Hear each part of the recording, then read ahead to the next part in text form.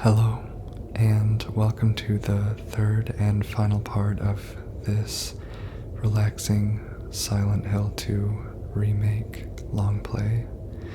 If you missed parts 1 and 2, there is a playlist in the description and the pinned comment, so you can catch up on those, or you can start with part 3.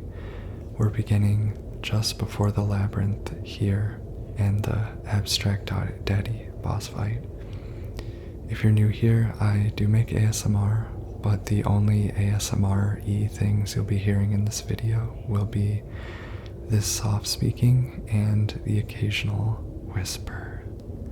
So if you're not an ASMR fan, you might still enjoy this. And if you have not played the Silent Hill 2 remake yet, I strongly discourage you from using this video as a way to experience it for the first time. Either play it yourself or watch a good, high-quality, recorded long play somewhere else on YouTube without commentary. And please like and subscribe if you like, and subscribe to my vision. We have just jumped into a hole, or rather fallen into a hole below the gallows in the prison. I took a brief look through the bars behind us as I entered this mysterious hallway that doesn't seem to be part of anything, and there's a staircase leading up, and I loved that staircase because of the mystery it presents. What is, where does it lead up to, what is it part of? Now we're in this grotesque morgue area, and if we look up, we think we see something move. They actually animated one of the corpse's feet moving with a scary noise. Something that was lost from the original is the flavor text. When you checked things, there would just be flavor text, no voice acting, and instead of seeing the corpse move, you just get a little message from James that says, "I think I just saw that body move." You don't actually see it, but it's much scarier, I think, in the original. It's one thing that I think this version can't capture because everything is voice acted. I think it would have been cool if they implemented flavor text somehow. It just, it does some of that psychological horror in not letting you see it and letting you question it. And there is something really scary in total silence and just having to read it, that's why scary stories are so effective. There was another hole, maybe our third or fourth hole we've jumped down, behind the morgue, and now we're in a similar hallway, and at the end is yet another hole, just holes upon holes. And at this point, James knows the drill, and where we find these holes, there really is no way back. That's part of what's scary about them. And part of, so James could choose to go forward. He's obviously determined, or he would have headed out of town by now, but also, we're at a point where James has no choice. All the doors are locked. There's no way out of these hallways, no way back up. The only way out is down. As a fan of the original, I think I definitely take this section of the game for granted, just how insane it is. I remember when I first played the original in 2002, my best friend and I played it together, and we got through the prison, which is just a terrifying part of the game, and we find another hole, and this time there's this morgue, and then you find another, and it's like, oh my god, And then there's this elevator. And the fact that at the bottom of this long, terrifying elevator, scary old elevator, is this room that looks like a house or an apartment building or something. Just the type of building that you would not expect to find at the bottom of the earth. Like at this point, we must be getting close to the mantle of the earth.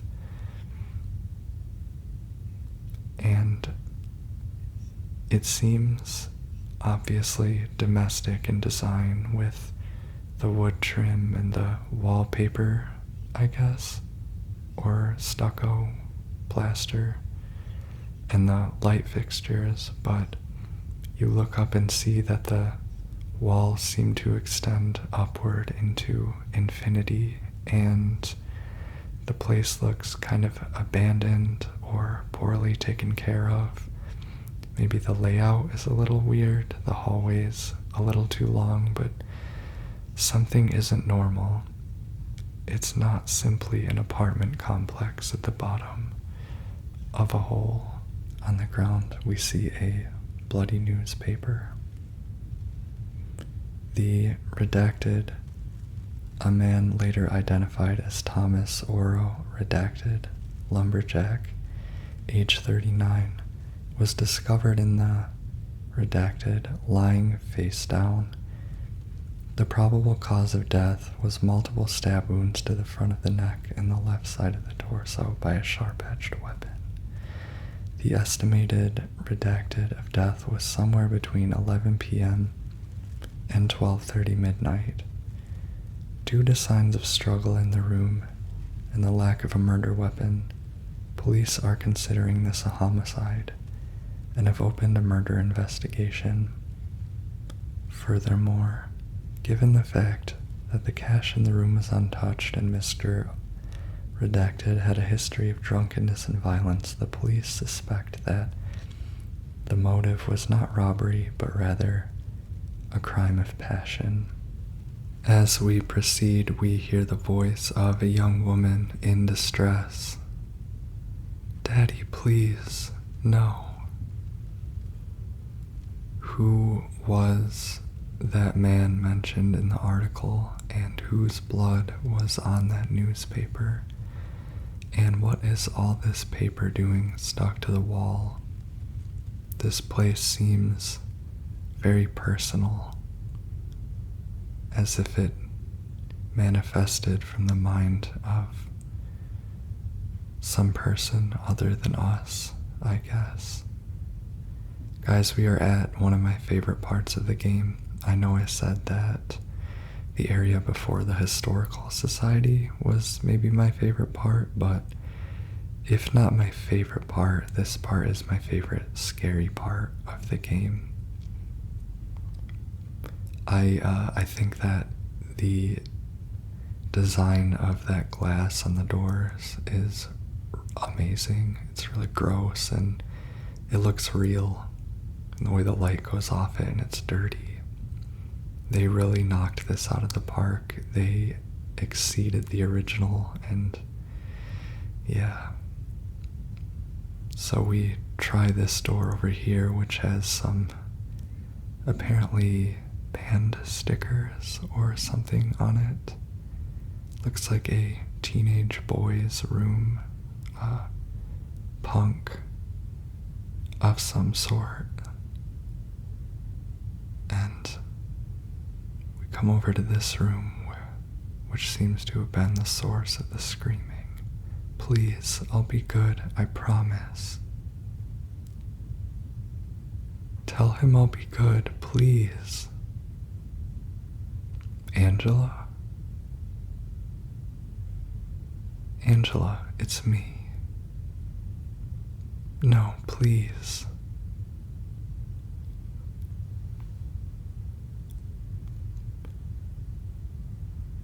"Daddy," and this monstrosity slams us against the wall until it breaks all the way through, knocking us through, and and we stand up and are faced by the abstract daddy. It immediately howls and stuns us. One of those new roar moves that they gave some of the monsters in this game. And it breaks through the door. It doesn't just break the door in, but it breaks the wall around the door. This monster is basically Angela's mental image of her abusive father. And obviously, you can see from the way that it moves and it stalks you through this house that it is supposed to feel like someone much bigger than you that wants to hurt you. And pay attention to the layout, because when you go through this hallway, there's the hole that you broke into. This place is like a maze. It's a maze, like a giant recreation of Angela's childhood home. You're basically in her nightmare. She was abused by her father, and the thing that you're facing now is basically the mental nightmare image of her father come to life.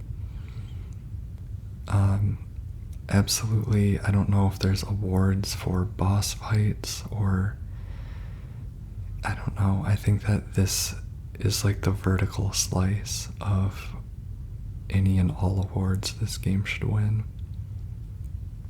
Except maybe for voice acting. Angela's great, but I mean for James. Here we are in Angela's safe space. And you see Angela run inside a closet, and she kind of shimmies into this little crawl space, and there's papers on the wall, and there's a teddy bear on the floor. That is the one place that Abstract Daddy cannot attack you. And then you go into this nonsensical corridor, and you hear a TV. Look at Q sick. Angela's father speaks from the TV, care of all the rep.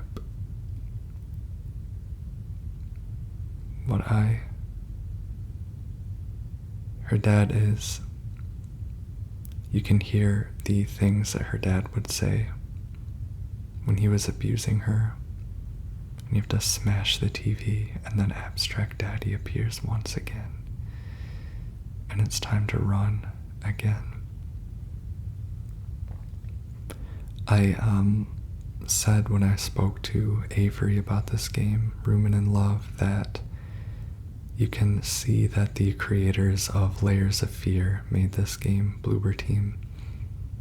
And the addition of the maze-like domestic space was a amazing interpretation of this boss fight. It's probably the biggest reason that this version is better.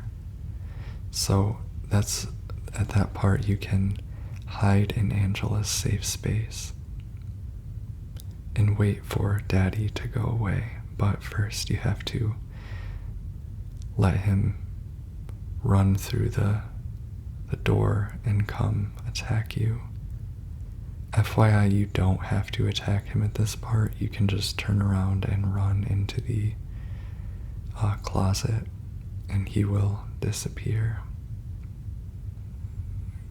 So, the music too at this part. The music is scary, so it's not in this version, but you need to watch a playthrough of this part. The music is terrifying. It's probably the scariest song in this game for me, because especially your first time playing it, when you don't know where the daddy is or when he will appear, it just keeps your heart racing the whole time.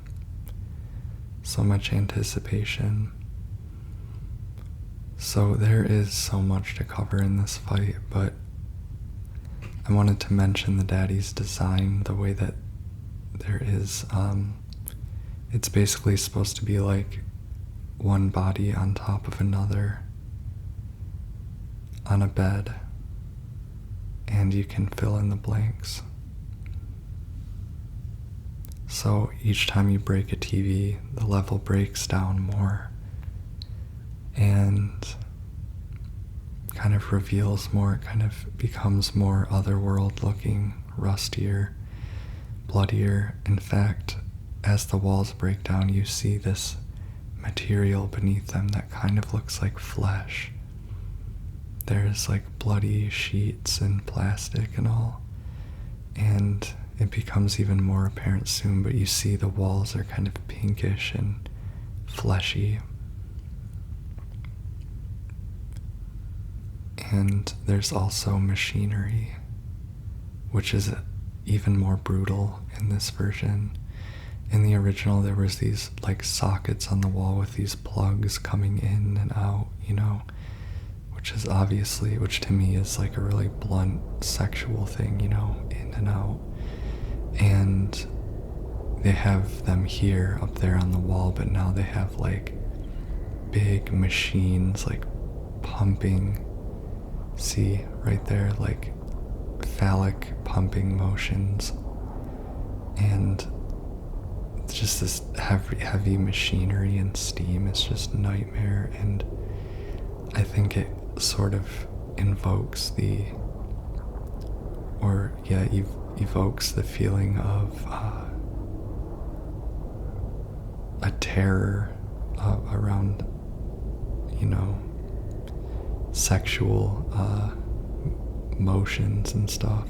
It's very disturbing. It may not be the most relaxing thing to think about as you fall asleep, unless you're already, very familiar with this or just okay with the subject matter. But so now we are in this room with the mechanisms pumping above us and the sockets on the wall, and this is sort of like what the original fight was. You see there's a rusty metal giant industrial fan on the wall, which is a nod to, it's just sort of a motif in the other world of the first, third, and I think the fourth game. And in the original there is one fan that I remember, the original Silent Hill 2, but just another connection with the other world of those games. So we fire our final of many bullets into the creature, and it collapses. Back in Angela's room, she kicks it and grunts and grabs the television. Okay, Angela. It's okay. Calm down. Don't order me around. I'm not. It's okay. It's over. Don't even try. Try what? Like you don't know.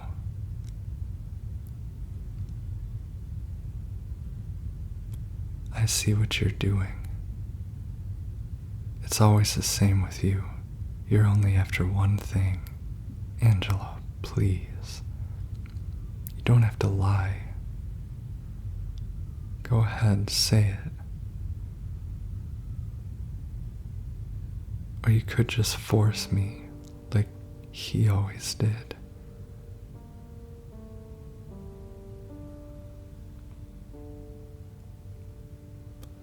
You disgusting pig. I hate you. I hate you.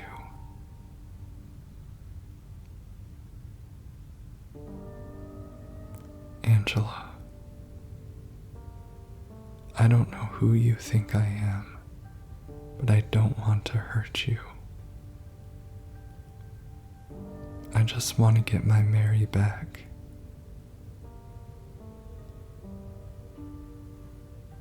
Your Mary. Your own little Mary.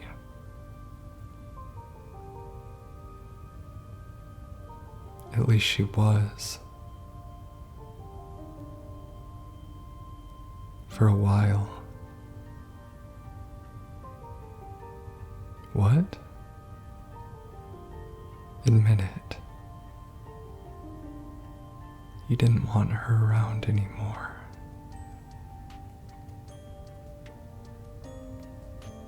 No. You probably found someone else. No.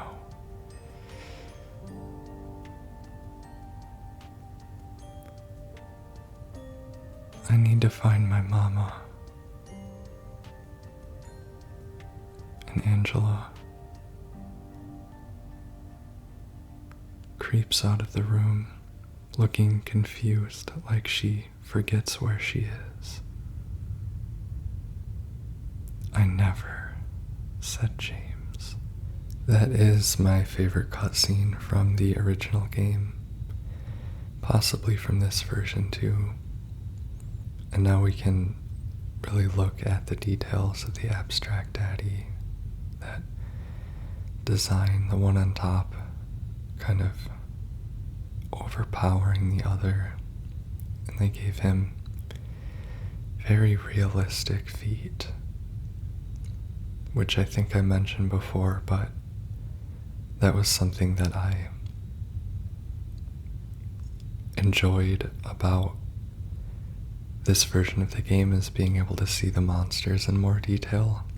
And for some reason, feet are and not just in a perverted way, I think they are very humanizing. Like, the feet kind of make you realize that these monsters have like human-like bodies, and so they have human feet, and that makes them much more disturbing. Later in this, towards the end, we will see the Mandarin's feet. And it's another thing where, these things are like big, fleshy, corpsey monsters, but then you can kind of get up close and see details and realize that there's like a human, that these things are like superimposed onto human body features. Speaking of that, as we exit Angela's house and enter the labyrinth, we see this passage, which is blocked by these strange, undulating, blurry legs, the limbs of the mannequin monsters. And it is believed, reasonably so, I think, that this is an interpretation of the opening intro cinematic of Silent Hill 2, the original, where the camera is like zooming over these mounds of mannequins. It looks like a big mass of mannequins, and here we have something similar, where there's like just this mass of mannequin bodies blocking our way. And now we truly are in the depths of the other world. An other world that is its own place, rather than being imposed on another, like in the hospital and apartments. This place simply is its own place. And there's another huge abyss and a hallway. The only way to go. And we follow the hallway and open the door, and who do we see? Maria? Maria, I thought that thing killed you. Are you hurt? Not at all, silly. But that thing, it stabbed you. There was blood everywhere. Stabbed me? What do you mean? It chased us to the elevator, and then James. What are you talking about? Just before, don't you remember? James, honey, did something happen to you? after we got separated in that long hallway. Are you confusing me with someone else? You were always so forgetful. Remember that time at the hotel? Maria? You said you took everything, but you forgot that videotape we made. I wonder if it's still there.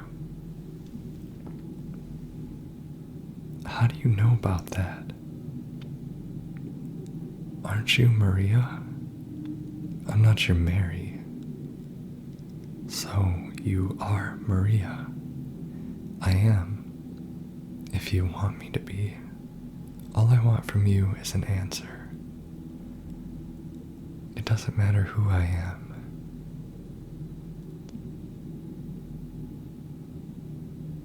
I'm here for you, James. See? I'm real. Don't you want to touch me?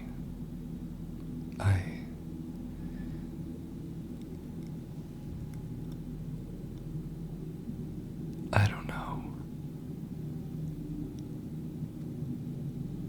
Well, if you happen to make up your mind,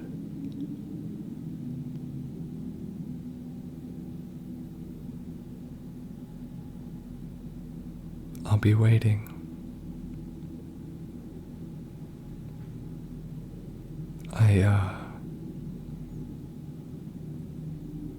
I'll find some way to... I'll come back, I promise. And you see the way James's hand slides down the door while Maria sits back and stares intensely behind him. I think that scene is like a for-your consideration for awards for Luke Roberts as the lead performance and Salma Gunnarsdottir as the supporting performance. Both of them did so amazing. Such a nuanced performance. Like that scene is probably the only time I think I've seen a character become realistically horny in a video game. I'm sure it's happened before, but it's just something I haven't seen a lot with his body language and his delivery, that sort of subdued, hesitant delivery, and the facial work and everything. You can tell that James is tempted, and he knows that he has a very bad idea, but you can kind of tell he's gonna go ahead with it anyway. And it makes this whole next section feel so much more surreal, because you realize you're going through this monster-infested, bizarre hell just to get laid, basically. That's the idea. That's why James is nominally why he's even traversing this labyrinth ahead, which is in itself just kind of surreal. It's like the fact that this is a quest to get laid. It's funny if you think about it, but it's also just really insane. I know there are other reasons, but that you could imagine, but that's kind of a big temptation. And then Maria too, that was, I think that the original Mary Maria in the original game was definitely the best performance in that game. And so Salma had the biggest shoes to fill. And there are parts of the performance where I prefer the original, but in that scene and overall as Maria, she seems just, she's just very good at seeming. Avery Rumen in Love DM'd me the other day to say that she sounds like she's reading from a script, and not in like a bad acting way, but in like the way that Maria just talks in a very rehearsed and considered manner. And she has these sumptuous, flirtatious lines at the ready, and but it was really good in that scene because she really brought out the sinisterness. Maria starts to become more sinister, and it really seems both more flirtatious and just like there's a daringness to it, like she's daring you to come see her, and she's succeeding in tempting you. So we just traversed through the cube to this hallway infested with bugs, and at the end is this central room where above us we see a rectangular prism with apparently a body inside, a bloody mass wrapped in a sheet hanging above us, and same vibe, same design as the area preceding this, a sort of interior, domestic, sort of like, I was reading the other day that this is supposed to be James and Mary's apartment building where they lived. And it looks like that, what with the wood trim and just the wooden doors and all that. And this area is referred to on the map as the rotten area. And you can see why from looking at it. It might be called that. It's got pests. It kind of reminds me of termites or something. The walls look like they're rotting. It's got that Silent Hill steel wire mesh thing, as if the floor has kind of rotted away, as if things are being peeled away and the ugliness is being revealed underneath the abyss, actually, like we discussed earlier. And this place is full of mandarins. Very obnoxious creature. Many mandarins. And in this playthrough I didn't fight them at all. They're so hard to dodge their attack. And within the labyrinthine hallways of this place, there are more rotten buildings that clearly are designed like apartment rooms, only emptied of most furniture and dilapidated, with some spatter and maybe mold. I have always felt, and I've talked before on my other Silent Hill ASMR videos, I've always felt that the other world in Silent Hill is like a peeling away and a revealing of ugly truths and feelings and stuff. I think I talked about that a bit in the last section of this video, but I think, even if it's not directly, explicitly that in the lore, I think it is sort of, in terms of like the symbolism and the artistic meaning of it all, it's always associated with secrets or private traumas and horrors and stuff.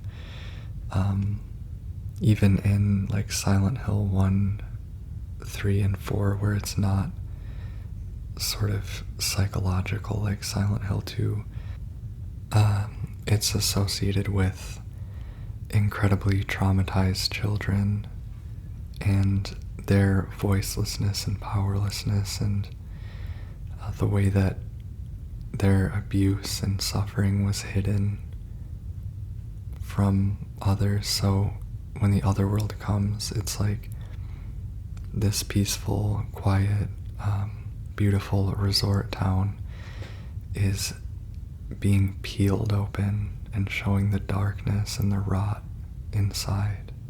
So like Silent Hill 2 is the one where the symbolism is directly embodied in the lore or the, the story, but all horror has symbolism.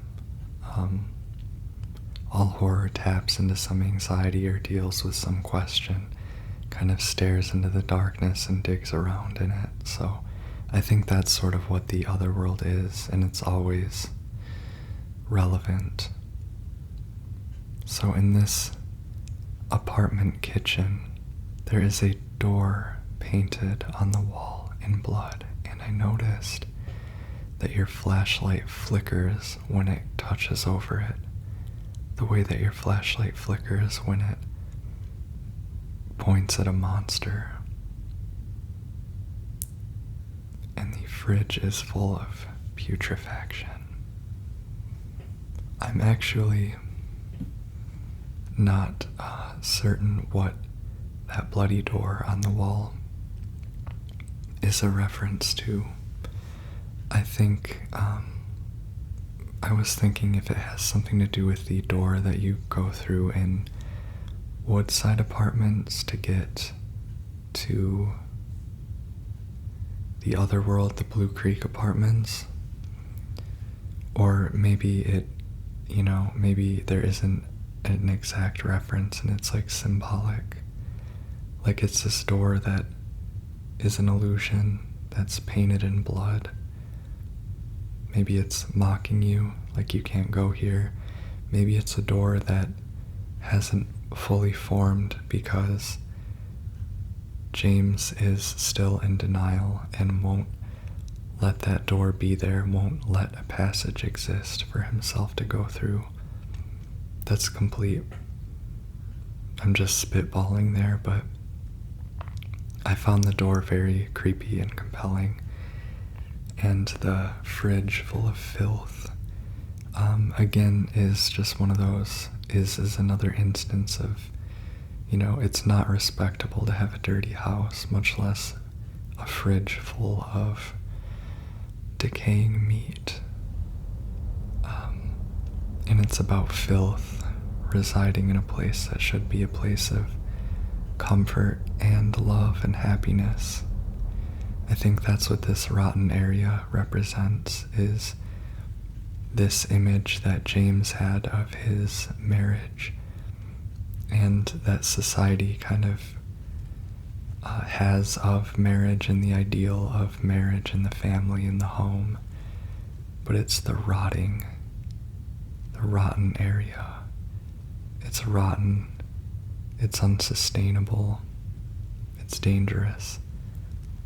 And James is kind of having to face it right now and inhabit it.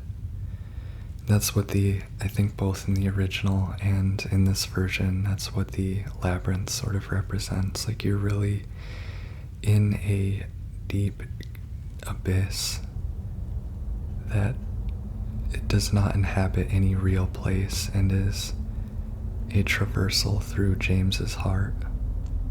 I've said before that I think that the reason I love Silent Hill ever since I was a kid, and a lot of other horror as well, is that theme I was talking about the peeling away of facades and the exposing of darkness and rot, evil and pain. I think that, yes, I was probably too young to be seeing Silent Hill or playing it, but it was it's just a piece of media that's maybe everything isn't okay, because I feel like when you're younger, a lot of art and media for kids tries to assure you that everything is okay. This is how I felt when I was a kid. I'm not saying you should show your kid gory video games, Um, but even, it maintains as a teenager and an adult, just like everything isn't okay, and it's not to be cynical or pessimistic, just like it just sort of feels nice to be able to admit the truth, to not be lied or, condescended to, and just face the darkness rather than remain afraid of it, or you know what I mean? I think that, it's about exposing the terrors that are there, that are hidden, for various reasons, maybe on purpose to conceal, abuse and mistreatment. This is the original noose puzzle from the original Silent Hill 2, which I much prefer to the one in this game. I do like the one in this game, but another note to devs, I thought it was a little too obvious to put it in the prison. It felt like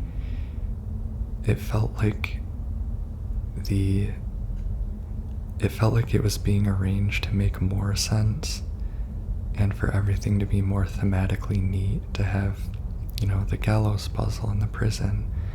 I like that you finish the prison, you come into the labyrinth, you're in James's little subconscious hell, and that's where you find the nooses and the gallows in this house, apartment looking place with a metal grating in the abyss below you. That was much more effective. It didn't insist on making sense.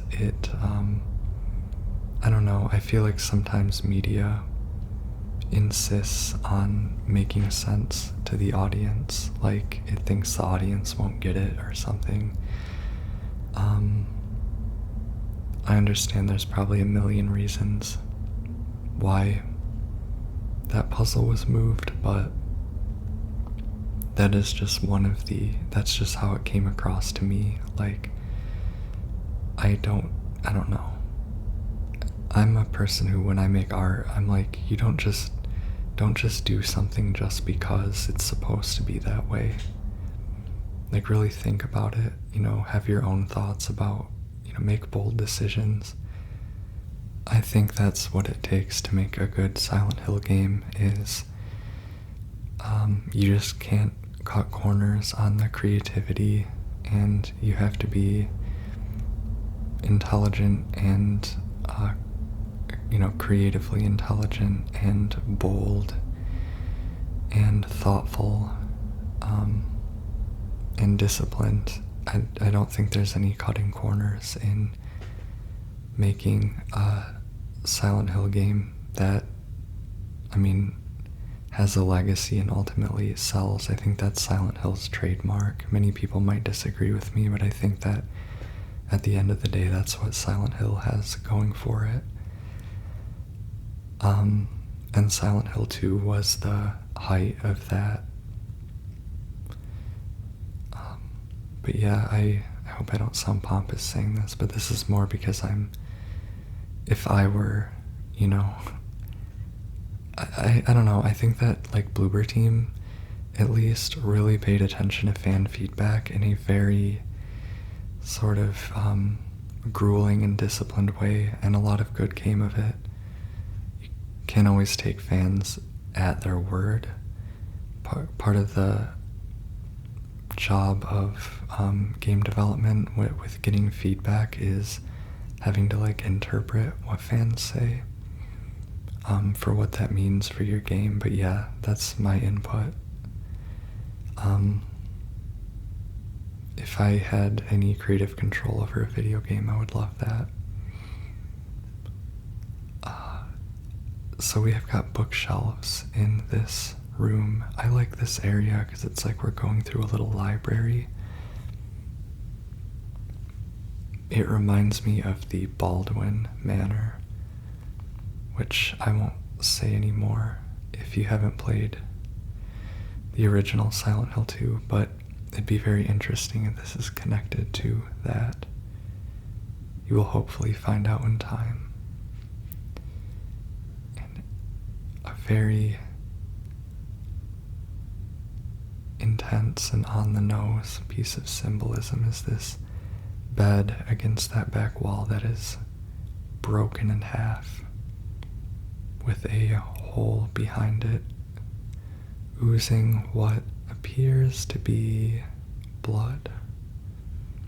We'll go check that out in a minute. I was just looking for mannequins.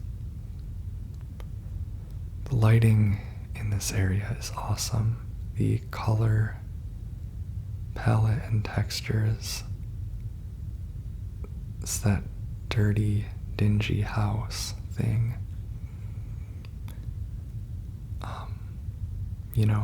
Because things are rotten inside. You see the blood oozes out of the wall and stains the bed and the floor between the bed. Obviously, there was a lot of terror and sadness and anxiety having to do with the marriage bed and hospital bed when it comes to James and his relationship. I think that's kind of what's being conveyed there. I think it's really interesting. Oh, look at that, like gorgeous. It's like dark blood. It's different from other blood you see in this game.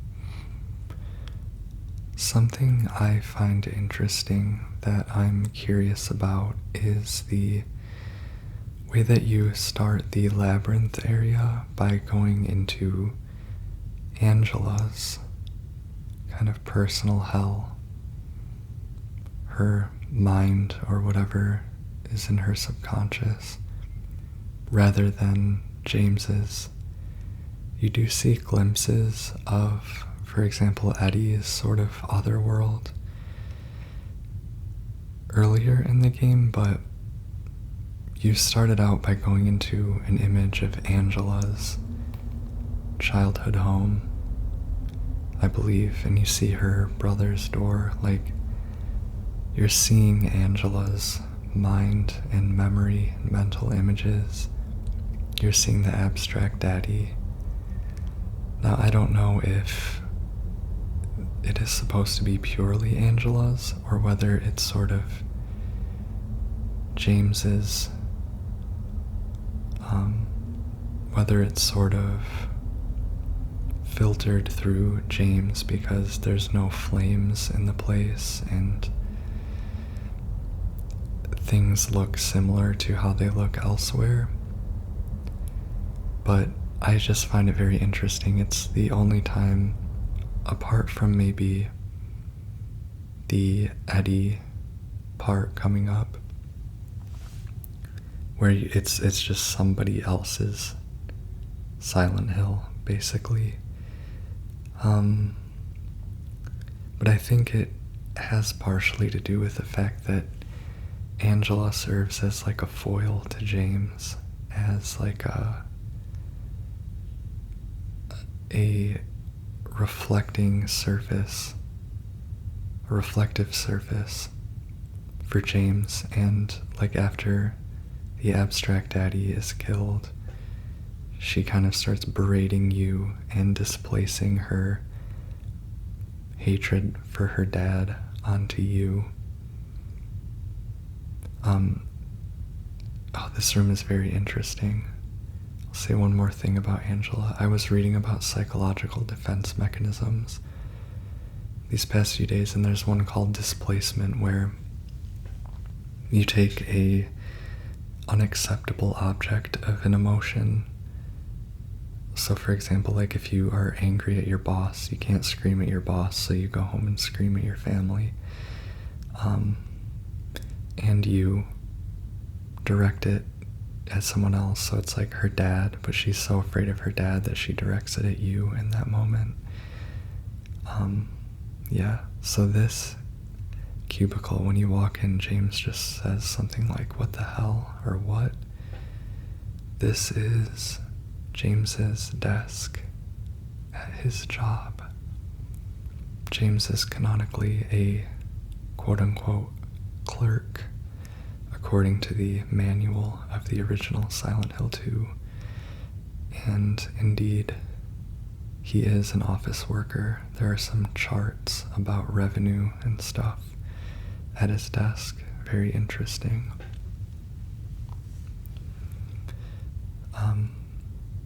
So this place is a little bit just sort of like Alice in Wonderland, kind of a sloppy mixture of a bunch of different things in James's mind, to an extent. But back to Angela, she, like I was saying, she sort of displaces her anger at her father onto you, as well as her fear. Like earlier in the game where she seems kind of suspicious and just kind of uncomfortable, maybe around men or maybe just people generally, but yeah, and so I think that's maybe the reason, because you are sort of passing through Angela on the way to this revelation, on the way out of your denial, because there are those violent and misogynistic things inside of James that he has to confront by seeing hell through Angela's eyes. So the soundscape in this bathroom is beautiful. The bathtub was full of a corrosive fluid, an acid or something that burned James's hand when we reached in. I think part of that has to do with dissolving or destroying bodies in bathtubs. Think like Breaking Bad with the, you know, how they use acid to dispose of some bodies. Very macabre. Apologies for that, but I think that's part of what is going on in this bathroom, is just the horror of that kind of, you know, murder, crime associated stuff. Very gross and spooky. So we had to visit 3 domestic spaces to get 3 parts of a lighter that we are now going to use to burn this rope and drop that, what I assume to represent a dead body, onto the floor where it has been dripping blood, and break the floor and open the abyss and give us a place to jump out of, to get out of here. That thing has to be something more. I think that thing is a flesh lips. I think it's in the flesh lips cage, so it kind of connects the flesh lips and the final boss. But to get that lighter, we had to visit 3 domestic spaces, a bathroom, a bathtub, where there's those connotations, those suggestions of bodies being dissolved, a kitchen, a refrigerator, which also reminds me of the refrigerator where Eddie had killed that man, and, you know, bodies in refrigerators, a horrifying true thing that happens. And finally, a bedroom where the bed has been destroyed and the safety of the room violated. So I think the theme of that was, like I was saying about Silent Hill generally, it was the horror that can take place in domestic spaces. Things aren't always happy at home. That sounded kind of fake deep of me, but I actually legitimately felt that throughout my years playing Silent Hill. So it takes us back to the hub where Maria is in this room behind the bars, still waiting for us, still calmly sitting. Looks like she's maybe loosened her shoulders a bit. And she is humming the song Promise from the soundtrack of this game. One of the more notable songs from the game, sort of one of the game's theme songs. It's just a cool Easter egg.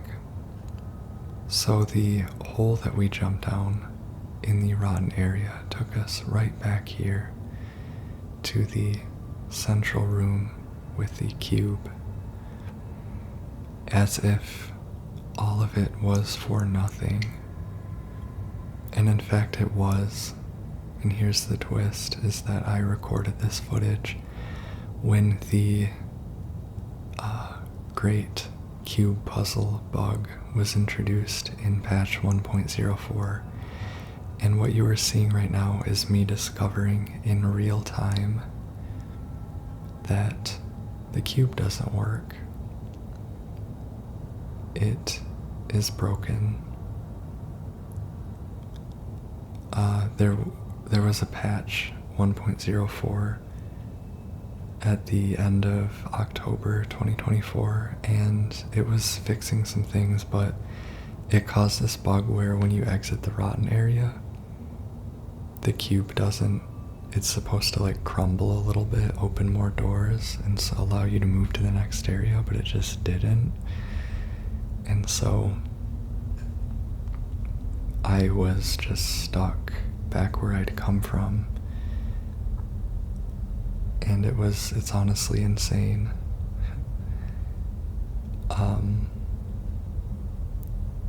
I was frustrated, but I just waited. It took about 4 days for a hot fix.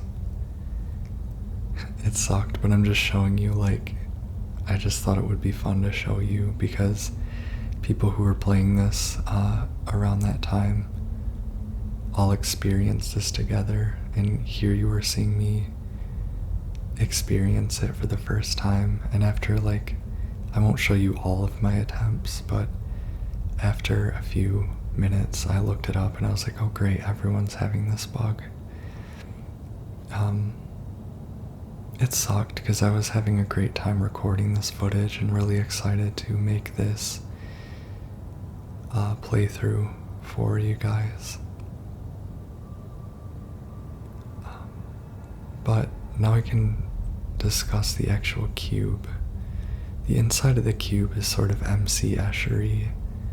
It doesn't actually play with like perspective or, you know, any space weirdness, but it is like an interior space, actually sort of an exterior space, across 4 different walls that also serve as floors with staircases and all this craziness. This central hub cube thing going on in the Labyrinth is very extravagant, and that is one thing that sets it apart from the original. I talked about this in the last part, like how they put the lady in the door in like the central hub of the Otherworld hospital, and they had like a central puzzle. That's what this one is. That is one sort of, yeah. So here is how the cube is supposed to look now. Another area has lit up, and we turn the cube and try to open the passageway to the next area of the labyrinth in hopes that it will lead us to Maria's cell, where we can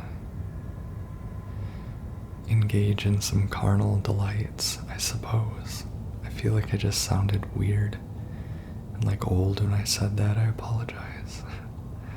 I just don't want to be, unladylike. But, and it's cool, there's like little extra areas with some goodies and one strange photograph if you like kind of turn the cube and try all the different doors. Actually, there's another one too. The design of the cube, it's made of brick, and it's kind of a little bit run down. And it's obviously supposed to be like a building, and this building is crumbling, and to me it's like it has the vibe, the sort of signifiers of being like a town, a building, an apartment building maybe, because this place sort of is like, there's like interiors that are supposed to be the interior of James's apartment building, according to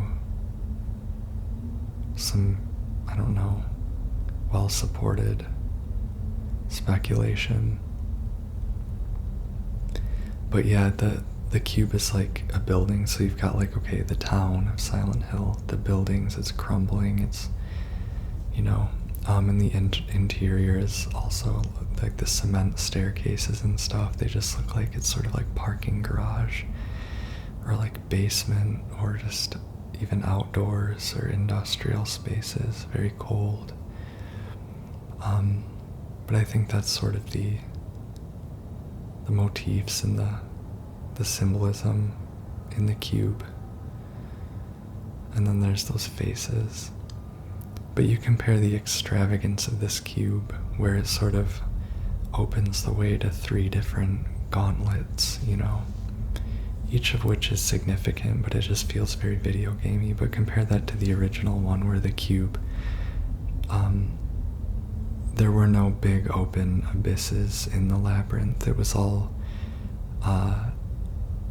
pretty narrow hallways, like apartment building hallways, and you go down into these like flooded basement type areas like we were in before the prison, and you find the cube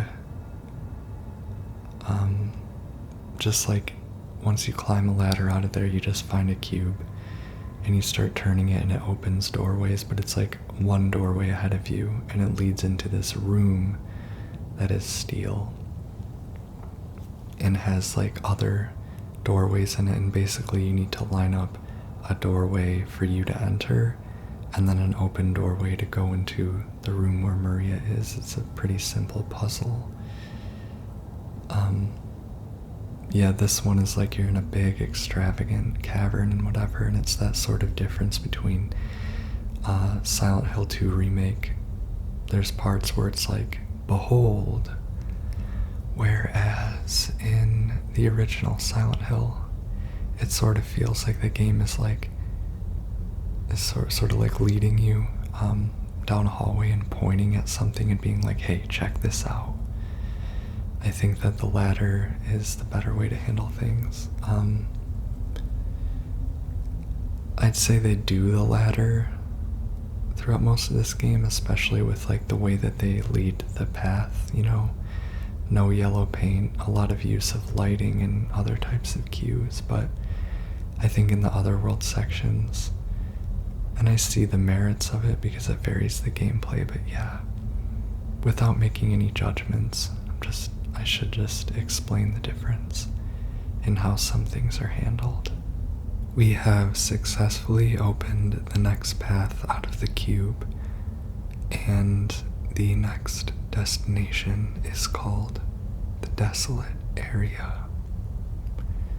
The Desolate Area is the most similar to the Labyrinth of the original Silent Hill 2. It is pretty much the main layout of the Labyrinth in the original Silent Hill 2, with these empty hallways and the the ladders that lead down into flooded, not caverns, but flooded passages, like in a mine shaft or something. It is not as filthy as the rotten area. It's less disgusting, maybe a bit less dilapidated, but it has a cold color palette, cold blue with greens color palette, and it's darker overall, I think. And I think that this section of the Labyrinth kind of feels like depression. It feels even more empty.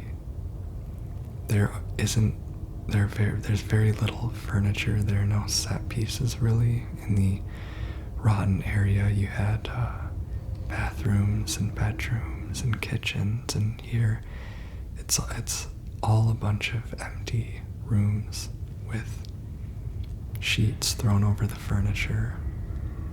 It has the same apartment building type design and sort of domestic interior design, but it feels like an abandoned building, like all the inhabitants left. It's covered in dust. The walls are dirty. The paint job is bad. And of course the furniture is covered up. And I think this area represents depression and such, but I'm actually not certain what this area represents. I feel like it, obviously, on like a general level, kind of evokes feelings of like depression, sadness, and loss. And I think that there's areas, I think that this might be the genuine sadness that James feels, and the loss and the loneliness, but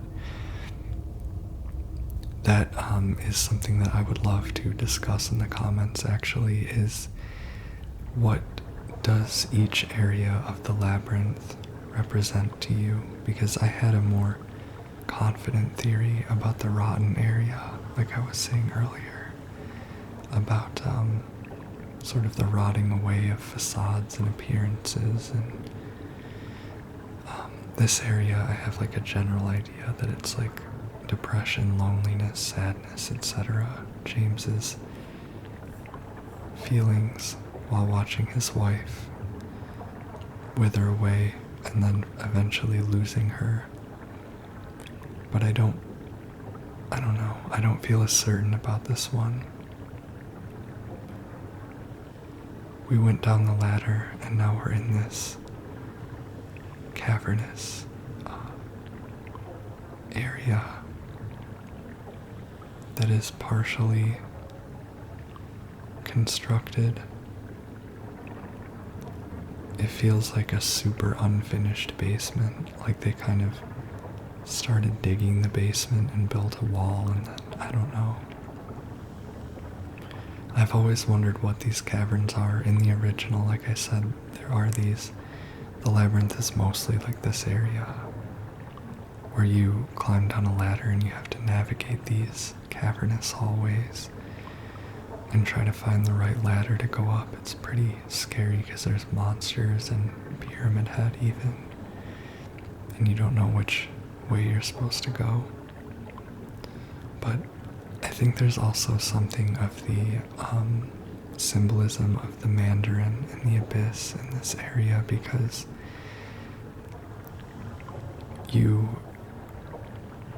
it's sort of below the ground, like it's an apartment building, and then under the apartment building is for some reason, like a sort of flooded cave infrastructure, like mine infrastructure or something, which is amazing in how surreal it is. and how it doesn't explain itself. I love it. I like that they preserved the surrealism of the original Labyrinth in this section. But it's like you're plunging down into it's maybe like you're plunging down into the darkness that is repressed, or just depression itself, because it feels like the flooded area below the desolate area. It sort of feels like the walls or the floor has fallen through and revealed this like trap, or this kind of empty, neutral place, dark place below the, the normal world, the comfortable world of the apartment building. At least the comfort you could have taken in the apartment building. And then, I don't know, I'm not being very articulate, but that's sort of how depression can feel. Like you've been tricked or something. Like you hit a breaking point and you sort of feel like you're no longer able to sustain the illusion of, what gives you a baseline level of hope and comfort and like desire and will. And it can feel sinister sometimes. I feel like the apartment building area, the upper floor of the desolate area, is desolate. Like it's been abandoned, it's cold, it's not lived in, there's no furniture, but nonetheless it has the structure of a normal life, of a life that is, yours, in this case James's. But then beneath you is this sort of just empty place that has doors that don't really lead anywhere useful, and devices and furniture that don't really serve anything and aren't in use. And I think that is sort of the it's sort of the reality of depression hitting you. And I like the innate surrealism of, having this beneath. But yeah, so I think that it might represent depression itself, this chasm down here. It's like, I think when you're there's some crossing point in depression. I hope you understand what I'm saying. For some reason I'm having trouble putting this into words, but you get the idea. I, again, just want to hear your thoughts. And even if you're not certain, if it's lore accurate or if it's accurate to the facts of the story or canon or whatever, that doesn't matter to me, because there's the part of a piece of art, a narrative that is the facts of the story that are established. There's the possibilities that you can speculate on, but there's also just the life of the narrative, the meaning. And I would love to, like I was saying about depression and sadness and, the color blue in the desolate area and the domestic space and whatever. All of these are things that have meaning, even if I'm not drawing any correct conclusions about the story of the game or the background or whatever. So you know what I mean? I'd love to hear what it means to you, but also if you think you have a good idea, or if you know exactly what in the story this place is supposed to represent, then absolutely let's talk about them in the comments. I'm very open-minded and I love discussing this game, so. Just a minute ago we picked up a small key down in the flooded level that unlocks a pair of handcuffs. Clear what that means. It unlocks a pair of handcuffs that is holding a valve wheel in place.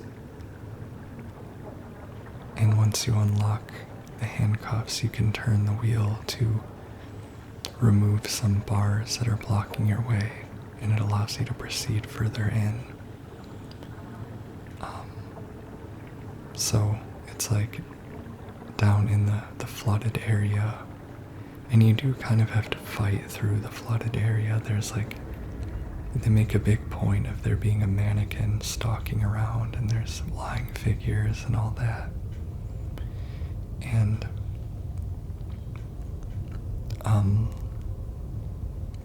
I love it. It's sort of like you're plumbing the depths, like you're going into the dark, cavernous area and kind of fighting your way and finding this small key that you can bring back to the surface and unlock the handcuffs.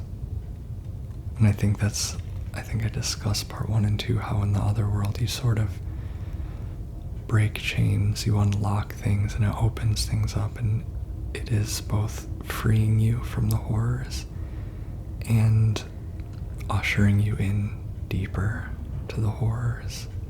It's interesting. It's like this brutal passage into and through and out of guilt. So we just did that with the handcuffs.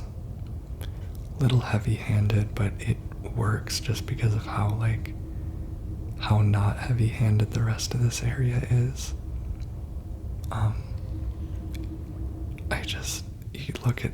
I really just like take a look at everything. It's like dusty. It's like everything's covered in plaster dust and it's empty, and I don't know. It's the area just feels so fresh and unique and very Silent Hill 2. And I kind of have mixed feelings about it because I love this area. But like I was saying, this is basically what the original Silent Hill 2 Labyrinth was. And I kind of wish that they had stuck with that structure, because the sort of rule of 3 structure of the Labyrinth with the different sectioned off areas and the extravagant, spectacle of the cube in the middle kind of makes it all make too much sense. Of course, it does add some things too. I think it does add some valuable, new perspective on things, like the fact that, the way that you jump down a hole at the end of each section and end up back where you came from kind of gives this feeling of futility, like worrying that what you're doing is hopeless, and then the intensity of the whole thing, just how much work it is, kind of brings into contrast how absurd your goal is, which is basically to go hook up with Maria. But I'm hoping that in future remakes and Silent Hill games that they take the baseline of what was built here and come up with clever and complex and innovative and interesting level designs that can kind of recreate the same feeling that there was on the PS2, where it was sort of free form and it was maze-like and you had to use your brain and hints and stuff. It didn't feel like it was a video game, if you know what I mean. I'm really in love with the color palette of this area. I didn't really appreciate it until like a lot of things in this game, I didn't really appreciate it until I watched it, and I was not like in the middle of gameplay and defending myself from monsters and being scared. It's just so, it's blue, you know. Blue is obviously a color of sadness and depression, but it's a very pretty, like, it's both bleak and beautiful. Like, it has this like aquatic color to it, and then there's that contrasting red you see there, that fence with the red light behind it is our goal. That kind of signifies where we're heading.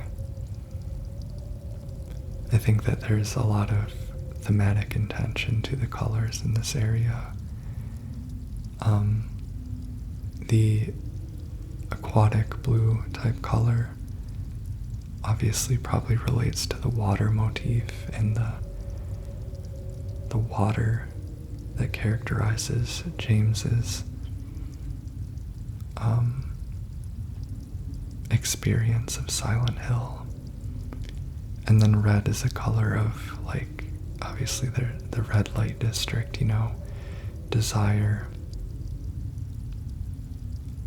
and also danger and urgency all in one. The color red means a lot, but I think it's cool that they lit up your goal with red. That's what you're headed to, that's what you're seeking, Maria, and the pleasure and danger associated with her. We are about to experience a classic moment from the original game. To me, the scariest part of the Labyrinth. We come to this hexagon, or octagon, and Pyramid Head is stalking through the hallways. And we turn a corner and enter a room, and I didn't get a good look at it here because I'm running from Pyramid Head, but this is like Pyramid Head's little workshop, and there is another industrial fan in it, and there's a table, and in the original game that's where you get Pyramid Head's great knife as a weapon. It's very absurd. In the original game you can add Pyramid Head's knife to your inventory, and you can use it as a weapon in combat. You can just equip it. James must have some really, really deep pockets. For understandable reasons, they got rid of it in this one to kind of keep the gritty and realistic feeling. I just think it would have been, I don't know, I think they could have pulled it off, but it might have been a little bit too much of a stretch with how this game feels to play compared to the original. But I could see it being an equipable melee weapon. Maybe they'll add it in a DLC or patch. But the great knife of Pyramid Head, I discussed this in the first section, but Masahiro Ito, the creature designer, has explained that it's meant to be one half of a pair of scissors, and that when you get the great knife, that's you wielding the other half of the pair of scissors, and it's supposed to kind of signify the connectedness of James with Pyramid Head, that James is Pyramid Head, James is the other half of Pyramid Head. I was watching an interview with the voice actor for James, Luke Roberts, who I really hope gets a game award for his performance in this. We don't see naturalistic performances this good in games a lot, and especially not for like everyman characters, you know. Dealing with like sort of everyday issues, that's one thing that makes this game so remarkable, is what it's about and who it's about. But I was watching a interview with him, I think it was Behind the Voice, a YouTube channel / podcast, And he revealed that he actually did the mocap for Pyramid Head, at least for certain things that, certain moments of Pyramid Head in this game. So obviously, they did that on purpose because Pyramid Head is supposed to be like James in a different body, sort of. Or, it's supposed to be James. I think it's pretty cool. So this thing where your map, you'll see whenever I pull up the map, your map is like hand-drawn, like James is hand-drawing it as he goes through the labyrinth. That's in the original too, and it's also in the first game and the end of the third game. When you get to the sort of nowhere otherworld, like this labyrinth is sort of a version of Nowhere from the first game. It's called Nowhere, and it's like the other world that is not it's not superimposed on any real place, it's just its own place.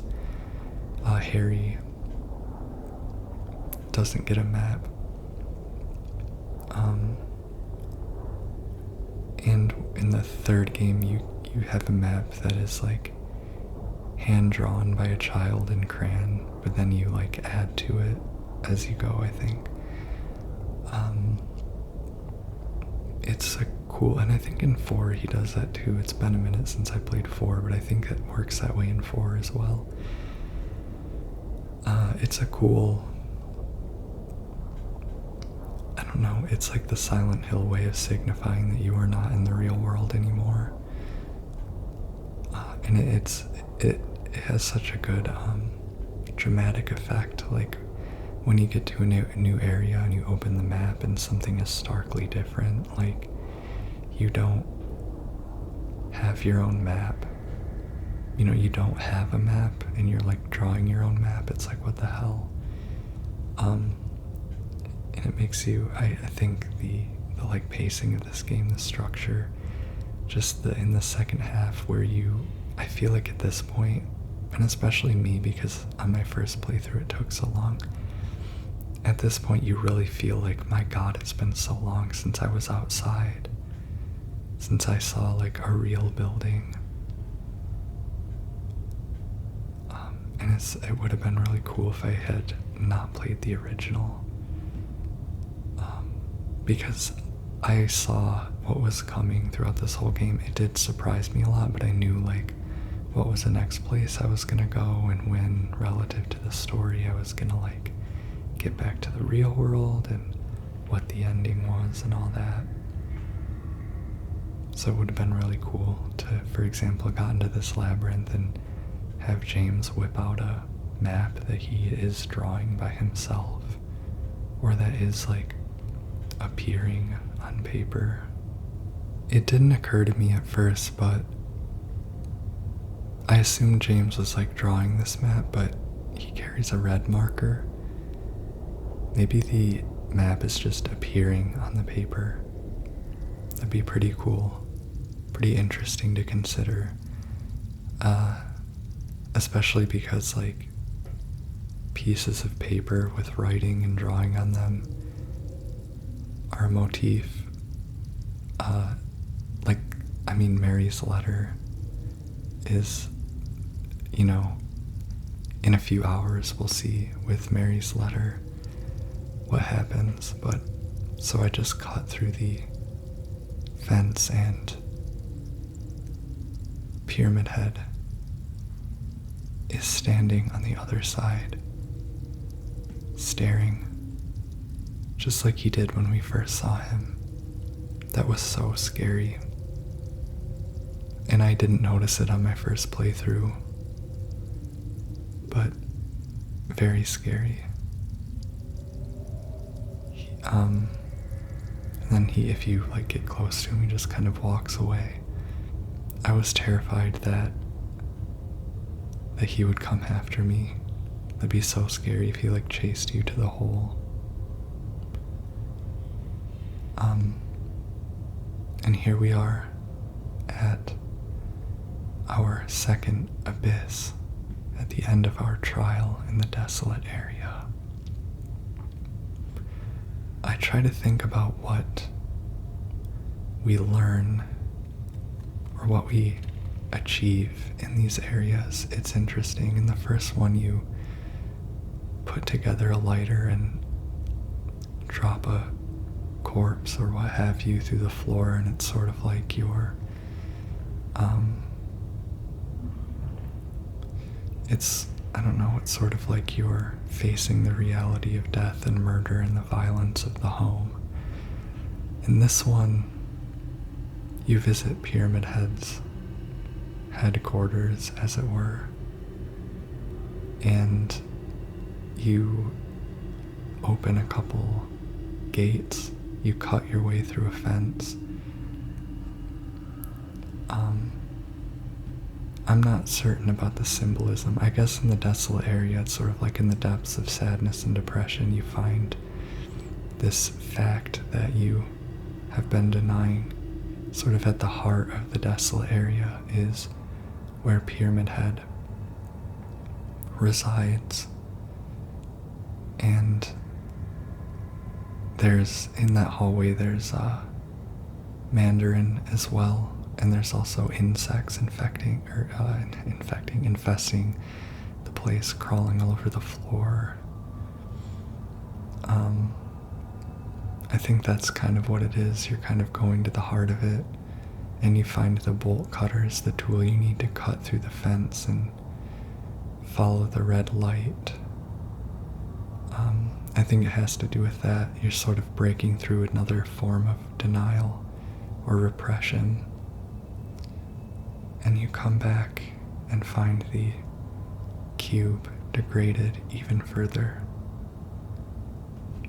More doorways open for you to continue to the next realm of the labyrinth, the next wing, I guess. I took this opportunity to turn the cube to come to some of the optional rooms. There's just a couple rooms you can go in to get some resources, and then there's a cleverly placed strange photo on one of the walls, and you have to turn the cube in such a way that the strange photo is on the floor and grab it there. They added in a few cool strange photos as like a way to, cool little extra puzzles or an incentive for exploring. I've said that I do wish that there were more extra weapons and items and costumes and what have you to reward replaying this game, but I appreciate how the incentive to replay is mostly in story and secrets and objects of interest, things that make you think, like getting the new endings is the main reward to replay this game. You get the chainsaw, so you get this new way of playing where you have a one-hit kill melee weapon. But the real incentive is getting new angles on the story, learning new things about the world of Silent Hill, getting to see things in different ways. And I think the first playthrough of this game makes such a remarkable impression that even for me, who knew all the endings of the original, makes such a remarkable impression that that's worth it, basically. That's a good incentive. Of course, I do hope they add in the hyper spray and everything. But the new endings that Bloober added were so thoughtful and fascinating. They were not cheap. They were not they were great. And I'll be showing those endings at the end of this video. I'm showing all the endings. I recorded them myself. So we are entering the third and final area. And as we do, the lights flash red, and this apartment building, warmly lit, is bathed in red light. We see that room that we saw back in Woodside Apartments is here, but in otherworld form. The window is all nasty like it is in the otherworld, and there are industrial emergency lights, like red lights, kind of placed on the walls, very out of place. Makes it very creepy for them to be so out of place. And so this is the loudest, most urgent area, the ruined area, I believe it's called.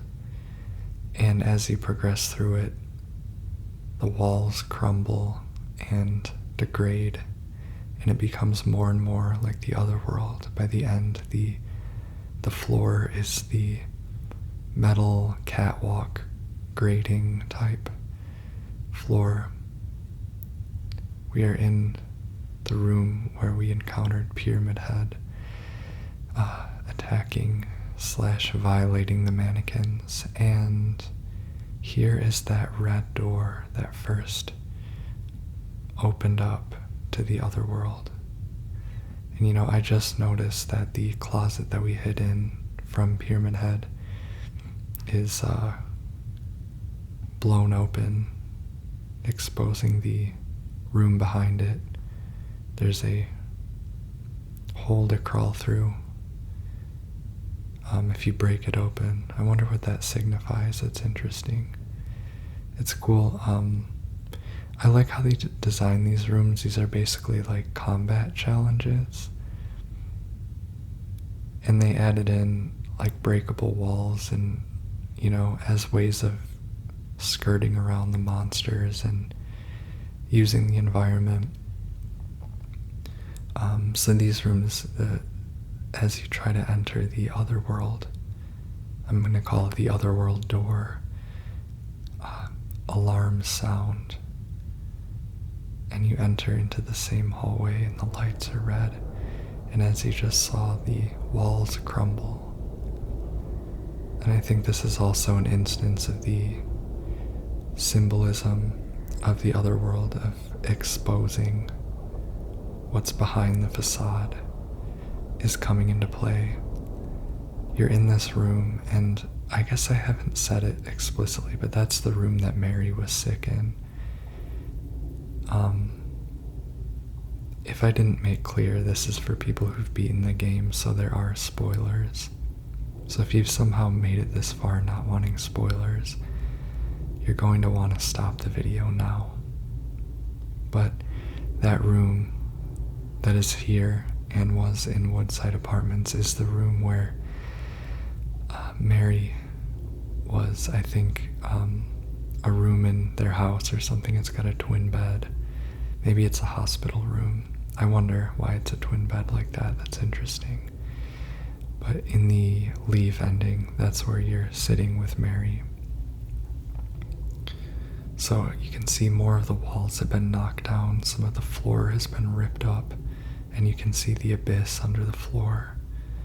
And the alarm is flashing and blaring. See, this bathroom is exposed. And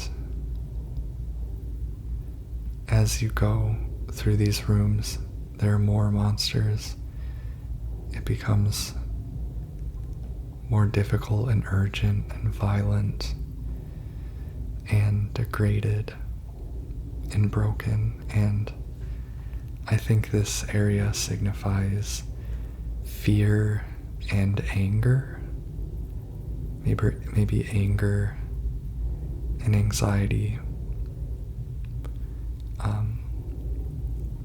Because it's violent, it's panicky, like it's alarms going off, like you're panicking. So it might represent anxiety and panic. hatred. Just, I feel like urgent, violent emotions are signified here, whereas in the desolate area it was sad, depressive emotions. And in the rotten area it might have been more fear and disgust. Even though I have kind of said that I felt that the Labyrinth is kind of video gamey in structure, I think it's cool that they thoughtfully kind of thematically structured and designed it so that it has kind of meaning, and the feelings that the game evokes are part of the whole package. So when you're making a video game, if you kind of want to be thematic and get things across or create some kind of experience, you're thinking about what is the experience of the player right now. Just like when you make a movie or write a story, with games you have different things that you're working with. For example, gameplay and combat. I think that there are valid critiques of the amount and intensity of the combat in this game, but I don't think that it was just done to make the game dumb and entertaining and such. I think that they used panic. I think panic is the word of this area. They used panic in many places to great effect. I think that's what's going on here. I think that what people are feeling is that there weren't really those type of panic moments in the original game. At least if there were, they were very few. It wasn't really panic. Of course, the original game, just the way the gameplay and everything was designed, it wasn't really a game where you could do panic in combat. It's kind of slow-paced. And just so everyone knows, if you're playing this game, if you want a tip for this room, you can literally step forward a little bit, wait for the alarm to sound, and then step back into this corner and wait. I did this. I did kill the Mandarin by shooting its arms to make it drop, but I'm pretty sure I did this area without fighting anything. I just backed up, make sure your light is off, and the monsters won't be alerted to your location. Of course, keep an eye on them, but if you stand there and wait for the timer to go all the way down, for the alarm to stop, all the monsters die.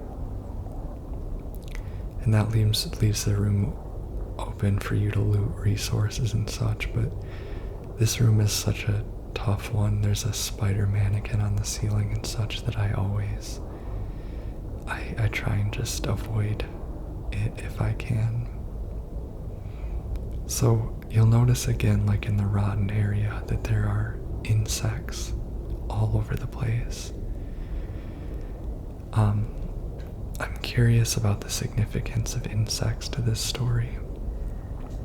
I don't exactly remember. I feel like the creepers are an overlooked monster in the original game, so I don't exactly remember what the symbolism is of the creepers or anything. I think that there's the connection to like pestilence and, filth, how that's associated with insects, and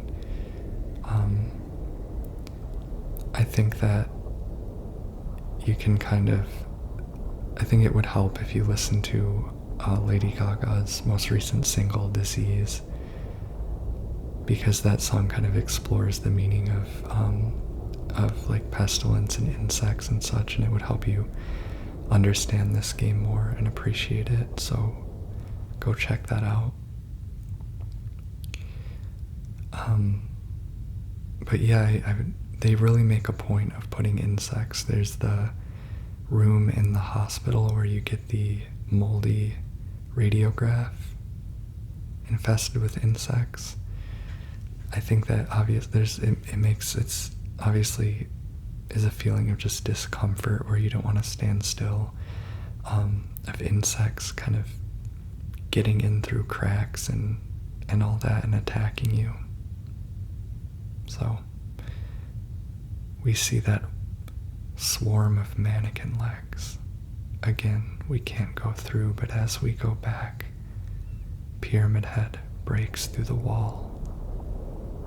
I really dig the violent entrances of Pyramid Head that they added. They couldn't have done it in the original with how the worlds were designed, because they're like, each room is its own area that loads in, and it just wouldn't have worked to have Pyramid Head busting through walls like that, but it's pretty cool. It makes them feel brutal and scary. But we learn that Pyramid Head's approach dispels the mannequins and allows you to move forth, and now he's gone. And we are alone in the dark, ruined remains of this apartment building. It's a good, it gives finality to the labyrinth. The apartment building has crumbled and gone dark, and now we are free to proceed forward and finally meet up with Maria. But as we enter the room, Maria, we see Maria lying on the hospital bed in her cell, blood and scrapes covering her arms. Is she breathing?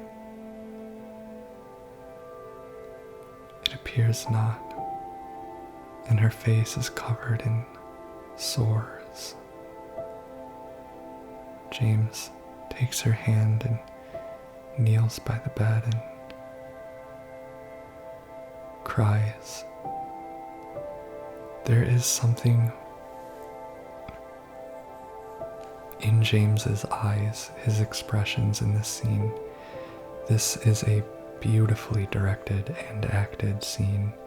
There's something in his eyes there, and you can go back and watch it again, where he's crying, and it's not just, obviously it's sad because he lost Maria, and because it reminds him of losing Mary. Maria literally has the same sores as Mary did on her face.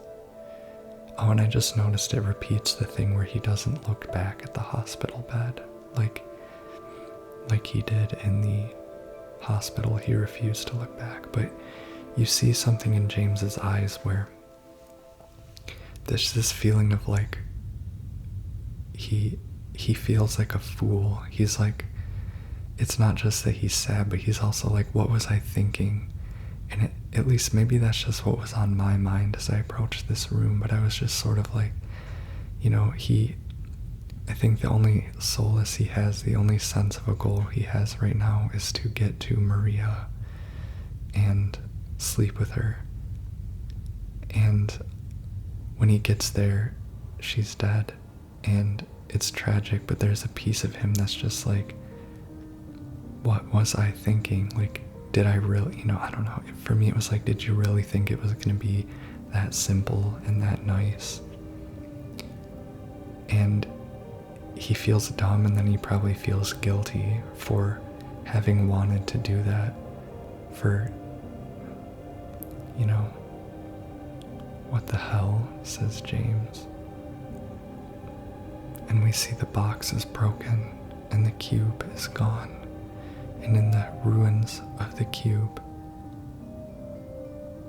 Pyramid Head's great knife is impaled. James takes the great knife and drags it across the ground. So heavy it is. And he proceeds forward as if he knows what he's doing. As if he knows this is what he's supposed to do, to wield Pyramid Head's knife. which is also another surreal touch that I like. Another glimpse into James's mindset in this moment of the game, that he's being guided by some sort of, not instinct, but intuition, that he seems to know too well what he's doing and what he's supposed to do. That's just a great thing they did with James's characterization in the Labyrinth, is it kind of epitomizes James's character, the state he's in this game. He's exhausted. He's driven by absurd goals, but he's steadfast in those goals. And he doesn't really have time to question, or he does question, but there's no use to it. Maria's death, I think, in the way that it made him feel guilty and foolish and obviously sad and shocked and regretful, is a cruel trick. And I think the ability to portray it in this graphical fidelity and with the amazing acting of Luke Roberts kind of illustrates better than in the original game what Silent Hill is doing. This felon drank one last bottle of ale before he was executed and laid here to his eternal rest. We've reached the very end of the Labyrinth, which is a graveyard.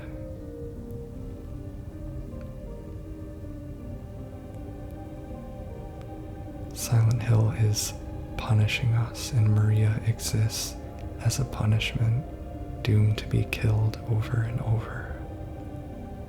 Miriam K., traitor, says this headstone.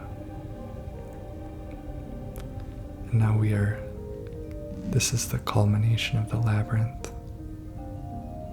We see death. We see the end of sinners' lives, where they end up. Here's the gravestone of Walter Sullivan, who ruthlessly murdered Miriam and Billy Locane, just children. This headstone says Angela Orozco, and there's a grave dug beside it. Someone who is yet to be buried. This one says Eddie Dombrowski. Angela and Eddie have their graves dug already. And this one says James C. Sunderland. Maybe I saw the C. That's interesting. Only our grave has no bottom. It's dug so deep that we can't see the bottom. It's open up, and the abyss invites us in. We know the drill by now. Don't ask questions, just jump. We find ourselves in another coldly colored hallway, and we can look up and see the shaft through which we jumped, which I think is really cool. I like in this game when you jump down holes, you can look up at where you jumped from. And there are really high ceilings here. I think that the Labyrinth in this game with the high ceilings, it doesn't feel as claustrophobic as the original. I think it's harder to do claustrophobic with this over-the-shoulder style gameplay, so that's something that may be lost. As we approach the end of the hallway, we see that the walls are covered in blood. Blood spatter. Very murder-coated. It reminds me of the movie The House That Jack Built. And as we enter the door, we find Eddie. Couldn't leave well enough alone, huh? You just had to follow me all the way out here. How many times do I have to kill you? Eddie. Whoa, Eddie. It's me. Oh, hi, James. Eddie, what are you doing? What's it look like I'm doing? You fat, disgusting piece of shit. You make me sick. You gonna cry, fat ass? You gonna run to your mama?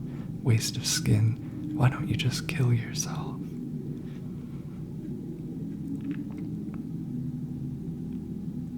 Eddie. Maybe he was right. Maybe I am nothing but a fat, disgusting piece of shit. But you know what? It doesn't matter if you're smart, dumb, ugly, pretty. It's all the same once you're dead. And a corpse can't laugh. Pow, pow, pow, pow.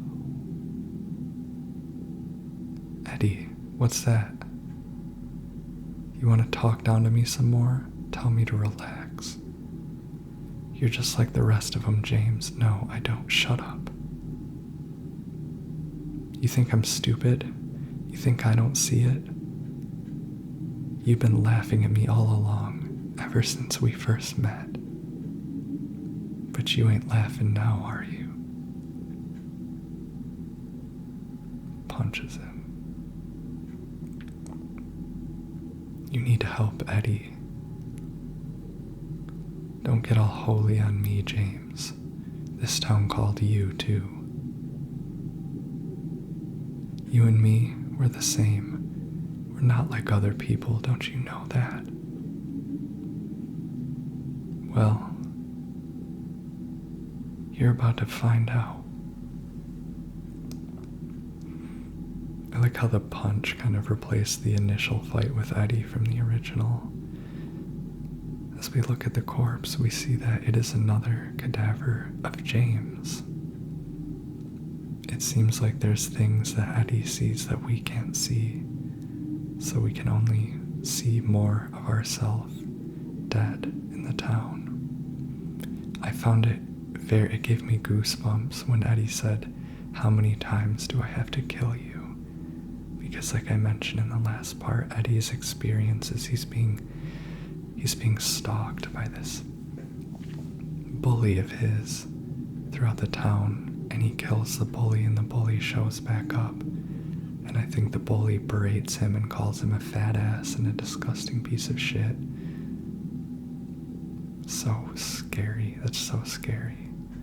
Do you know what it does to you, James, when you're hated, picked on, spit on, just because of the way you look? Yeah, I ran away after I killed that dog. But you know what? It was fun. It tried to chew its own guts up, finally died all curled up in a ball. Then he came after me. I shot him too, right in the leg. He cried more than the dog. And now it's your turn, James. So, we find ourselves in a meat locker, a large, freezing cold room where strange cadavers hang from the ceiling. Come on, James, don't be shy. There's so much to say about this cutscene and boss fight, so little time to say it. I'm coming for you. It's very scary. It's like there you are. It's like an enhanced version of the original. This reminds me very much of a Metal Gear Solid boss fight. I said that the first time I played it. Who's laughing now, says Eddie. I told my friend, now you're scared, ain't ya? I told my friend that it was like a Metal Gear Solid boss fight, and then I watched a YouTube video or something, or listened to a podcast or something where someone compared it, and I was like, yes, okay, exactly. I think it should be noted how well they varied the style of the boss fights, so that each boss fight is like its own unique thing. It's not, there's the pyramid head fights, then there's like the flesh lips. Every boss fight feels unique. And this one is great because they had to figure out a way to do, like, how does a fight with a human work in this game? And this is how it was. It is like the original, but it's just the mechanics are made. Like, there's stealth and cover mechanics and darkness and all that. So, Eddie, you'll die here, James, Eddie says. You'll squirm and squeal and cry like a little girl. And then you'll just curl up and die. And it's gonna feel great. Just like before. Eddie found empowerment in killing, in murder. You can see the way he talks. He seems to have this sort of cathartic feeling of control now that he can kill. He realized that violence finally is the one thing that makes him feel dignified and in control. It's very sad. And I think it takes strength to try to understand Eddie instead of just saying he's a piece of shit who deserves to die. Because sure, why not? But then why would I care about this story if it's just about pieces of shit getting what's coming to them? That's boring. Because why would I care about James? Why would I want to complete James's story, at least more than once? But it's sort of, you see Eddie get his last stand. He goes out fighting in like a really grim and gruesome and dour way. Like it's like he goes out in battle, that is in an attempt at murder in a meat locker. But it feels existential, like you have to imagine Eddie dying happy. I'm just, there was like a bunch of discourse in the fandom. I assure you I don't really do fandom, but like I see things online. I guess there was a big argument about Eddie and whether it's okay to sympathize with him, and like, you can stand either way. I just find it less interesting to state the obvious, which is like, yeah, he's a bad guy. He killed a dog and then he killed a person. And however, the person was a relentless bully. So relentless that he showed back up in Eddie's, nightmare, Silent Hill, and just kept bullying him in the dark, nightmarish halls and streets of Silent Hill. You also notice the way that Eddie eats. He seems to eat for comfort. He eats as a coping mechanism. It makes you wonder, like, he must have been bullied before he got fat. Maybe he was fat. Maybe he was just bullied for being fat, but I feel like, I don't know. It's often more than, like, a bully's a bully. If you're not fat, they'll find something else. If you've got something else that makes you vulnerable to a bully, some way that you're different, or, it's disgusting, but I think it's like Eddie he found like comfort in eating. I mentioned this, and so it's like the fat thing, the way that you look comment that he made might have just been like he gained weight because he was eating to cope with his suffering while being bullied, and then the bully grabbed onto that and was like, oh, now you're fat, now I can call you a fat ass, you know? I don't know, I wasn't like harshly bullied as a kid, but I was there were people who, I was sensitive, and there were people who were judgmental, and I just kind of like know where the impulse comes from. Like I was bullied like here and there as a kid, and I hate to say it, but Eddie is, oh, look at that beautiful shot of Eddie.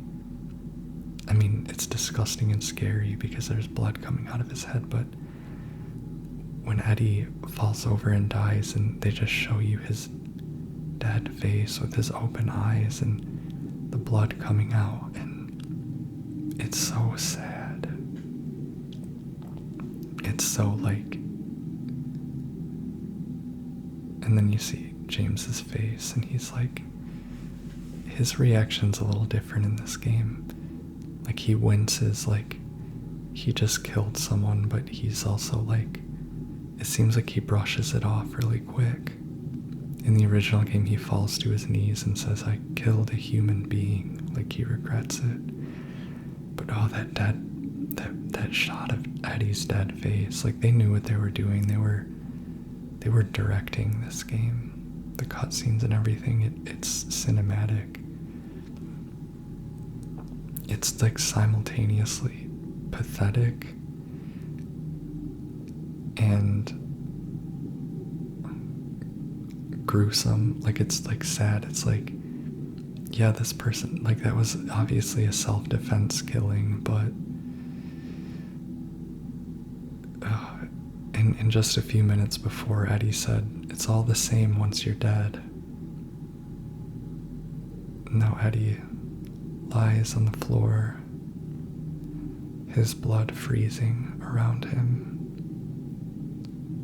James pries open the door to the meat locker, the meat freezer, and there's this industrial storage room. And finally, he opens the door and emerges back into the daylight and the fog of Silent Hill. What's cool in this version compared to the original is that we saw the sunset, whereas in the original game you kind of emerge at nighttime from the hospital. But we saw the sunset and the rain pick up in the hospital. And we go through the hospital, and then we go through the prison and the labyrinth. And we come out and it's daytime. I would assume it's morning time. And it just makes it clear that we have been up all night. James was exhausted at the beginning of this journey, and I can't imagine how exhausted he is now, but the exhaustion, portraying James's exhaustion, it's easier to see and understand it in this version of the game, because it's impressed upon you that you were up all night. And with Luke Roberts' acting in the prison and the labyrinth and such, like James is visibly tired and less able to process reality. And that's interesting about the timing of the labyrinth within the game, because the labyrinth is just insane and surreal, and like no one could really believe that was happening, but James is so tired. That you've ever been so tired that you just feel like anything could happen, like nothing feels real anymore? That's kind of how the labyrinth feels, like you're in a dissociating, derealized state. And I love the way that at this part in the game that it's like you snap your finger and you come back to the real world, and it's daylight and it's morning, and you have to, everything becomes more calm near the end. It escalates and escalates and escalates, and then it spits you out into the daylight, and you hear the calm lapping of the waters and the beautiful gray daylight refracting through the fog, and you go to your special place, the Lakeview Hotel. And the hotel is very pretty and peaceful and, a nice kind of peaceful vacation spot.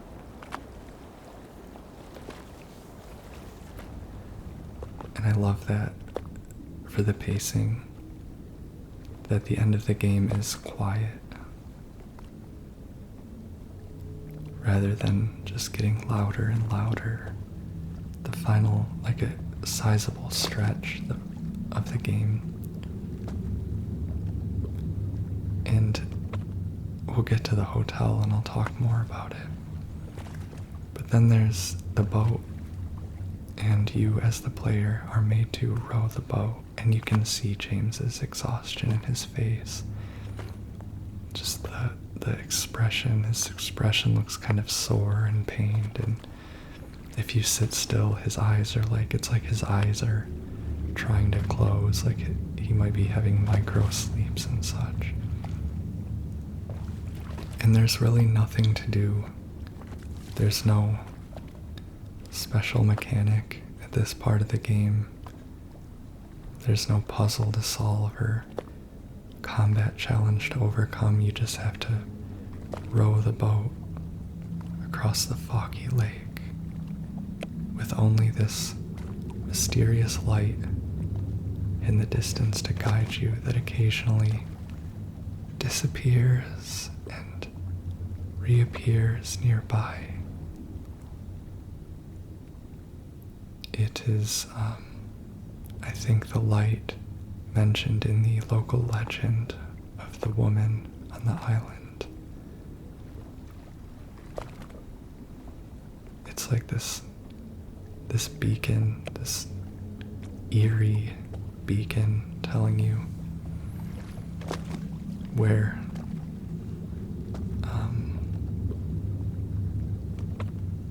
your journey ends, and then the light opens up and you arrive at the hotel.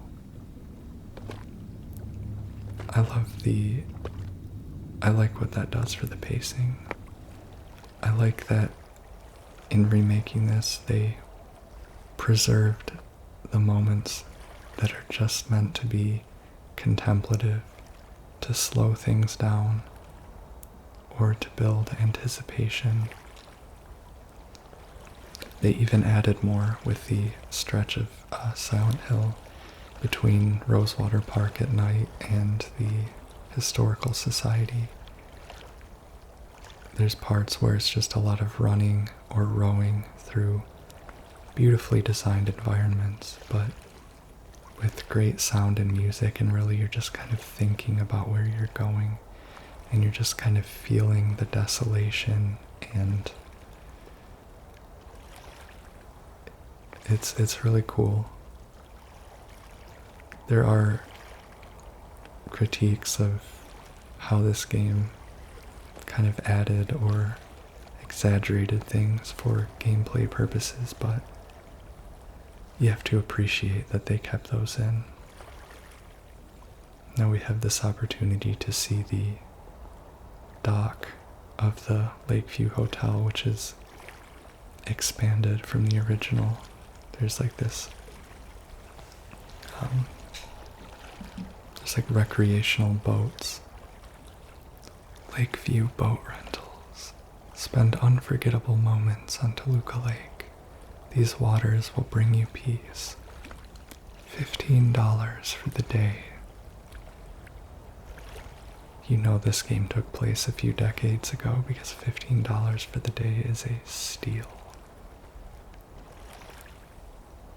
But pretty cool. They added that in to make the world feel more lifelike. You know, it makes sense. There could be just a dock there by the hotel, but it just feels like a real place. That there's a deck with recreational boat rentals. There's a deck with benches and tables and stuff for guests to hang out on. This legitimately feels like I would vacation at this hotel. This is beautiful. You could spend a lot of time just at the hotel on these beautiful, this garden, gorgeous flowers.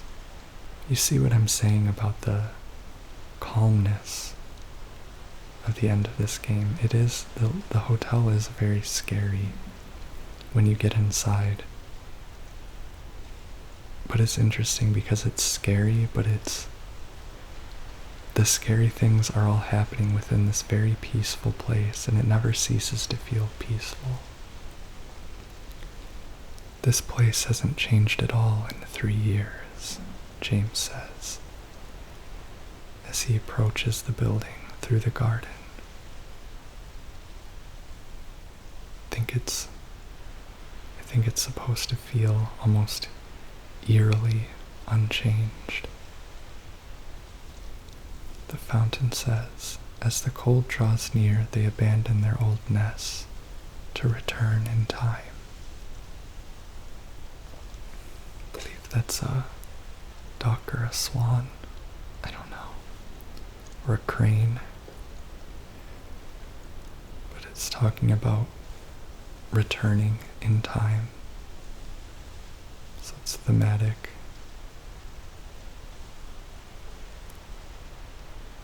Lone one of the east, out of the water's safety, now lost, out of breath. This one is a fish. I think a carp. But these fountains, the inscriptions on the fountains are kind of thematic to what's happening now, because you're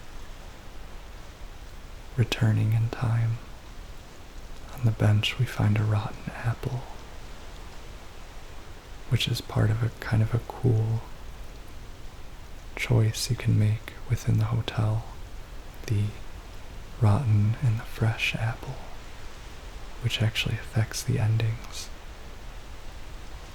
This section of the garden is closed for maintenance.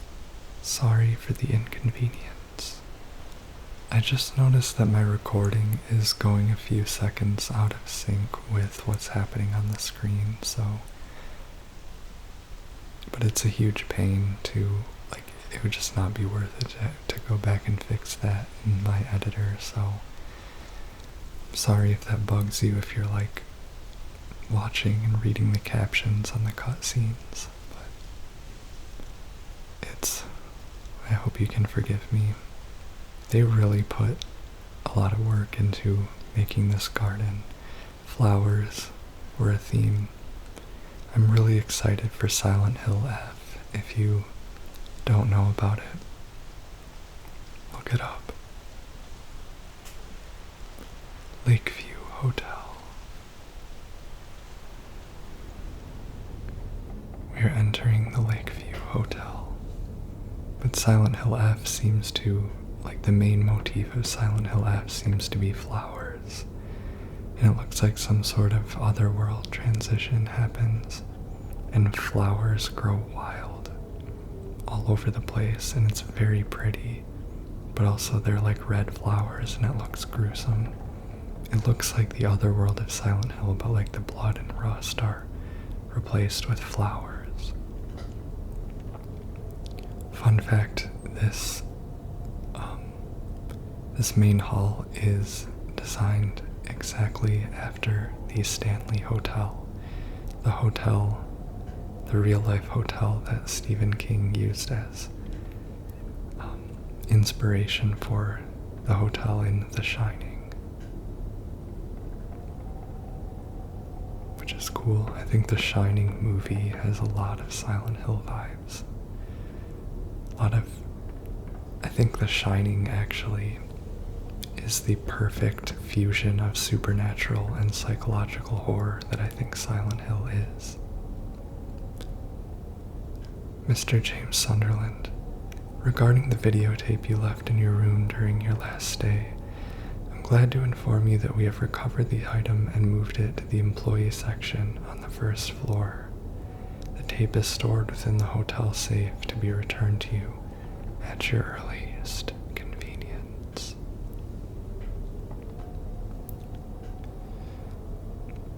So that is our goal in the hotel, is to find that videotape we made, the one that Maria mentioned. We reach in our pocket to read Mary's letter again and find that the page is completely blank. The stationery has nothing written on it. It's interesting because the first many times I played the original Silent Hill 2, I never thought to check the letter at this point in the game. But when we arrive at the hotel, the stationery of Mary's letter has gone completely blank. And that's what I was talking about with the map in the labyrinth.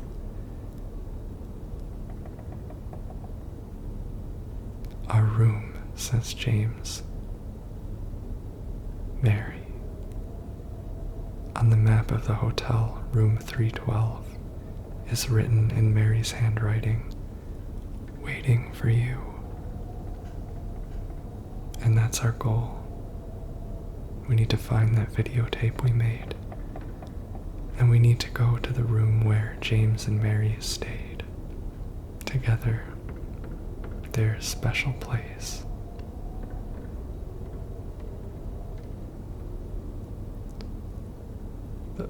You can see what I mean about the piece. This is just such a pretty hotel. It would be such a nice place to spend a weekend. I think it's great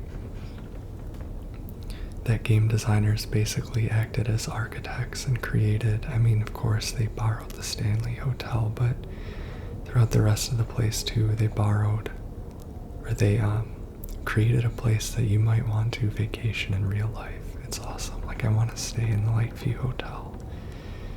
Of course, without it being burned down or infested with mannequins that crawl on the wall. So from the restaurant we hear a piano playing and we're startled. "Did I scare you?" asks Laura. "Yeah, you did. Guess I deserved it, huh? The fart face that I am." "Maybe. Then again, maybe you are not so bad, just annoying." "Uh-huh. So, you got any other things planned? I think I saw a dark room back there you could lock me up in." No, I think you've had enough for now." "Yeah, that's reassuring. Besides, I need your help finding Mary. She is here, isn't she?" "Come on, tell me." "I wish I knew. But she said it in her letter." "Yeah. So there really is a letter." Yeah. Wanna read it?" "Just don't tell Rachel, okay?" "Who's Rachel?" "She's our nurse. I took it from her locker."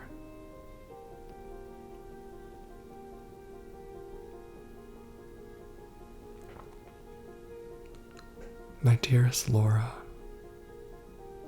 I'm leaving this letter with Rachel to give to you after I'm gone. I'm far away now in a quiet, beautiful place. Please forgive me for not saying goodbye before I left. Be well, Laura. Don't be too hard on the sisters. And Laura, about James, I know you hate him because you think he isn't nice to me, but please give him a chance. It's true he can be a little surly sometimes, and he doesn't laugh much, but underneath, He's really a sweet person. I love you, Laura. I love you like my very own daughter. I wish things were different. I wish we could be happy together, like we talked about. Even so, I know you will have a good life. You're a strong, smart, beautiful girl. Happy 8th birthday, Laura. Your friend, Mary.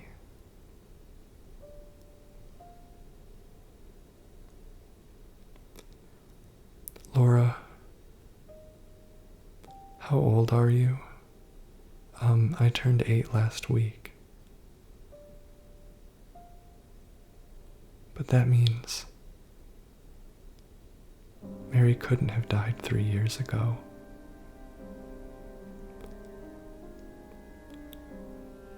Could she really be here? Is this the quiet, beautiful place she was talking about? Me and Mary talked a lot about Silent Hill. She even showed me all her pictures. She really wanted to come back. She also talked a lot about you, you know. She even... What? What is it? Well, there kinda was this other letter. I think that one was for you. The envelope had your name on it. Did you read it? I wanted to. This one time I almost did. Figured you didn't deserve to have it. But then I thought, Mary wouldn't want me to keep it from you, so I just sorta kept it for you. Here.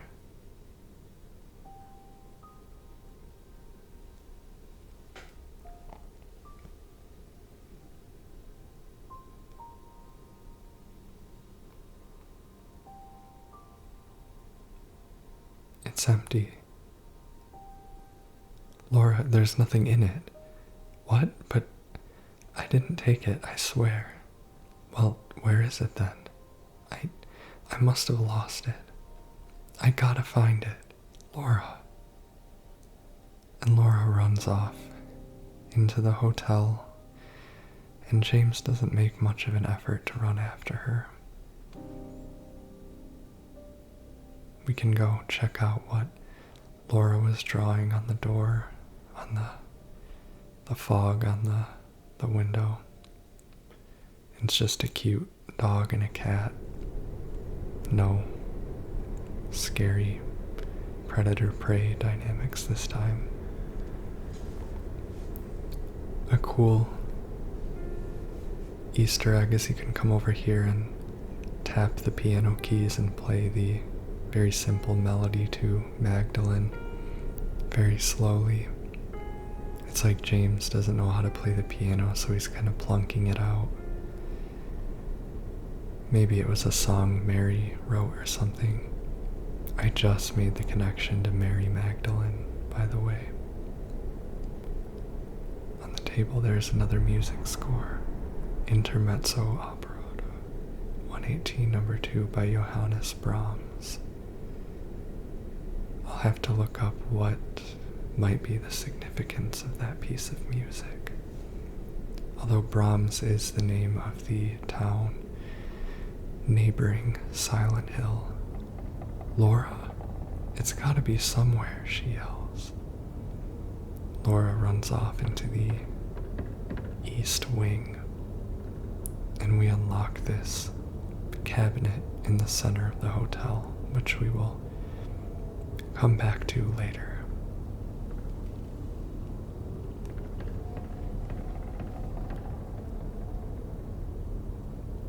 I think in this game we collect figurines of the 3 princesses instead of music boxes, like in the original, although they still have the music boxes available as glimpses of the past for us to check.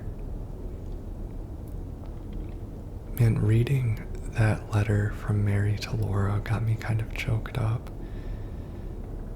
it's a really sad letter. It's in the original, but I think hearing Mary read it and it kind of coming line by line at you like that, kind of like Mary's letter in the final scene in the ending, just kind of hits different. It's the part where Mary says, "I love you, Laura, I love you like you're my very own daughter." For some reason, I didn't remember Mary saying, "I love you, Laura," but that's just very like sweet and sad and tragic, and Mary having to say goodbye to Laura like that and saying that she would wanted to adopt her and everything. It's really sweet, and it makes me sort of favor the Leave ending. Because my thoughts on the Leave ending have changed a lot since I played the original. Like you'll hear me talk about why I prefer or like the Leave ending if you watch my original Silent Hill 2 playthrough. But because Mary wanted to parent Laura, she wanted to give Laura a good life and be her parent. And I think that the Leave ending is the only ending in which that's a possibility, although it is very ambiguous and it could be a lot more grim than that. So, but nonetheless, it's like, do something right by Mary. Note to staff: be sure to clean up the fireplace in the conference room. It's a note in the downstairs utility room. So in this basement of the hotel, you can hear Magdalene playing on the piano once again, the music seemingly coming from that Venus Tears bar over there, whose door is locked.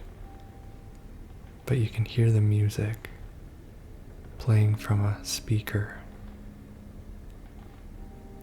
Later we'll find that it's a jukebox.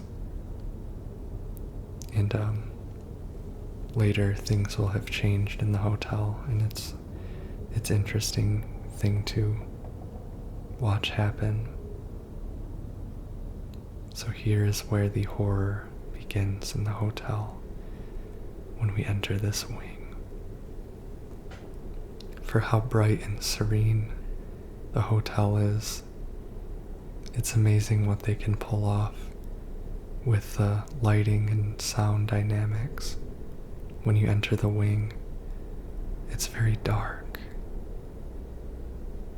and the crackle of the radio tells you that there are monsters hiding in the darkness. And at the snap of a finger, things suddenly become much less peaceful and much creepier and more dangerous. It's really effective. You just got to appreciate all the different tools they use to create horror and overcome obstacles to make a peaceful place also terrifying.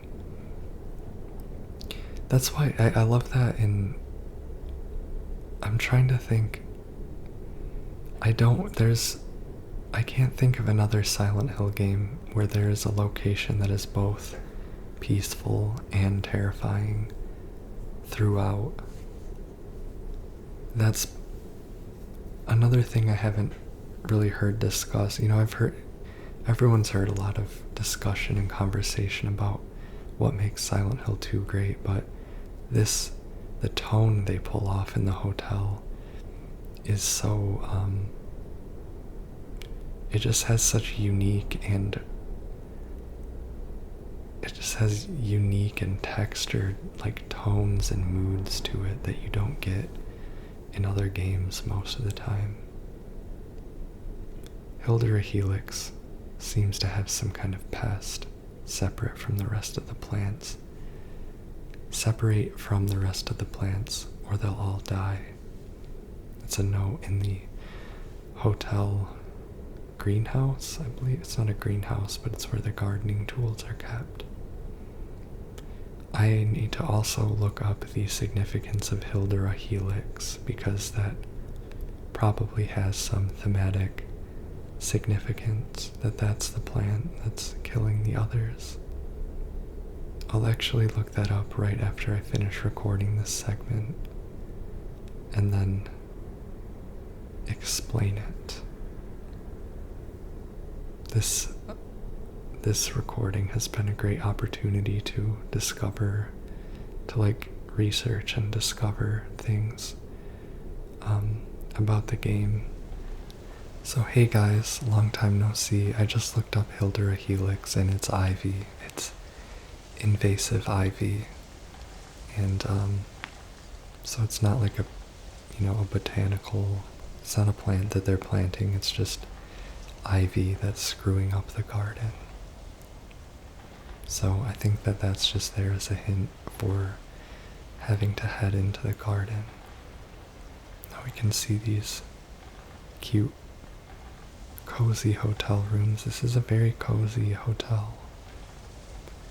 And this phenomenon of the doors to the balconies being open, unlike in the original, you're able to go out onto the balconies and use that to traverse between rooms of the hotel, which is pretty cool. And again, there's that light-dark contrast where just a minute ago you were getting your shit stomped by a mannequin, and you step into a room and you can step right out into the beautiful, peaceful sunlight and see all the trees and everything.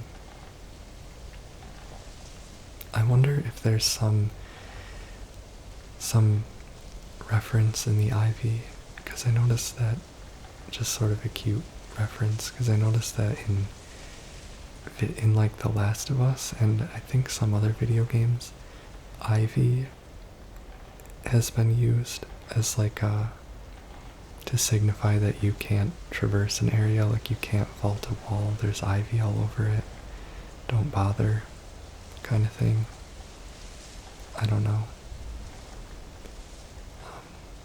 And as for Johannes Brahms, the composer of the music score we found in the restaurant, I looked him up, and upon a few minutes of reading, I couldn't think of any significance to this game.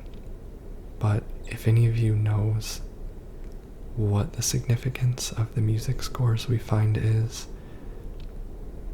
or has a good theory or analysis, because I'm thinking it could be anything from the titles of the songs to something biographical about the composers to some context, meaning of the song, whatever.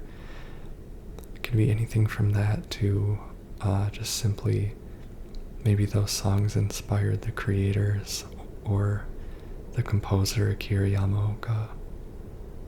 Maybe they're just little homages to the inspirations.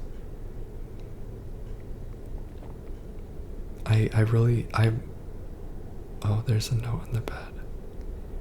In loving memory of Sean Mitchell,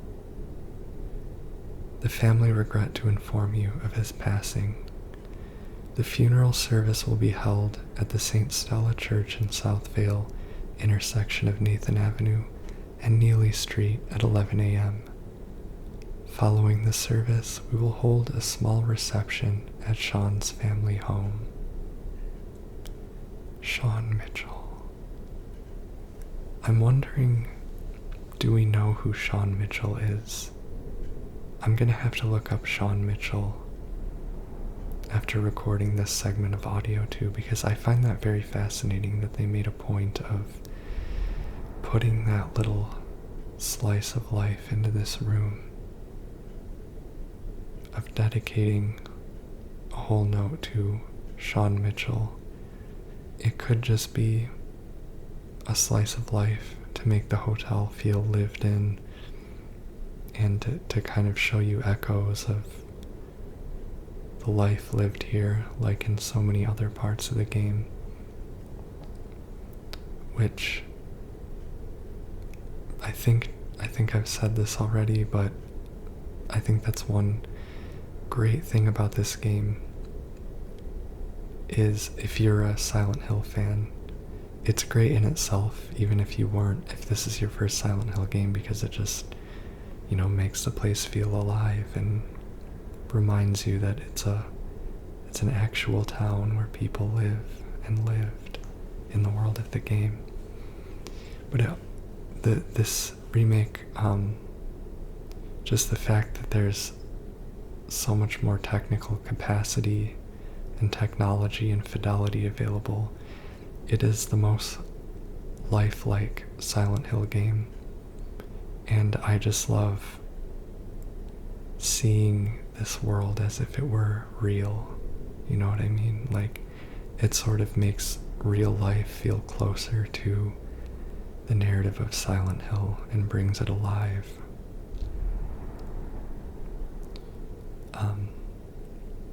So maybe that is just what Sean Mitchell's funeral is, but I'm trying to remember, does it have any significance to the Born from a Wish story? I don't think it has to do with the Baldwin family at all. Or maybe if there's a Born from a Wish DLC, fingers crossed, and please, Konami, please.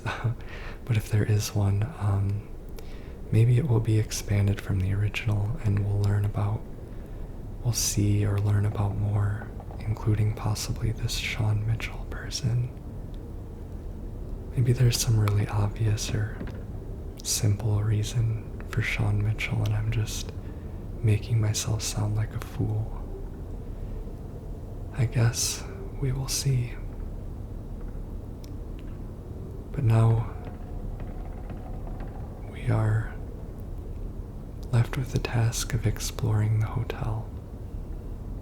And the hotel's dungeon design is great. It's like Brookhaven Hospital, where you sort of figure it out yourself. It's the classic survival horror level design. You see someone wiped the fog off those windows and it allows you to look out into the garden. And there's actually, it's actually really cool that you can do that, because later in the hotel, you kind of see the significance of those wiped out window panes. It kind of like foreshadows time passing, your time in the hotel, which is sweet. But yeah, the hotel is like the hospital in that you sort of figure out where to go and when, and you make your choices, and you figure out where to go next and what you need.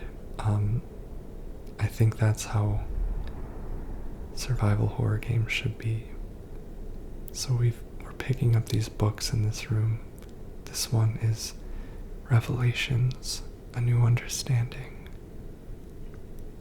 This one is The One Who Soared by Alice Burroughs. The next one, Stalwart to the End, No Author.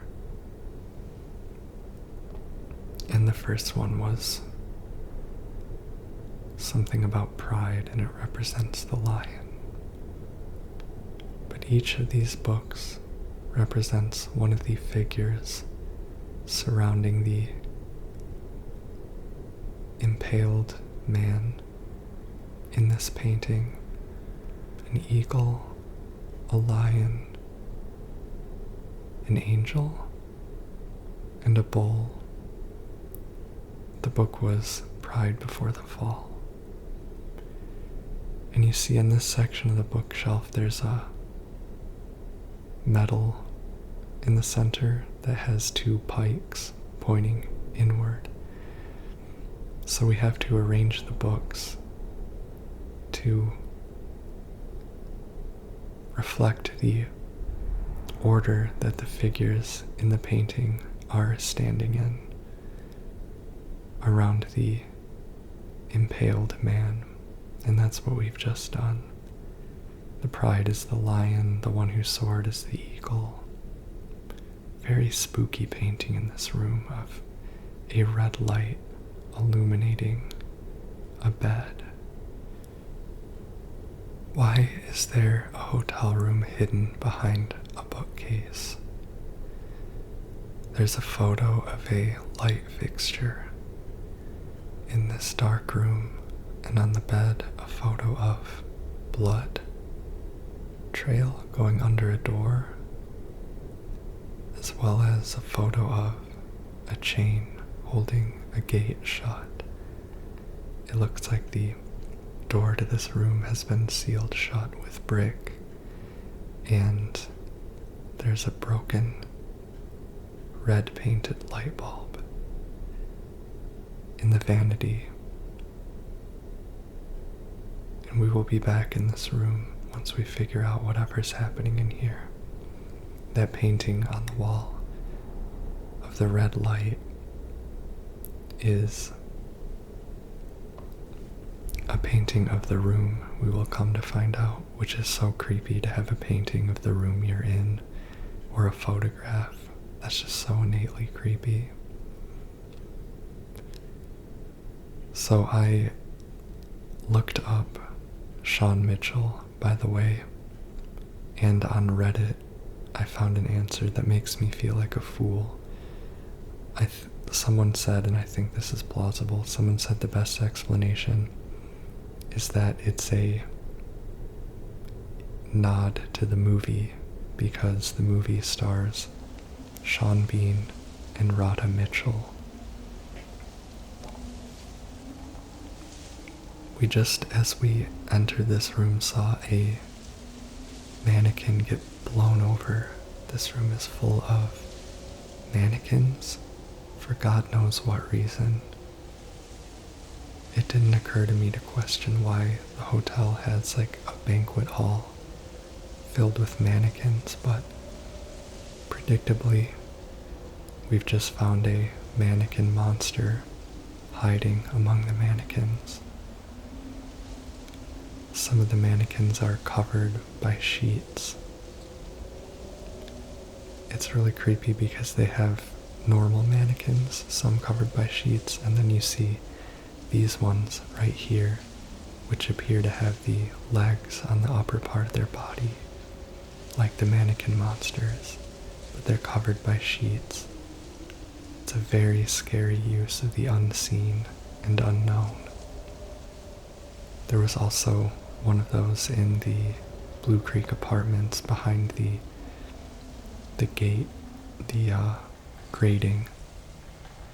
Here we have the ripe apple that will come into play later. But there was, behind that grating where there were the figures that were covered in sheets, some of them looked like lying figures, and then I remember one of them was a mannequin monster covered in sheet, like an immobile one. That is just so creepy. Something you didn't see in the original. Very spooky, creative idea.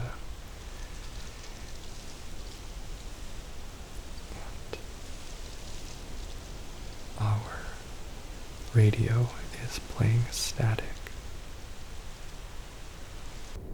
In here, it's the hotel infirmary, and there's a nurse fittingly bent over the sink having head spasms, and you'll see that I just did that stealth-ish thing that I was talking about earlier, where if you sneak up behind an enemy that doesn't see you and you do a melee attack, it'll do a shit ton of damage and knock them to the ground. On the table we have a patient file, medical record, patient MSS. What is that doing there? And it doesn't take a lot to figure out that the person is Mary Shepherd Sunderland. Mary's wife is what MSS stands for. There was a anatomical figure on the wall, diagram. And I think that's there's a motif in this game of anatomy and in human figures, mannequins, for example. That's part of the motif of things that you'll see in the hospital. It's like the object that the body is, representations of the body, the objectification of the body. It's not that it's, overtly about that, but it's a motif. It's sort of part of the symbolic texture of meaning in this game. Sorry to sound so, I don't know, that sounded pompous, but you know what I mean. Yeah, I just noticed that though. I had to say it. This is very much a ramble. You gotta remember I make ASMR and rambles are one of my specialties.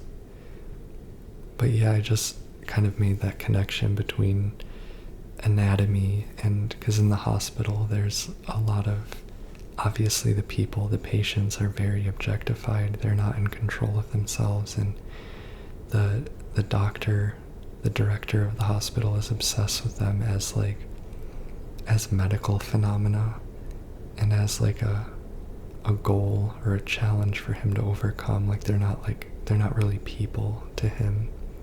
That's sort of the theme in the hospital, is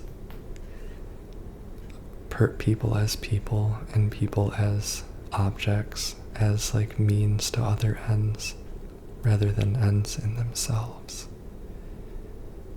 I wonder, they make this nurse come back to life randomly.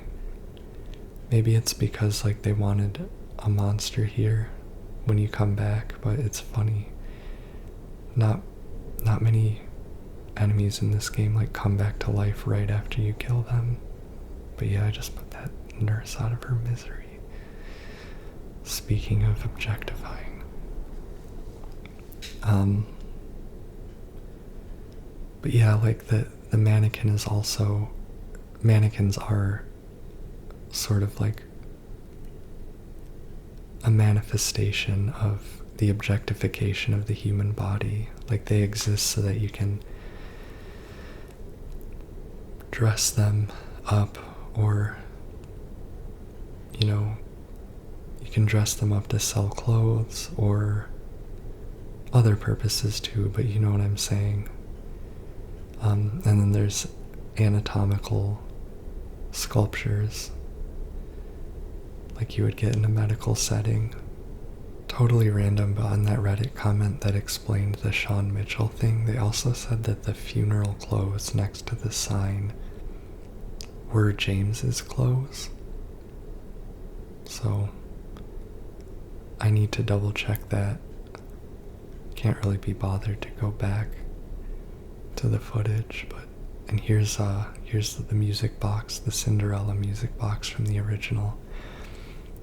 This room has a puzzle from the original that I really like, where you need to find some paint thinner elsewhere in the hospital, or not hospital, the hotel, and use the paint thinner on a photograph that has been Sharpied over, and it reveals a passcode to get into a suitcase.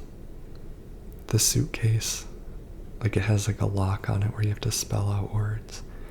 The suitcase is still in this game, but you get the combination a different way through restoring the light bulb on the vanity, the red light bulb. Now we are on the 3rd floor of the hotel, so close to room 312 where Mary and James stayed. We need to find a way to get over there through that gated door to get into the wing. As we approach, gated door.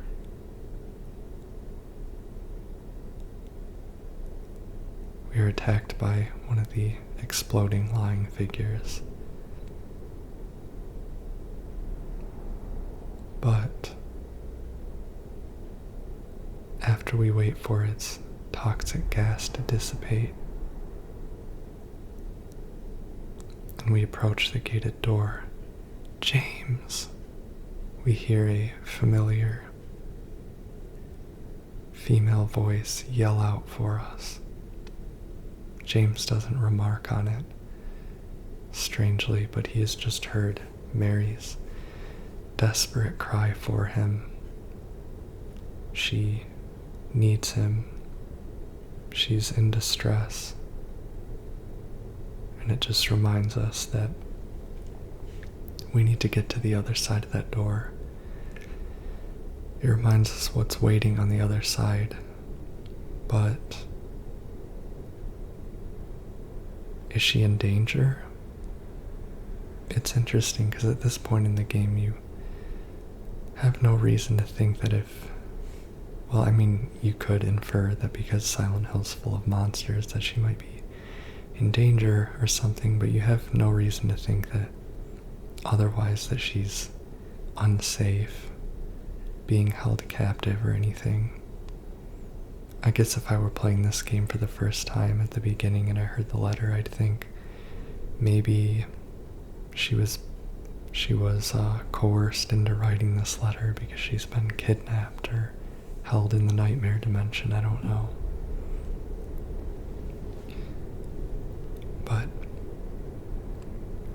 Mary is desperate for us.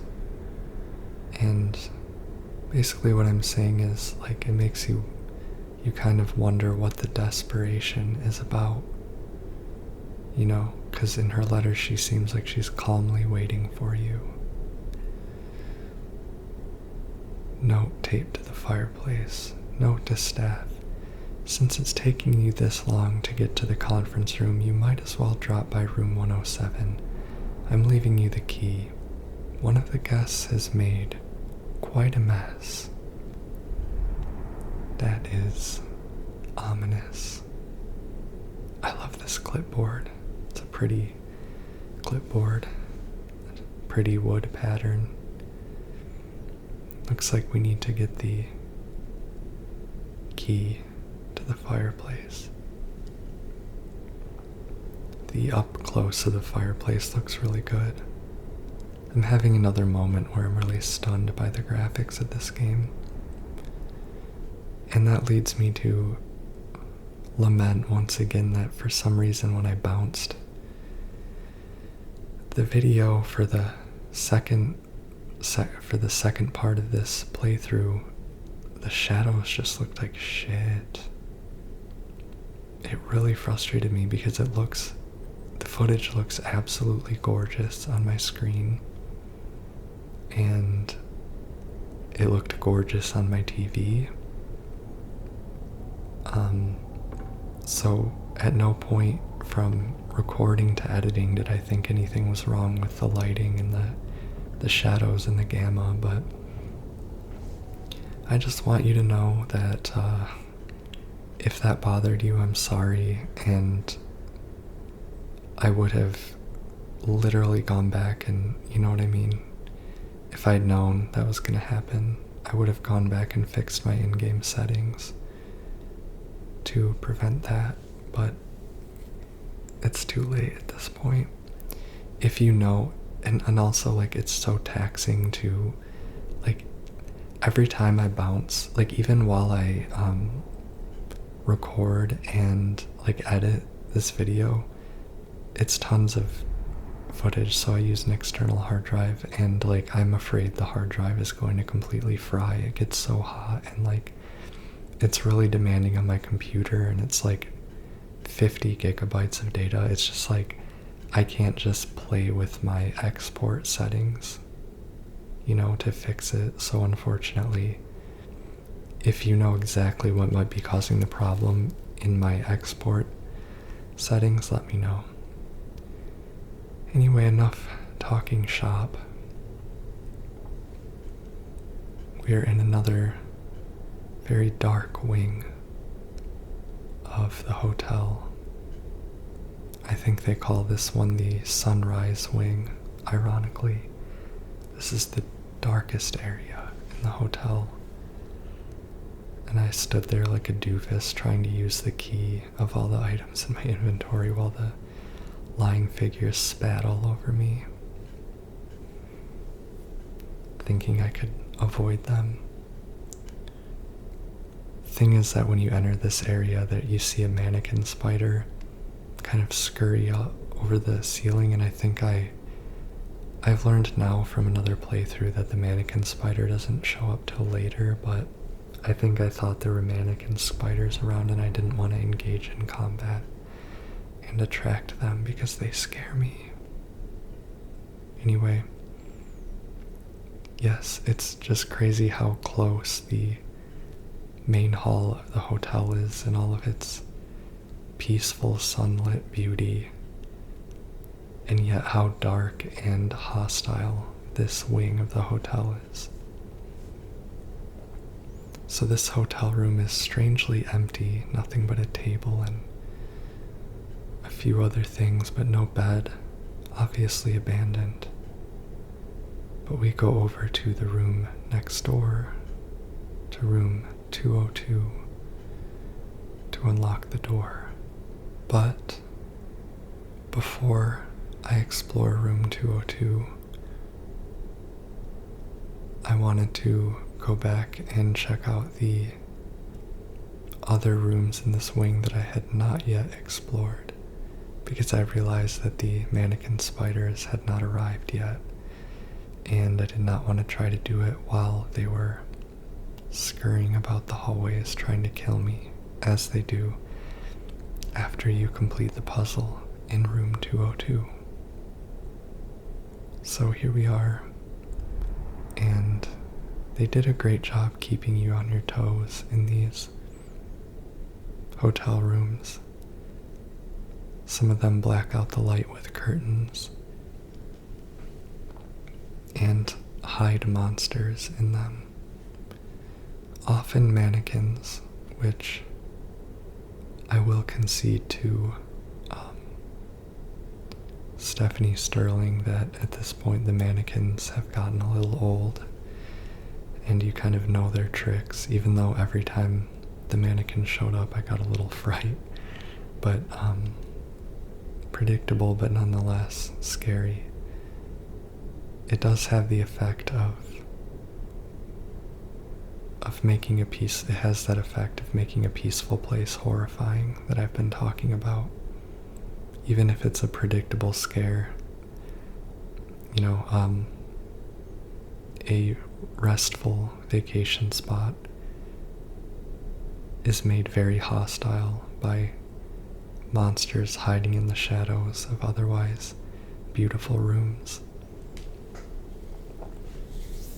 And monsters hiding in the shadows of beautiful places is it's like a big thing. It's a big part of Silent Hill's DNA.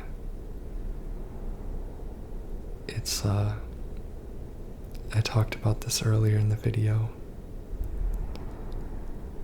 but it's like I was saying about how the darkness that lurks behind, supposedly safe and loving and respectable places. So you explore common civilian places, apartments, shops, hotels, and they are terrifying and hostile, places that you think should be peaceful. It's different from Silent Hill's most popular counterpart, Resident Evil, because Resident Evil and Silent Hill, as the two biggest survival horror, most well-known and sort of iconic survival horror franchises, are often differentiated by their characters, and that you play as normal civilians in the Silent Hill games and, cops and counterterrorism agents mostly, and combat trained people in Resident Evil. Except for in some of them, like I think 7 and 8 are so scary because you're a civilian. Silent Hill flower deliveries. Perfect flowers for perfect occasions. Our best sellers. Lilies, chrysanthemums, hydrangeas, gardenias, gladioli, carnations, daffodils, hyacinths, violets, roses, orchids, and more. 20% off for wedding bouquets. Call us 1207 blank. This is another example of the expanded flower motif in this game. I think I was reading recently that flowers are another sort of symbolic association with Maria and Mary. There's the butterfly in this game and the original. Maria has a butterfly tattoo on her chest, and it's on her hip in the original, and they release butterflies as an attack, but I think flowers has to do with that, with them, and possibly, who knows, I think it would be interesting, a lore connection to Silent Hill F, since we're there's sort of a new phase of the Silent Hill franchise, the Silent Hill revival that we're in, and I'm sure that Konami is coordinating between the several different developers making Silent Hill projects and kind of making sure that there's a consistent overarching lore and maybe some motifs, symbols, and I don't know, things spread throughout. A fun fact about Silent Hill is the white Claudia is a flower that is used to make the drug PTV that is important to the first one and then was added into this one for one of the new endings, the Bliss ending. You get that bliss, the bliss of oblivion from a drug derived from a flower. So I think maybe the expanded flower motif is connected to the white Claudia and its relevance to the lore. The Bliss ending actually is weaved in very well to the rest of the game. The Bliss ending and therefore the white Claudia and all this. So, on the bed of room 202 is a big glass shard of a mirror, very menacing, big sharp glass shard, and a big broken mirror. Mirror, mirror on the wall, who's the sweetest of them all? Peel away the shiny skin, see the rotting flesh within. It's written in blood on the frame of the broken mirror. Mirror, mirror on the wall, of course, is a reference to Snow White. So now we have 2 apples, and we choose which apple we're going to place on the table. The apple's obviously also a reference to Snow White. And it affects your ending, actually. I wondered when I first played this, when I first played it, I thought there must be a correct apple to put down. And because of the rotting flesh mentioned in the riddle, I thought, okay, it's gotta be the shiny, no, it said the shiny skin, so on my first playthrough I put down the fresh apple, because I thought, and then it turned out to be right, and I was like, great. But then next playthrough I put down the rotten apple in this one, and that also works. So it turns out it's a choice, and it affects the ending. Basically, your choice of the apple shows James's internal perspective on things. If you put the rotten apple, it's more honest. You're looking and you're seeing the rotten fruit, you know. That's the reality you're seeing. And the rotten fruit represents the truth. You're not denying it. Whereas if you put the fresh apple,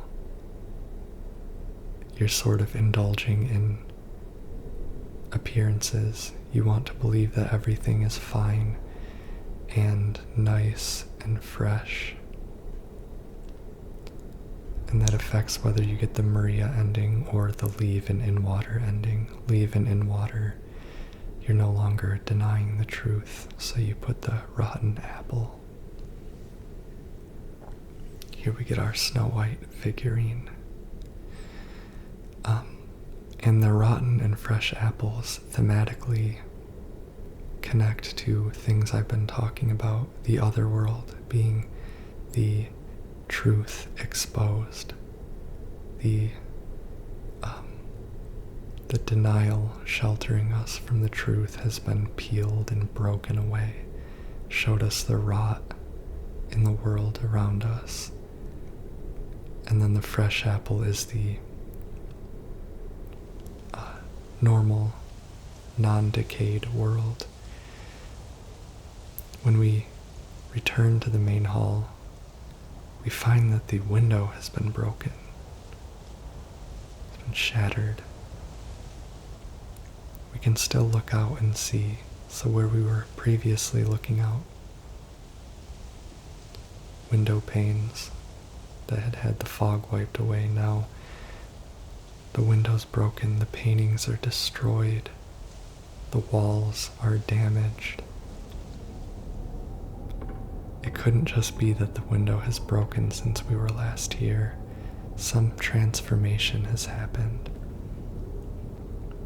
It's fitting because we were right in the middle of talking about truth and, the other world, decay versus facades and illusions of that everything is okay and nice and beautiful. I actually love it because the hotel shows more and more signs of abandonment and decay and disrepair as you solve the puzzles and get closer to making it to room 312 and ultimately discover the truth or stop denying it.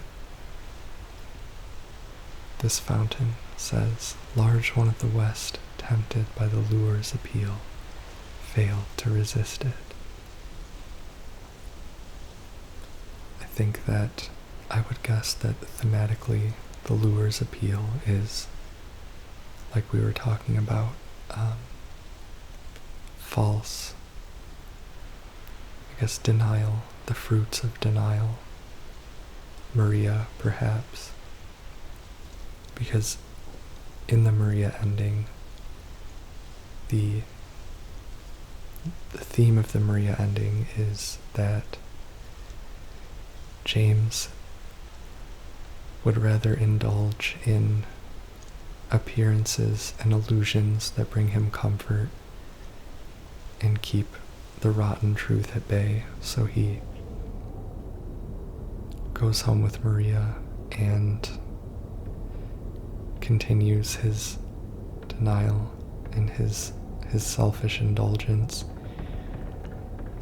And I think, I don't know, just the lure's appeal sounded like it, like he's falling into a trap. And Maria kind of is a lure for James. She's cruelly used by Silent Hill and Pyramid Head to psychologically torture James. And again, evidence that Silent Hill is not just like a benevolent therapist town. as we see in the Maria ending, it is possible that the lure works and James discovers the truth and stops denying it, but he takes the bait and he continues the cycle of his choices and his outlook, where it's sort of like he's faced the truth but decided that the illusion was better, so he goes with Maria. I think that's what the lure is. And so Maria finally, well, she stops being slaughtered by Pyramid Head. But we'll talk about this more when I show the Maria ending, but I think it's really cool how I'm literally like discovering some of these things for the first time as I talk about it. So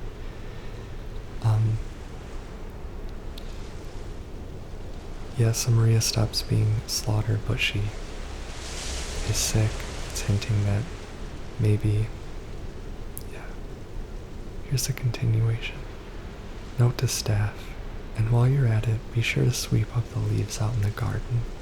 Then you can get back to the fireplace.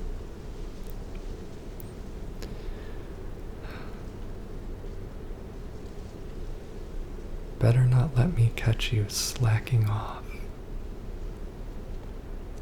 The hospitality manager of this place seems like an asshole. I kind of like that. It's another like lived in kind of element. Like the Lakeview Hotel. It's a ritzy hotel, so you know they're running a tight ship. And the manager is kind of an asshole. Better not let me catch you slacking off. That note also, I just ate that stealth, by the way. That note also reminds me of in the prison when they said better not catch anyone out after dark and be like, I don't know, same thing, like the warden is kind of, cracking down on the employees and being like, putting his foot down.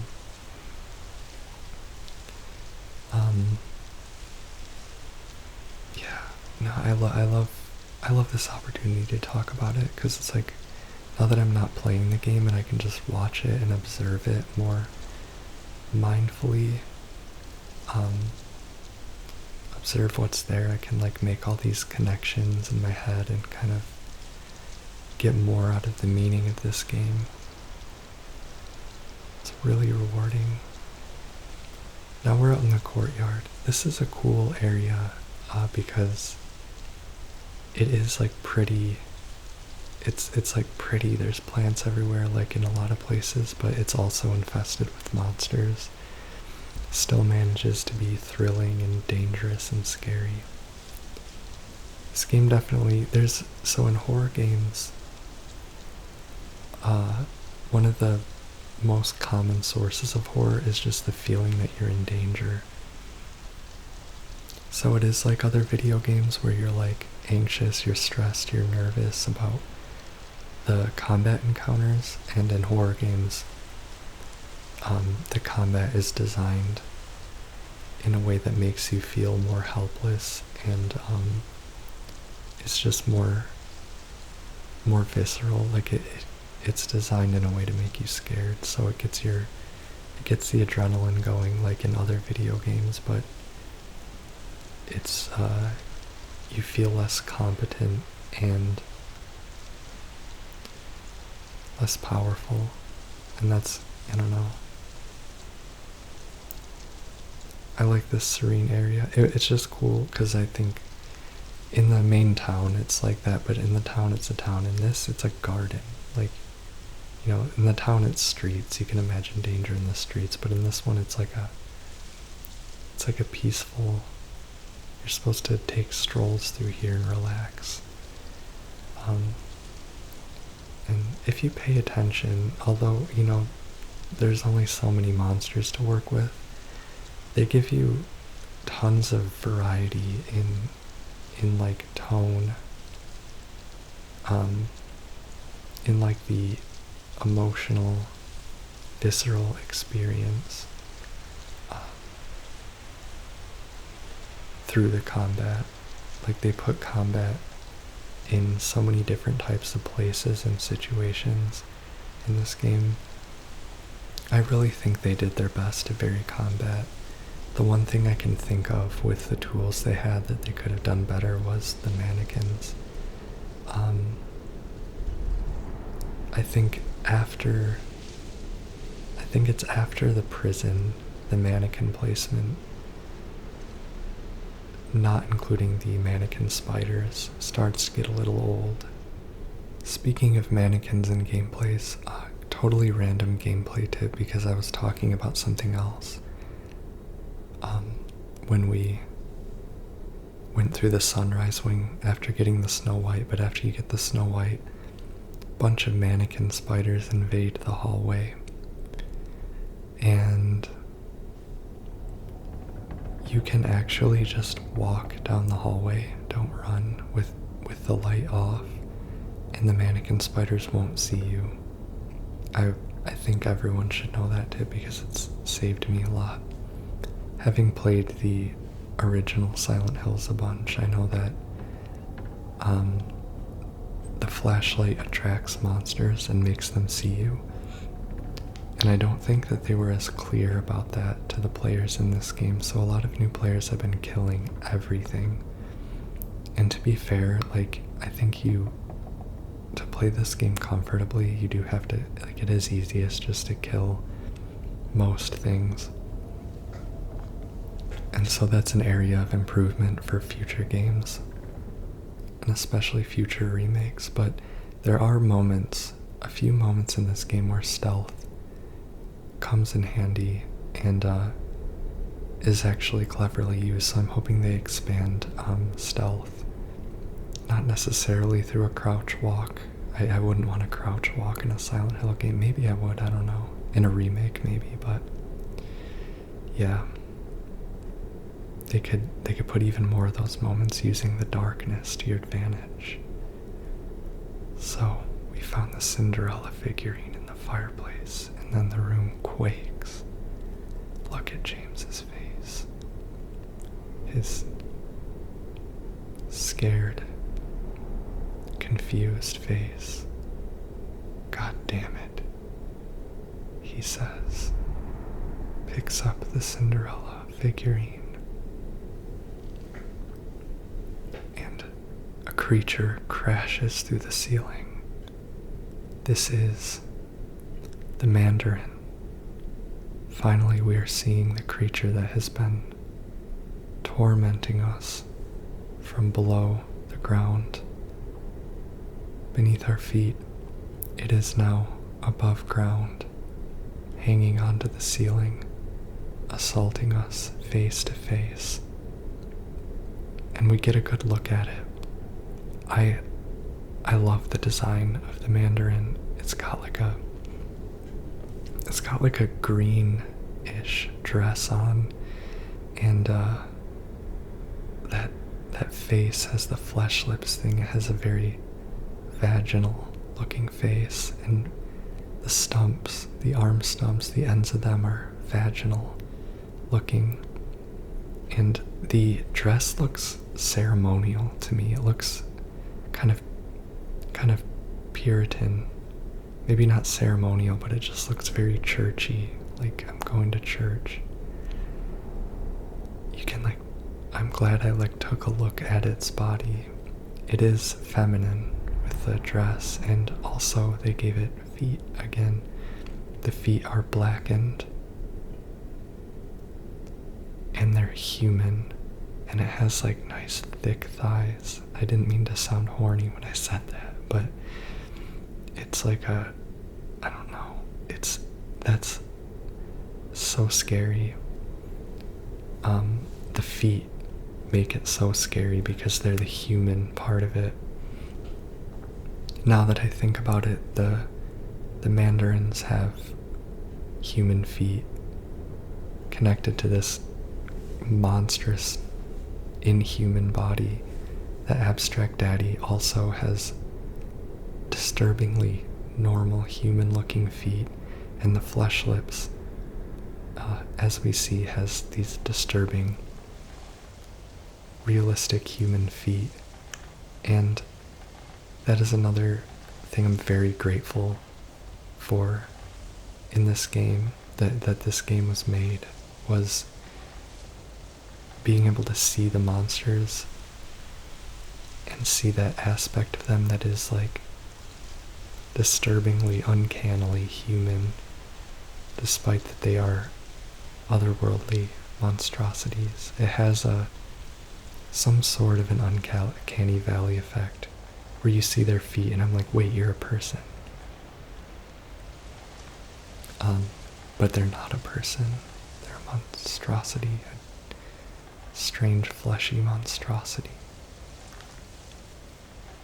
So the room that we're in now is splattered with red paint, as if it's, blood.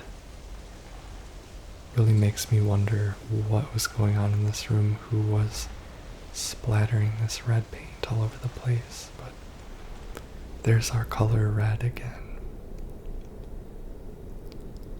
This game has a filter. When you beat the game, you unlock a graphics filter that is black and white plus red.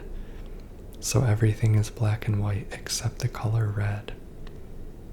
I think they really wanted to emphasize how important the color red is in this game. Obviously the save points are red. There's red lights in key areas. There's an exit sign. There's red lights in the Labyrinth, and I talked about those. There's reddish, pinkish flowers, and there's the red light bulb in the second floor room where we need to bring this light bulb and replace it. And we'll see what that red light bulb reveals, but that room is already a very secretive, strange feeling room. Like there's some dark, lustful secret inside of it. So this birdcage room is Avery, Rumen in Love, pointed out that it's taken straight from Silent Hill Origins. So there is one Silent Hill Origins reference for you. If you know of any references, any other references in this game to Silent Hill Origins, let me know in the comments. There's a box. I like this. This is a fun little puzzle. Just gotta shoot the glass, make the box drop down into the restaurant, and go grab it out of the restaurant. But continuing on the theme of red, also something I remembered was that note we read at the beginning of the game. The rite of red commences. That is the ritual for the ritual ending. The rite of red. And we learn about it through the book of Crimson Ceremony. And the rite of red is the way that we resurrect the dead. I like that ending because it could either be, again, the fusion of psychological and supernatural horror, where you don't know if this magic of the ritual is literally real, or whether it's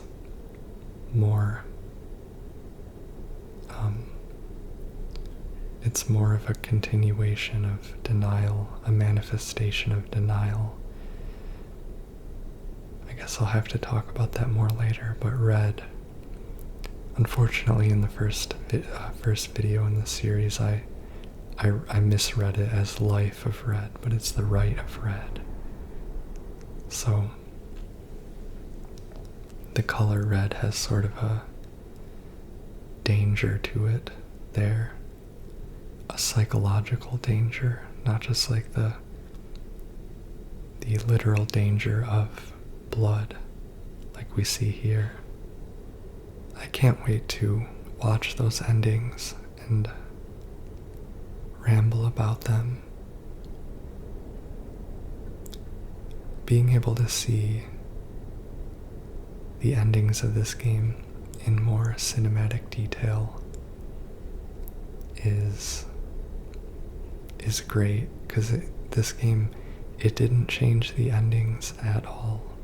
It didn't do anything, and you can trust my opinions on this game compared to the original, because you can see that I made a playthrough of the original and talked for hours about it and how much I love it and all of the little things that could possibly be screwed up in a remake. But I think they pulled off the endings, except I will talk about with the leave ending. I will talk a little bit about things about the new cinematics that I don't like, in comparison to the original. I will talk about those when we watch the leave ending. And the leave ending is the one I'll be playing first, because it has a scene in it that originally was also part of the in-water ending, but now is only part of the leave ending. And it's like a beautiful scene that I think should come before other endings too, so I feel like it's an essential scene, so we're doing the leave ending first. Even though in this one I'm clearly going for the in-water ending, with the fact that I'm leaving James injured and bloody.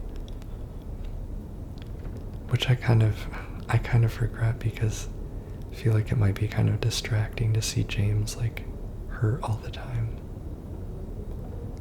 What we're doing right now is a puzzle I appreciate. It feels very much like a classic puzzle. You get a can of red paint, a light bulb, and a can opener. You use the can opener to open the paint, and then you paint the light bulb red. And it made me use my brain, and it was a joy playing this for the first time and using my brain for a survival horror puzzle in a way that I haven't done in years. At least not in like a AAA survival horror game, or horror game generally. So we replaced the red light bulb to reveal the words love, lust, written on the mirror. Love, lust. This is hard riddle difficulty. I think that the other difficulties have different words, but love and lust, kind of obvious. The red light in this room, this dark, hidden room, there's a red light in it that illuminates love and lust. This room feels like a little corner of the psyche, the little shameful secret room where someone is hiding or imprisoned that they don't want anyone to see. That room feels like, if I were to say that anything in this game is pure psychological horror, it's that room. Because that room seems like a pure fabrication of James's mind. But it also has the suggestion that it could be real, and obviously terrifying if it does exist in the real world. Just like the room in Woodside Apartments, where there's like a homemade prison cell where someone was kept captive. It feels like that, like this seems made up, seems like horror, but it might actually be real and might have nothing to do with us, and that's terrifying as well. Took a second to look out this window, the really pretty blurring effect that the glass has on the roof, the sunroof of the restaurant with all the ivy growing on it, whose name I've forgotten already, whose scientific name I've forgotten. And now we've gained access to the employee elevator room, a standout fun moment from the original. If we step into the employee elevator, we find that there is a weight capacity and an alarm sounds if we try to go on it. So we have to put every single item in our possession, including the letter and photo, into this cabinet so that we can go unarmed and vulnerable to the first floor.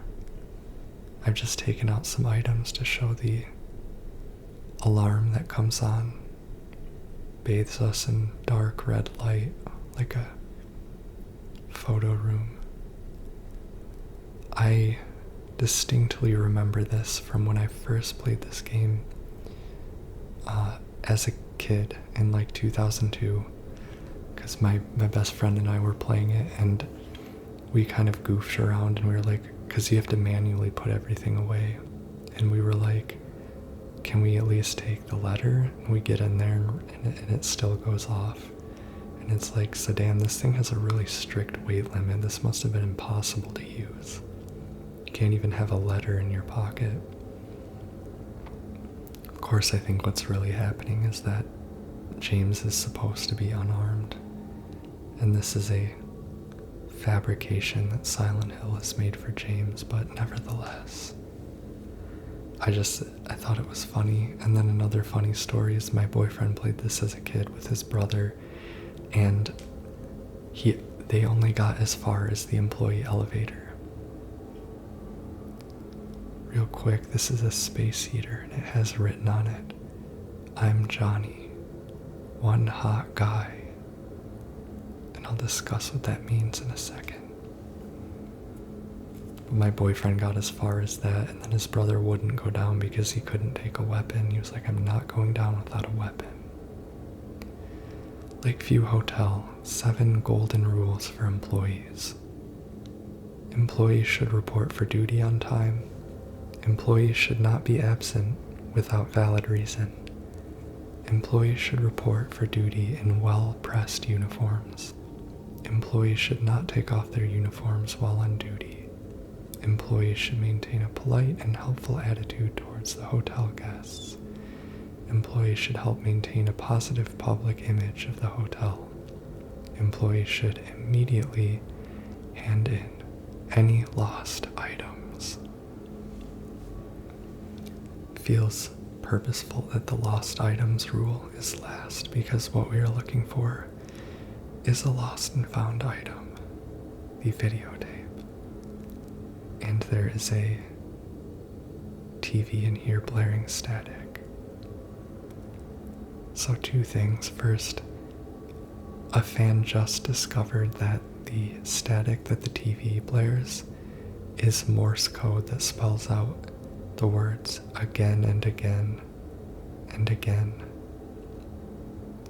in perpetuity. So it's saying again and again and again and again, the TV, and it's sort of a reference to the, it sort of suggests a cycle. And some people are talking about the time loop theory as it relates to that. Obviously, I still can't really figure out, I don't know, I still don't care too much about the time loop theory, because it seems like it just doesn't have anything to do with the story or the meaning of this game. I mean, it does, but I think it's being kind of overemphasized. I mean, it's fun. It's a fun theory, but I think it's being focused on too much, because the idea that James is going through this over and over again, it's like, okay, and I don't know. I do really still think it's a fascinating theory. I've talked about it already. Anyway, that was a tangent. Regardless, though, there are other cycles in this game, like I was talking about with the Maria ending. There are cycles, like James is maybe doomed to repeat the mistakes of the past through Maria. And yeah, speaking of time loop, I mean, there are dead Jameses. Maybe there is sort of a Groundhog's Day thing going on where James goes through this again and again and again, each time the situation being new to him, but him approaching it in different ways. So it's sort of meta. The player, the person playing as James, is the variable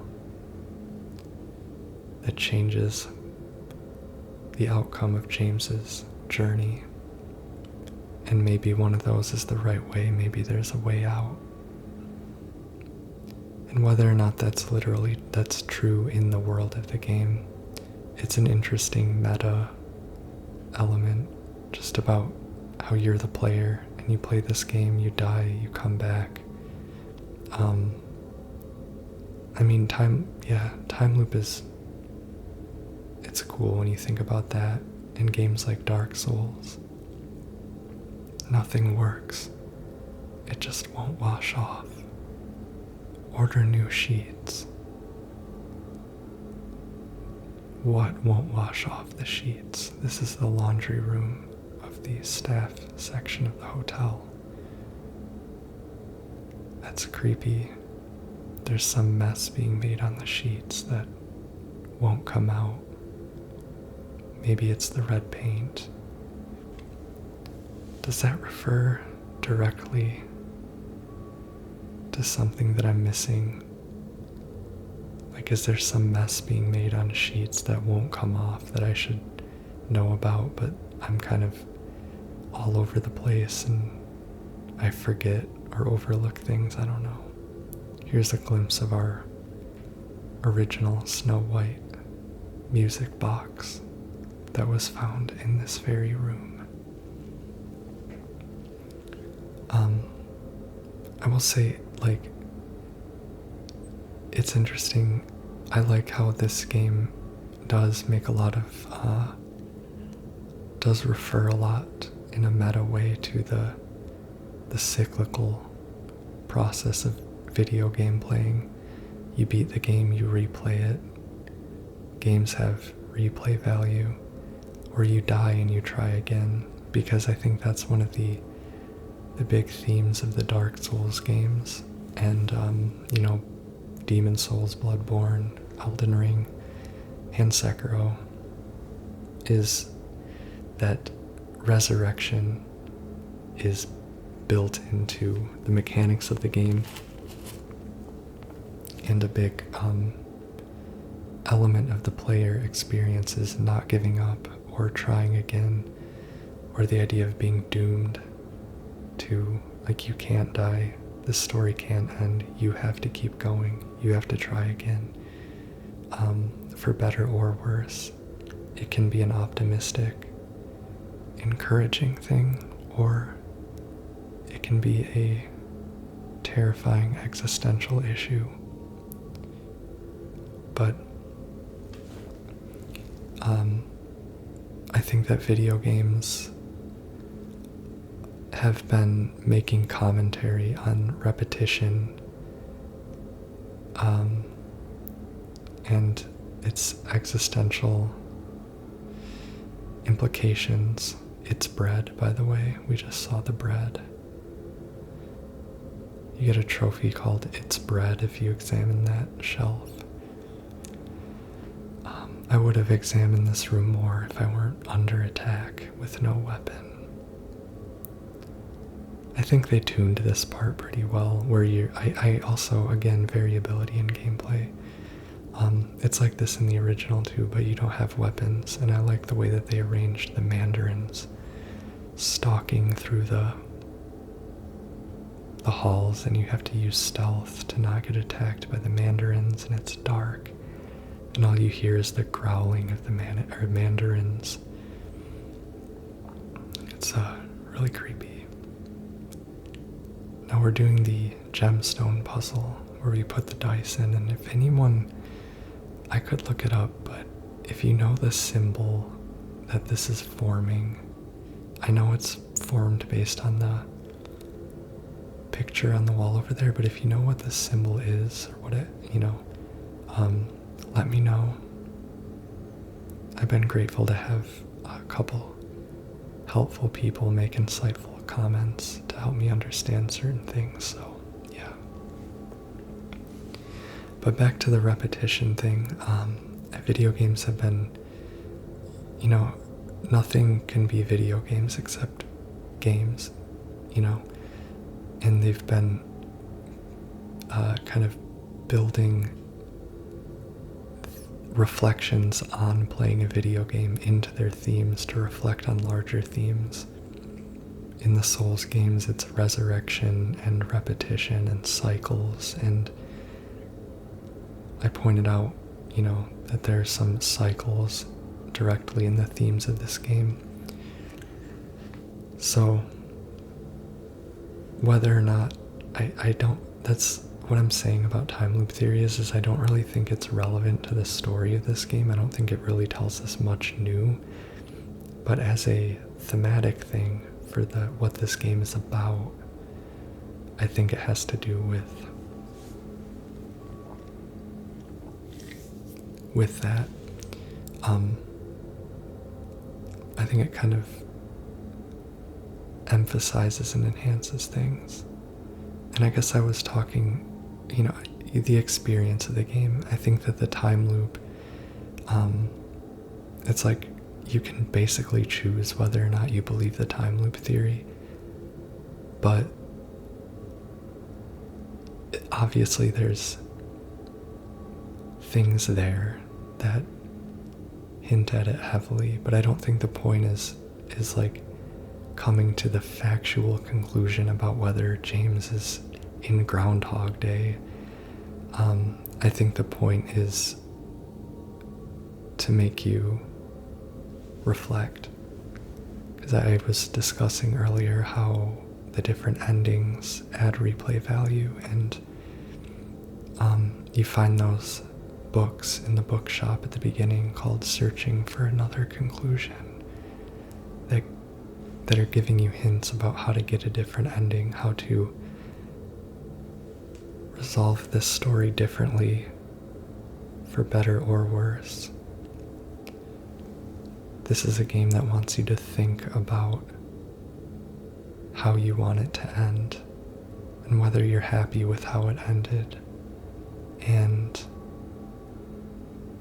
to play it again, to repeat the cycle and try to make things change. And I'm again coming to that sense of, I used to see Silent Hill 2 as more optimistic than I think it actually is. I don't know if it's different in this game, but this game really brought to my attention that I don't think there is any good ending to this game. There's no ending that makes me feel comfortable and relieved. Originally, the Leave ending did that, but having played this one and kind of talked to other players and stuff, I'm like, I don't even know about that one. So, people say maybe the Stillness ending is supposed to be like a best ending in terms of the outcome. Even then, it's so vague, and I like that it's a horror game, and I think one of the greatest things as a Silent Hill 2 lover that this game did was make me less certain and make me less comfortable. I feel like the original one made it easier to believe. I don't think it was right to believe it, but it was a little easier in the original to believe the sort of cosmic therapist theory that Silent Hill is like putting you through an experience to dispel your denial and make you face your things and then atone and live happily ever after. I don't think it's like that in this game. I think there's so much doubt behind everything, behind all the morality and all of the outcomes. I think that is, besides what I was saying about honesty, like about things aren't always okay. I think that's another thing horror can do, is utilize and instill doubt. And so I do still think this game is very existential, but it kind of asks more of you. It kind of asks you to work harder to decide what, to decide James's fate, or decide what you're to take away from it, from the experience. Because it makes, I don't know, something about, I think, how it's cinematically presented and all that just makes you less certain about what's right, how things should be. It leaves doubt, and that's a sign that it's done what it has to do. It makes you decide for yourself. It makes you think and question. It causes a lot of moral discussions, obviously. But I think horror, all good art, but I think that horror has a certain advantage in that all horror is existential. When you fear, you're fearing for your life. Over here, there's some fishing lures. I don't know what their significance is. In my brain, I thought this was a reference to Origins, because I thought there was fishing lures in the hotel, but if you know, let me know. Also, I didn't mention it at the moment, but in that Venus Tears bar that we were just in, the jukebox is broken. Water has spilled. And that's what, that's the jukebox that was playing Magdalene earlier. No, but I think, what I was saying was, I think that horror lends itself especially to that uncertainty. I feel like with a good piece of horror that has like moral questions, or just is ambiguous about the fate of its characters and stuff like that, horror is one genre where the answer is basically like, well, it's not my problem. Like, I don't have to tell you whether things are gonna be okay, or whether everyone lived happily ever after, or whether this was right or wrong. All that horror has to do is to present you with something that matters and make you feel it, and convince you that it matters, and then depict things. I'm trying to find the words for this right now, but you know what I'm saying. Like this game does, it presents you with something, it really goes into it, it explores these characters, it reflects so much of the real world and what all of us deal with and think about and confront. And it kind of gives us like a cone, K-O-A-N, of some sort for us to reflect on, and we're better for it. But the reason we came to horror was not to find the answer, it was to guide us to an answer. Hopefully we leave the game, or whatever else it is, with some feeling about what matters, where to look. We leave it changed and hopefully can find some kind of answer for ourselves. That can be true to varying degrees, possibly, depending on what you're talking about. I think it is generally true, even like for bad things, if you're finding meaning in them. Like, I don't know, just like bad movies and stuff. Because it's kind of innate to the experience and the effect that something's having on you, but definitely true of Silent Hill 2. And I made it sound kind of like it's like a peaceful and happy thing, but again, it being horror, the place that it leaves you in, the way it transforms you is through fear and anxiety and uncertainty, but nonetheless it's transformative, and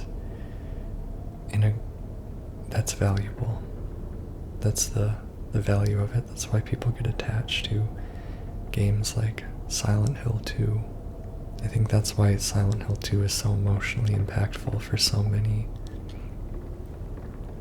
If you're not a Silent Hill fan per se, you'll still probably know about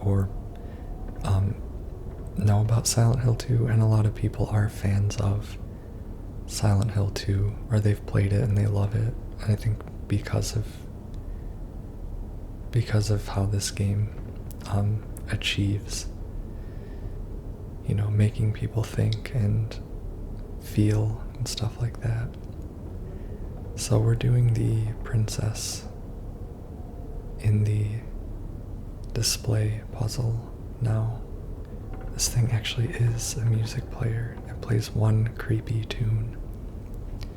Kind of weird to have this in a hotel. I don't know who this is for, what guests would enjoy this, but I honestly still don't fully understand how to solve this puzzle, but I've done it by just winging it a few times now. So you have to make a path for the princesses to their respective doors, and then you have to turn their keys a few times to wind them.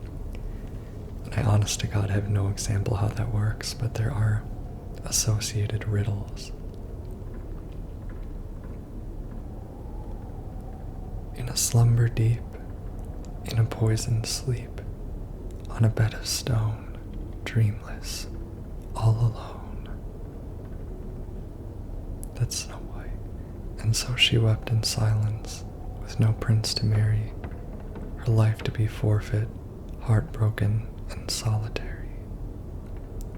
When the clock would strike, into the dead of night, hastily she would delve, alone, all by herself. That's Cinderella.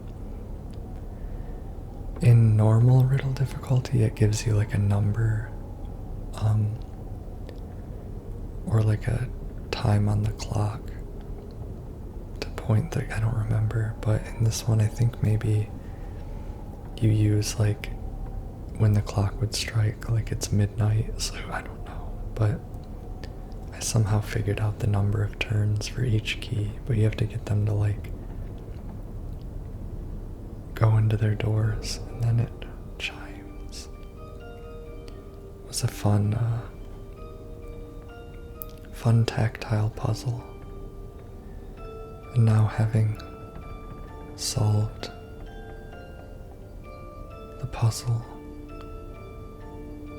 the box spits out the key to the third floor wing where room 312 is, and where the truth awaits, where we are told in Mary's handwriting that she is waiting for us. And the strange music box music plays through the hotel, echoing through the halls, following us up onto the second floor as we make our way to the gate where earlier we heard Mary shout for us. Well, now we're here, Mary. We're coming. We'll be there very soon. The doors open. A single light in the hallway illuminates the threshold of room 312. And we step inside and see a very nice, cozy, well-decorated hotel room.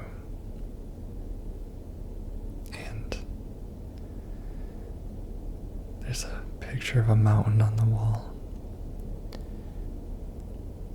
And we put in that videotape that we found in the Lost and Found.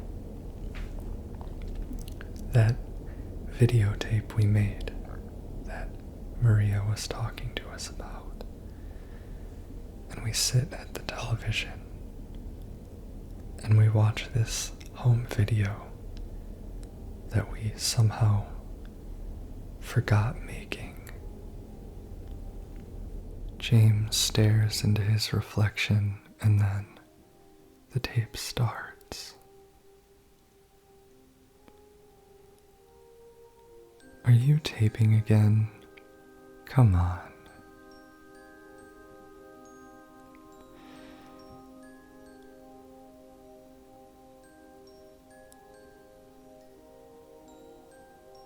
I don't know why, but I just love it here. It's so peaceful. You know what I heard? This whole area used to be a sacred place. I think I can see why.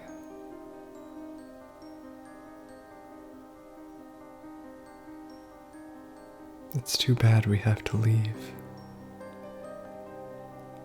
Promise you'll take me again, James. She coughs. And then the tape cuts to a dark room with a bed and a shape. Looks kind of like Pyramid Head's helmet, but then it's James. And he's reaching down and he's grabbing hold of the person in the bed, and the hands are Mary's hands and they're trying to stop him, but he violently holds on to the person. And James stares down, no longer looking into his own reflection, and wonders if he just saw what he thinks he saw. The reality sets in,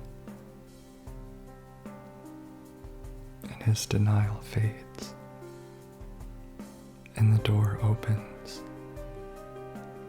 It's Laura. Hey, there you are. Do you know where Mary is?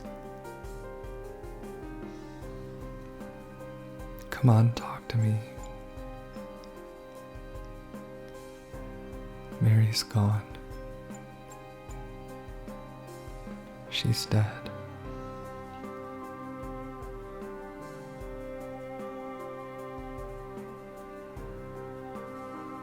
Liar, that's a lie. No, it's the truth.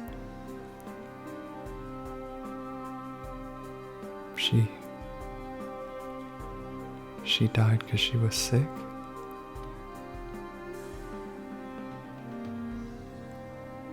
I killed her.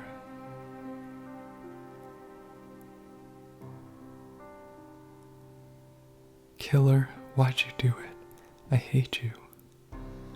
I want her back. Give her back to me.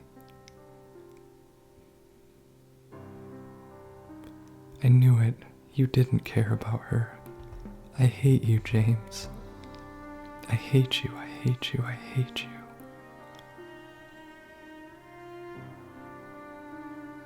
She was always waiting for you. Why? Why? I'm sorry. The Mary you know isn't here.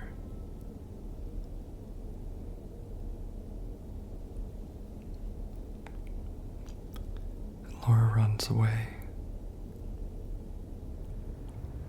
And we sit in the chair so long that the whole world changes around us. The building is now destroyed and dilapidated. James, our radio speaks to us. Mary? James? Where are you? I'm waiting. I'm waiting for you. Please come to me. Do you hate me? Please, why won't you come? But where? Where are you? You're so close now. Please don't give up. Don't leave me out here, James. James. So much to love in that scene. So devastating. And I am really happy for anyone who experienced that scene for the first time through this remake, because Luke Roberts' acting was amazing. That scene made me choke up when I first watched it, and I don't believe it usually makes me choke up in the original. This is the part of the game where everything suddenly gets really, really sad. It was sad before, of course, but from now until the end, it's just all really fucking sad.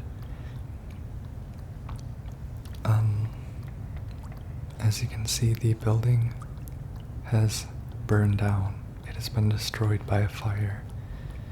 It's something I didn't pick up on until I read about it after playing the game a few times when I was younger.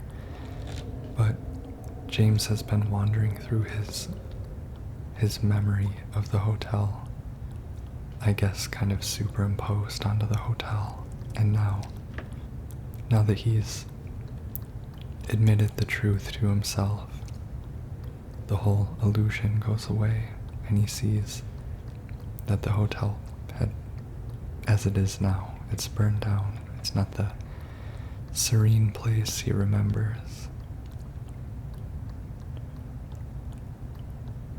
If you remember on the first floor, the employee wing, there was that space heater that said, "I'm Johnny, one hot guy," which I found kind of creepy. It kind of sent tingles up my spine. Just seems like a creepy message. I think it was implied that that space heater had something to do with the fire that burned the place. This is gorgeous, the orange light coming in through the window. Absolutely gorgeous. It's not like this in the original. In the original, it's more drab. I like both versions. I like that there's different but equally effective versions of this hotel. The track that plays in this part, Blank Fairy, has become kind of a meme, which I think is awesome. There'll be memes of like James running in the beginning with this song playing. I'm not sure I'll include the song because it's a little bit unsettling, but you know the one. It's like memes about like male loneliness and such. So there's so much to love in that scene. I really like how they executed the videotape scene, because in the original it was highly censored, and actually when I watched it I didn't understand what was happening. Like, I didn't even know enough to say like, is that what just happened? Did I see what I think I did? I had to wait until James told Laura to understand what I had seen. And here they did a great job of making it disturbing. Like, that's kind of what I wanted of the video. I wanted not to sound like a psychopath, but I kind of wanted it to feel a little bit like a snuff video, because first, because you don't get any or much of that type of disturbingness in this game. That raw kind of exploitative disturbingness. Not exploitative like, I mean like genre-wise. I guess transgressive is more the word I'm looking for. You know, snuff, like actual people murdering actual people, which is what is happening in that video, and you don't really get that type of shock anywhere else in this game, and it kind of is shocking because the rest of this game hasn't been like that. I wanted to be shocked, and that's exactly what they did without making it excessive. They didn't show the gore or, they showed implied shots, but with the sound effects and music, it was clear what was happening. And it's just such a unique shock in this game. There's no other shock like that. Like actually watching a person get murdered by a person, not some nightmare gore or reading a file about it. And the fact that it's your main character at that, this person you thought was decent, if not a great guy,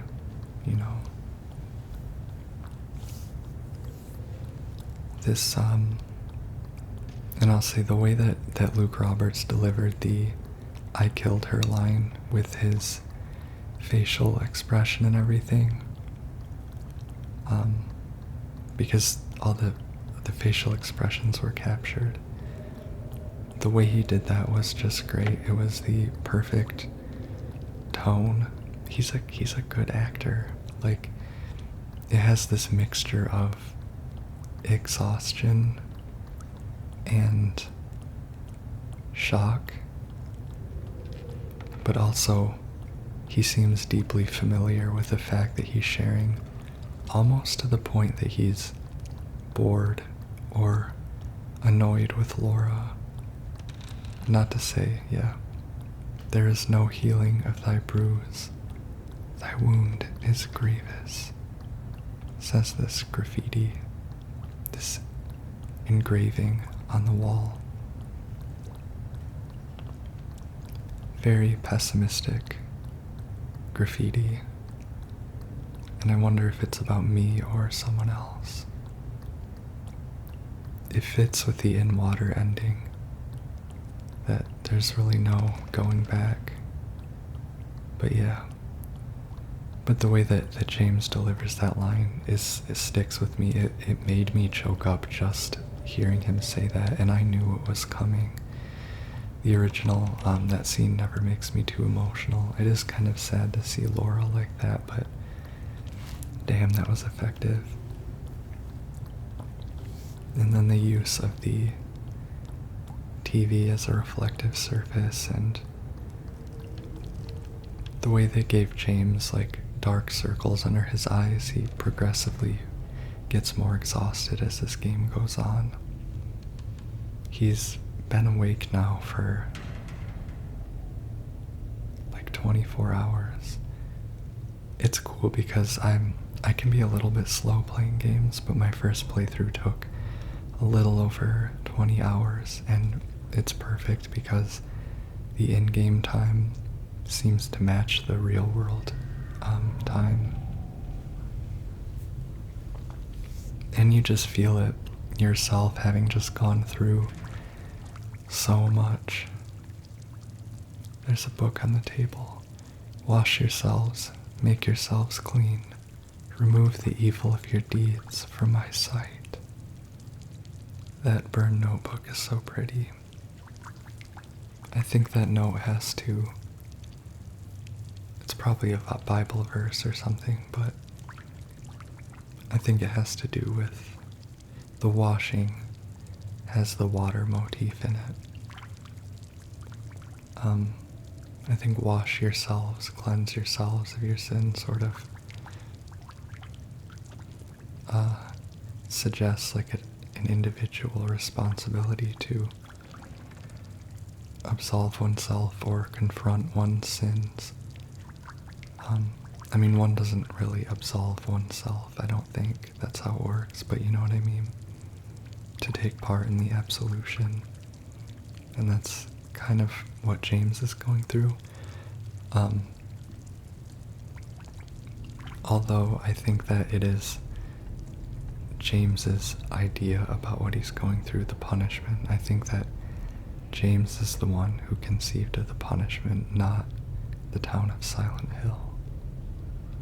This cassette tape player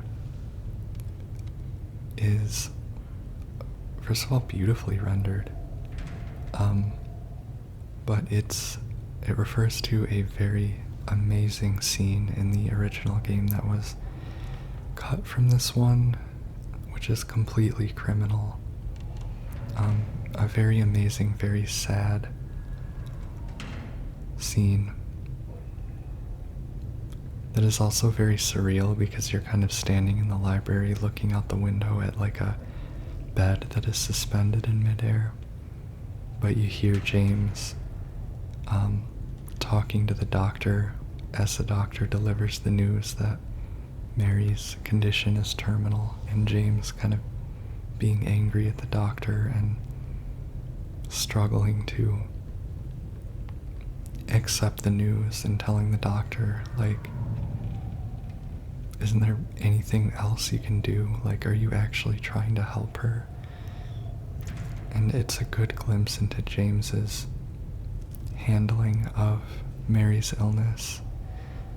And I think in this one they erased that and then they removed James's lines to the long hallway monologue after the dual pyramid head fight that's coming up, and we just hear Mary.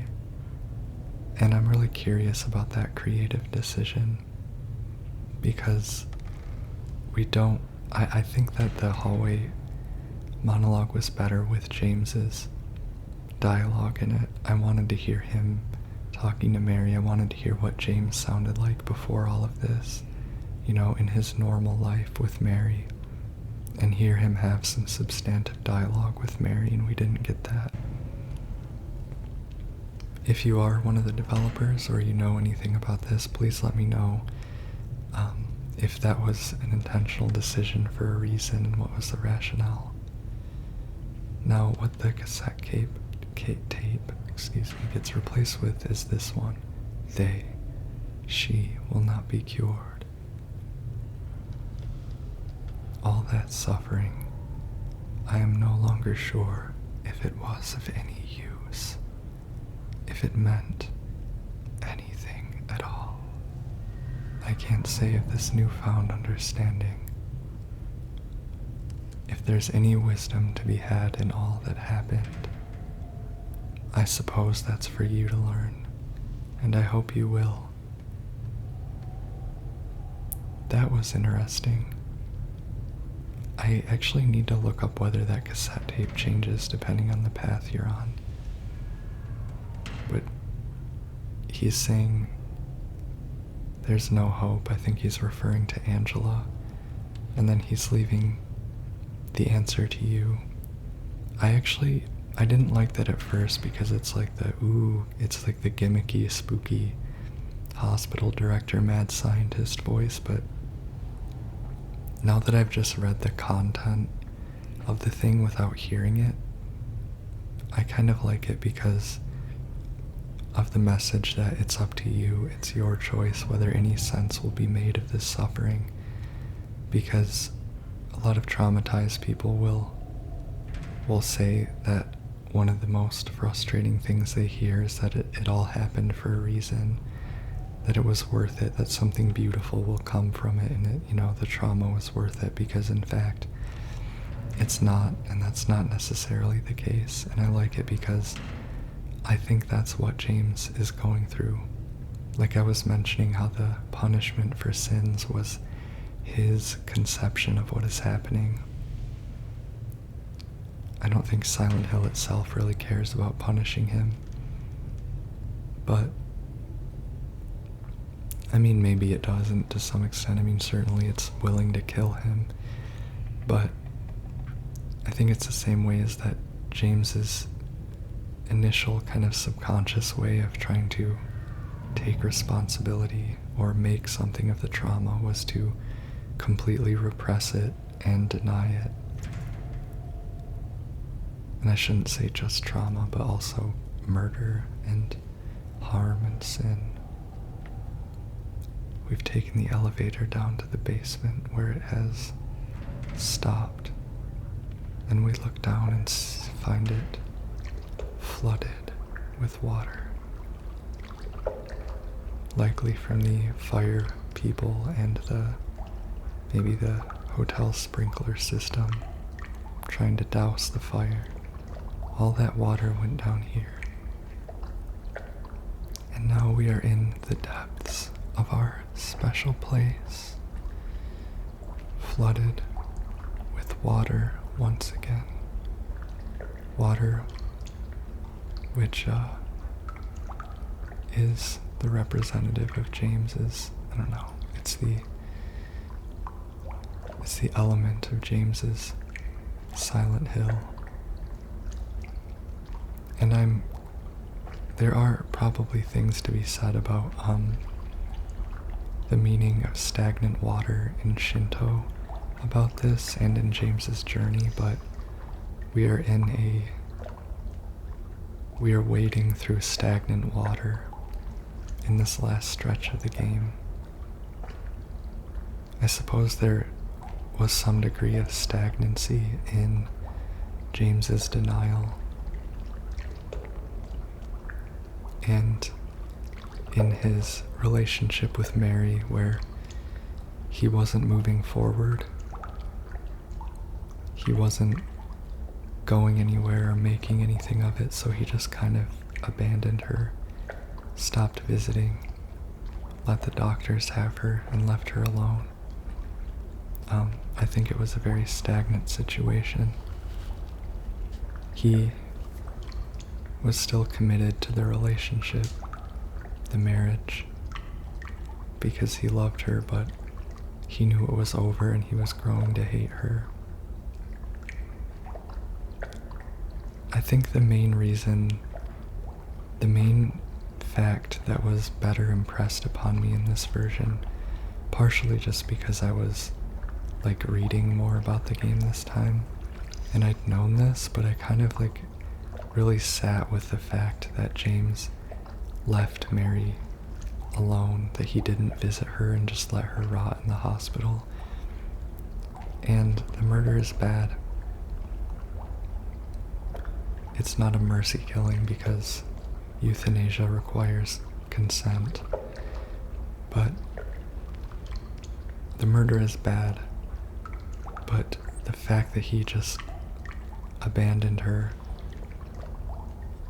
despite all of the reasons that he had for doing so, just makes me mad. It's one of those things where you can understand why someone did something, but you don't sympathize.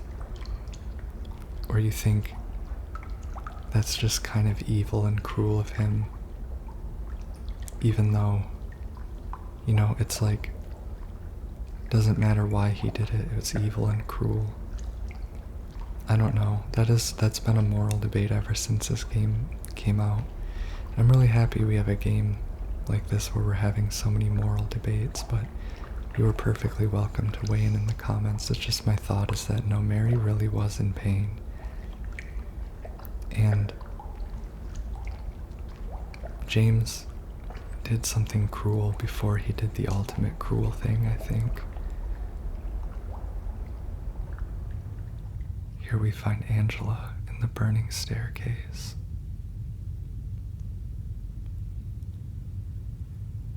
Mama? Mama, I was looking for you. You're the only one left. Maybe then I can finally rest. Mama. What's wrong? Wait. You're not my mama. It's you.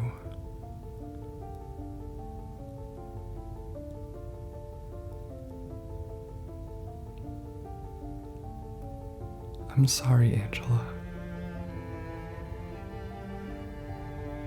I think you were right.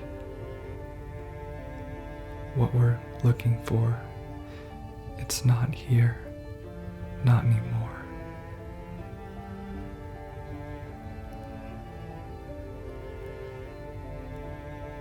Thank you for helping me earlier, but I wish you hadn't. Even Mama said it. I deserved what happened. No, Angela, that's not true. Don't pity me. I'm not worth it.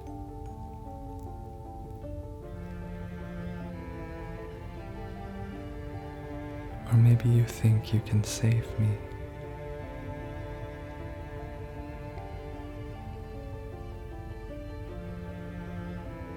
Will you love me?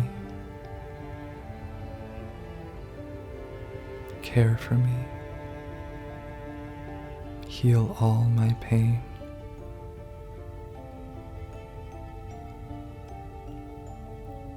That's what I thought.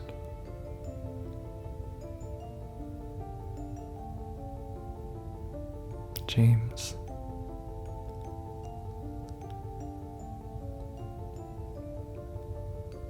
Give me back the knife. No, I won't. Saving it for yourself?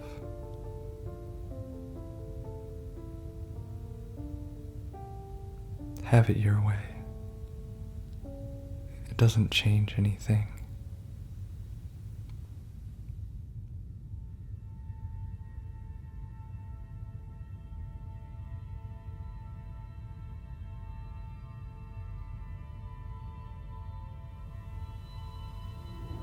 It's hot as hell in here.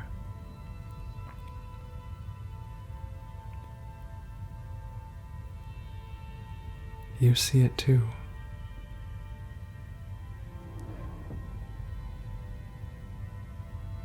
For me, it's always like this. Angela ascends the stairs into the flames, walking right through the fire, like she's likely going to die in the flames in that room. Like Silent Hill has allowed her to create her own execution chamber. Angela's experience of Silent Hill is in flames, and in this hotel we get a burned hotel that is also flooded, so it's got both the elements, water and fire. Shout out Gianni Keel for an amazing Angela performance. As we wander these dark hallways of the employee wing, these destroyed hallways, we come across a few interesting entities. I'm going to explore very thoroughly. There's a lying figure here. It sets off our radio, but we approach, considering that we might have to fight, and find it curled up in the fetal position on the floor, not moving, making pitiful, monstrous whimpers, monstrous whispers.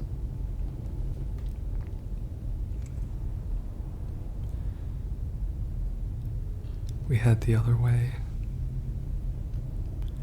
This is where we were earlier, where the mandarins were stalking about, where they had come above ground because James was emerging from his repressed memories. In this room, okay, that's really interesting. We hear a nurse. Watch the nurse kind of steps forward and stumbles and falls, completely impotent. It's like they've become too weak or apathetic to fight. Now that James has faced the truth, the monsters no longer want to kill him. Well, not that they don't want to, they just have no life left in them. There's no use trying to kill him anymore. There's a note on the table. 312 to be cleared out. In the manager's office. No one's returning. I actually need to know why they said that, what that means, no one's returning. Obviously it's James and Mary aren't returning, but I don't know. Here we have a mannequin spider. It kind of limps along and then jitters like an insect that's been poisoned. And here we have a door to the other world.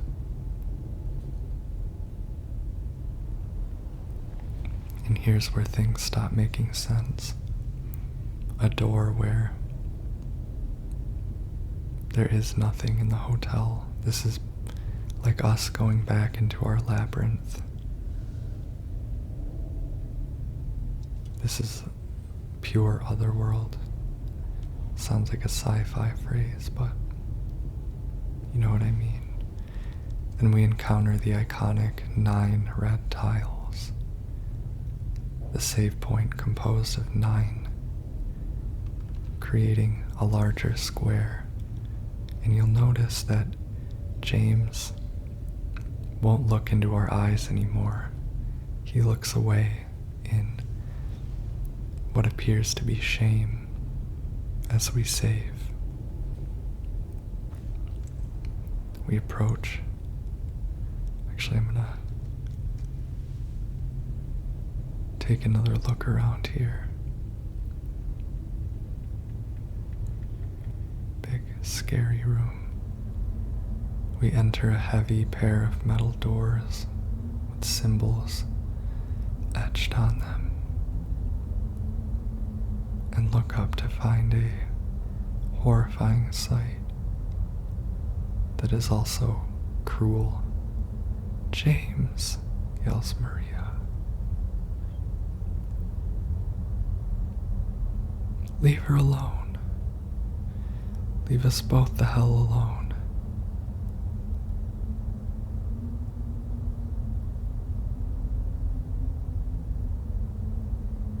Pyramid heads stand with their spears. 2 of them now. And impale Maria, killing her, and James falls to his knees, screaming. He can't watch her die another time, it's too much. This is the one that breaks him, and blood streams down Maria's face. She came back just for a minute to die again.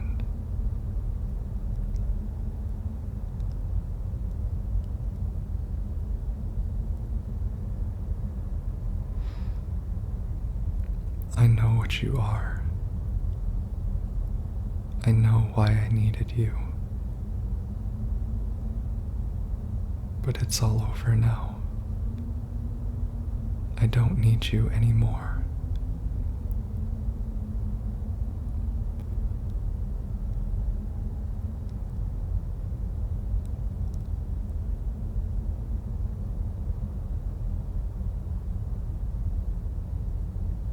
I'm ready. It's so badass how they do the "I'm ready." It could seem a little bit action movie-like, but it's not. We have our showdown with the 2 pyramid heads. So that scene is interesting. I kind of like how they left it to the player to infer what James means by "I know why I needed you." In the original game, he explicitly says, "I needed you to punish me for my sins," confirming that Pyramid Head is an entity that James conjured to punish himself for what he did to Mary and for abandoning her when she was sick, and for yearning for her to be gone so he could move on and have her out of the way, as he says. But this time they just See, I know why I needed you, and I actually like that. Of course, if you're a new player, someone like me will explain it to you if you really don't understand what he meant, but Pyramid Head, when Silent Hill 2 was made, was conceived as unique to James. He is an entity that James kind of conjured in conjunction with Silent Hill to punish him. And again, I kind of think the whole framework of punishment is James's invention. He is, after all, a member of a predominantly Christian, I think majority Protestant society, and he's full of guilt and all that. So I didn't get to say much about Angela. I just praised Gianna Keel for her performance, and also wanted to say that that's part of what the recording of the hospital director was saying, that it's up to you to make meaning of this, and it's sort of up to you to make something of what you're experiencing in Silent Hill, and then, of course, in general, of trauma, because that's what the theme is really about, real-world trauma. And Angela is someone who is just broken by her trauma, who doesn't triumph. And I think it's a grim, and it shouldn't be understood to be a pessimistic or a not life-affirming, but it's a grim reality that trauma kills, and not everyone is a survivor, and that's why the sources of trauma, we shouldn't celebrate trauma or glorify it, because Angela just couldn't win. Honestly, this game kind of put into focus just how intense and horrifying Angela's abuse was. And I'll continue that in a second. But after firing enough bullets into the twin pyramid heads, they stalked towards us with their spears, and then in unison jammed them into the ground, set them into the hole, and impale themselves on the spears, killing themselves, and then instantly go stiff. And I wanted to bring up again Fat Brett's character analysis video, where he explains that each character has a truth and then a deeper truth, a deeper, tougher truth. And for Angela, the truth is the abuse she endured, and the deeper, tougher truth is that her mother didn't actually care about her the way that she thinks, and that her mother wasn't there to protect her, and maybe even participated. So I just put the scarlet egg in the door and went through that door. That actually sets you up for the Maria ending, because the scarlet egg is clean and pretty, and the rusted egg, of course, is the decaying, ugly truth. But I'm definitely on track for In Water. Now in the hallway, we hear Mary's voice. "What do you want, James?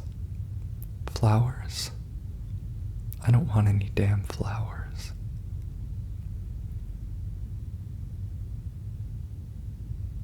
Just go home already. Look at me. I'm disgusting. Between the disease and the drugs, I look like a monster. Well, what are you looking at? Get the hell out of here. Leave me alone already. I'm no use to anyone. I'll be dead soon anyway. It'd be easier if they just killed me. But I guess the hospital's making a nice profit off me. Why are you still here? I told you to go. Are you deaf? Don't come back. James, wait. Please don't go. Don't leave me alone.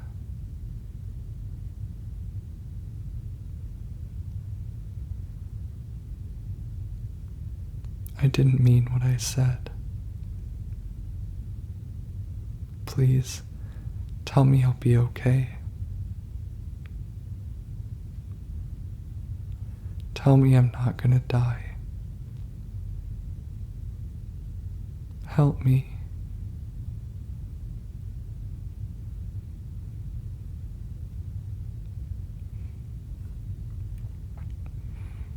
And then Mary cries.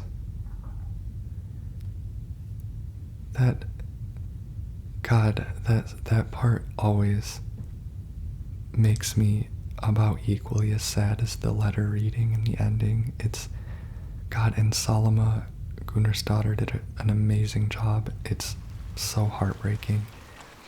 It's just, I just love it, and it's so real, and like you rarely see video game writers achieve those heights, dealing with like realistic scenarios like dying. The way that Mary is lashing out at James, and she's just she's hates herself, and she's calling herself ugly. And you can tell she's sad, but it's manifesting as anger. She's displacing it into anger at James, when what she's really feeling is the fear of death. And in fearing death, in not wanting to be alone, she pushes James away and tells him to get the fuck out. And then the way that she immediately turns and says, wait, I didn't mean it, please come back, like, I'm sorry. It's just so heartbreaking. Like, I don't know, if I was James, I would be like, I understand, like, you know, it's fine, I understand. I wouldn't fucking,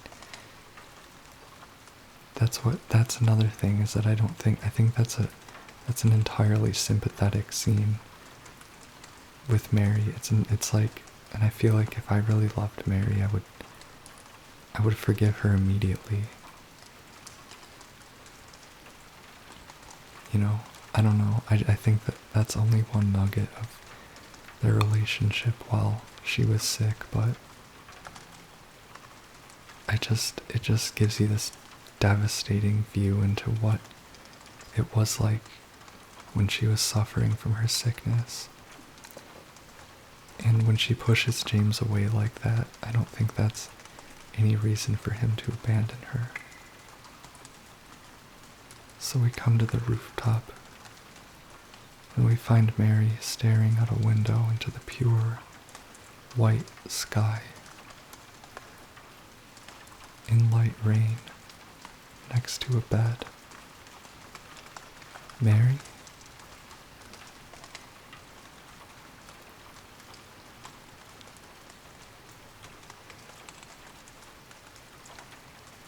I have missed you so much.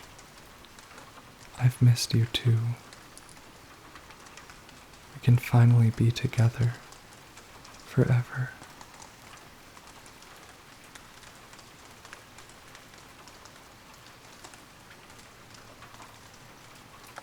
No.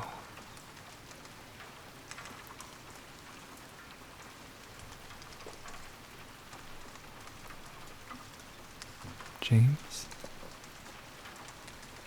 Honey, what's wrong?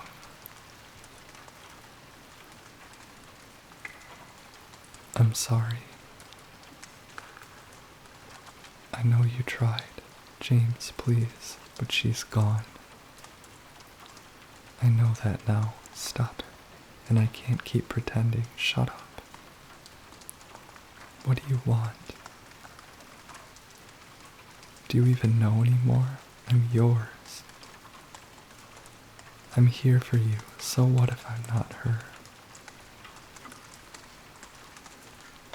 I can give you what she never could. I can be better than her. What else do you want me to be? What else can I be? I'm so sorry, Maria. I really am. But this has to stop. It's time to let go. Maria cries.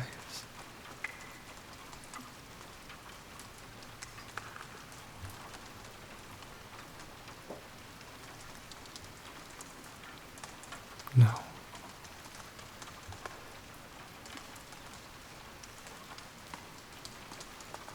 What?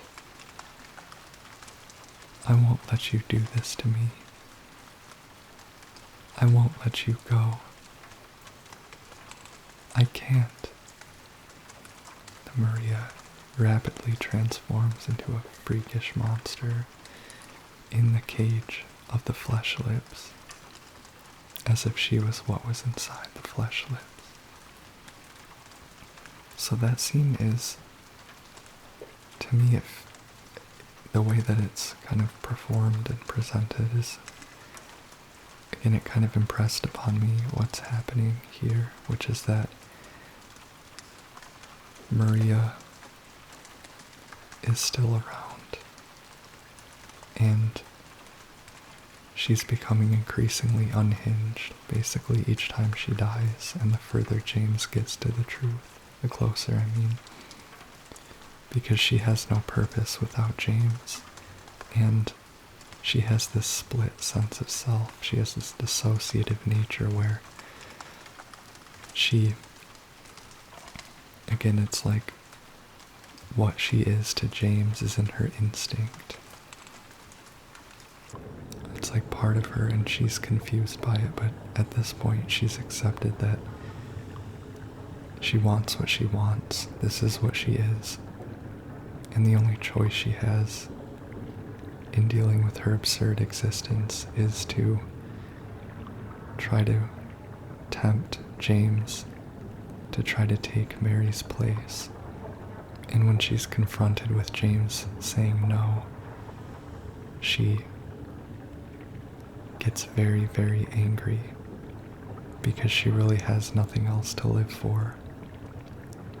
It was cruel that she was even created. And she's a cruel fabrication of Silent Hill. And yes, it is also James confronting his own demons, his own denial, and his own desire for someone quote-unquote better than Mary, someone who can give him what he wants, as Maria said, and give him what he needs. But it's one and the same. Maria's existence is intertwined with his in Silent Hill. Maria is her own person. She's this autonomous creation of James's own desire. And unless James kills her, unless James can destroy her, that fabrication of his, then he can't really escape Silent Hill. And that's what we're doing now. Also, I should mention that they did a really good job in how they expanded this boss fight and made it modern. I feel like the boss fights in this game are scary and tense, and they are serviceable in the combat department, and that's all they needed to be, so that's great.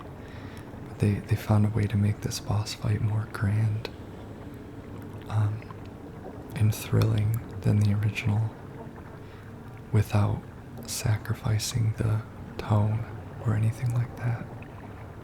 And you find yourself again in something that resembles the flooded basement of the hotel, so it's like kind of like she sucks you back down into the flooded depths of denial or something like that. I think symbolically that's how it seems to me. But you triumph and you get pulled back up onto the roof where you have a fighting chance of defeating her.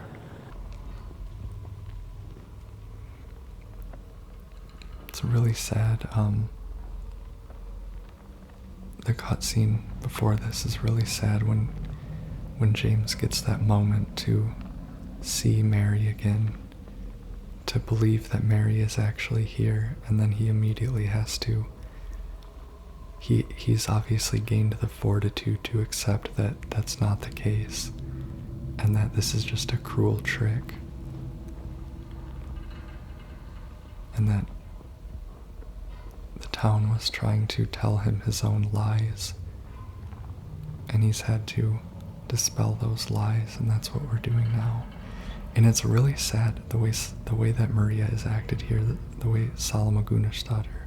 I just want to make sure that I give her all her credit, because it's really sad the way, just the way that Maria seems to get genuinely emotional, not manipulative this time, but she gets so frustrated at that she can't convince James to be hers, that she cries and she's angry and sad, and it's even kind of grotesque that she imitates Mary so well, to the degree that she's wearing Mary's clothes and she has Mary's hair. It's just kind of body snatcher, skinwalker kind of stuff.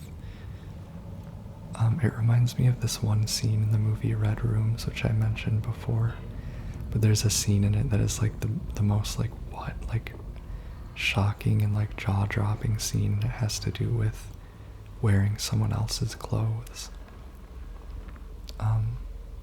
Random, but yeah, it really is kind of shocking and disturbing.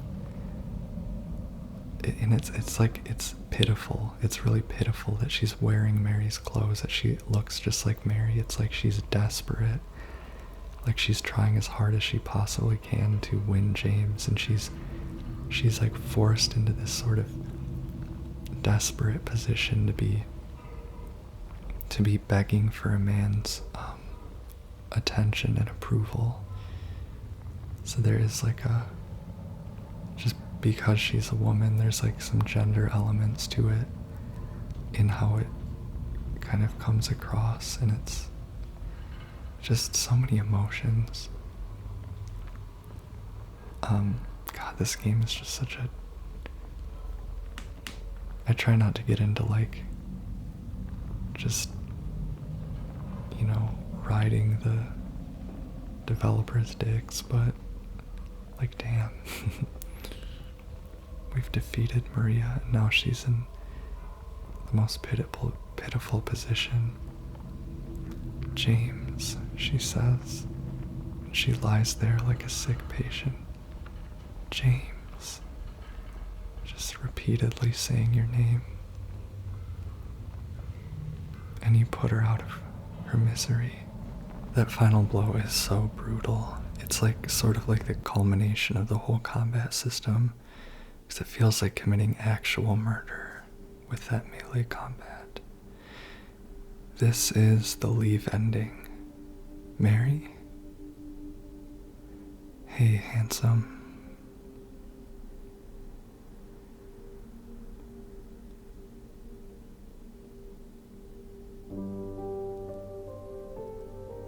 I'm sorry.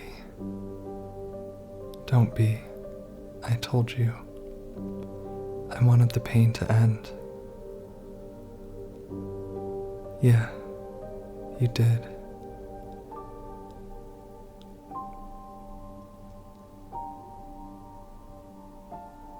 But that's not why I did it.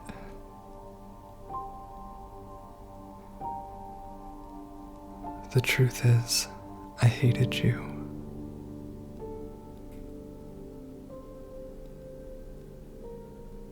I wanted you out of the way. I wanted my life back.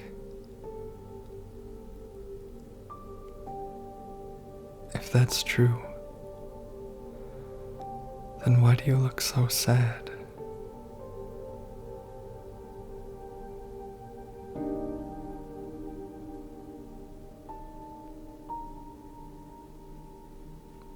Mary, it's okay, James. Here.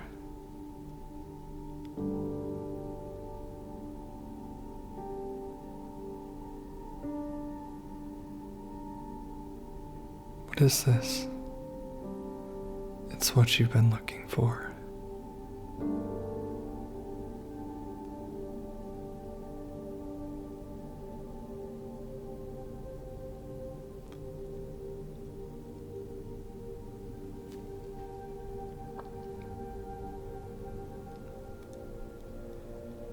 We see James, Laura, drawing a picture on the place where we first spoke to her. First she retreats, but James pulls out the letter that Mary had written for him and shows her. And it looks like Laura was drawing Mary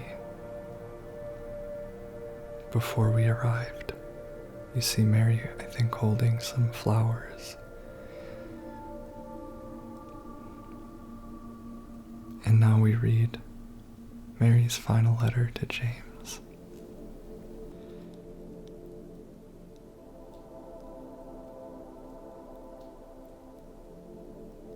In my restless dreams, I see that town, Silent Hill.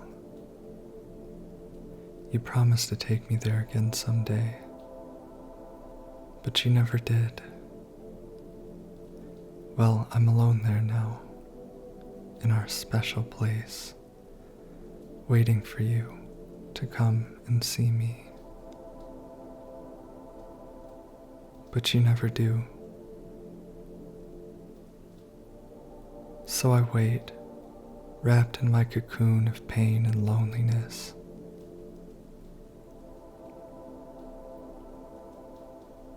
I know I've done a terrible thing to you. I wish I could change that, but I can't. I feel so pathetic and ugly laying here. Every day I stare up at the cracks in the ceiling, and all I can think about is how unfair it is.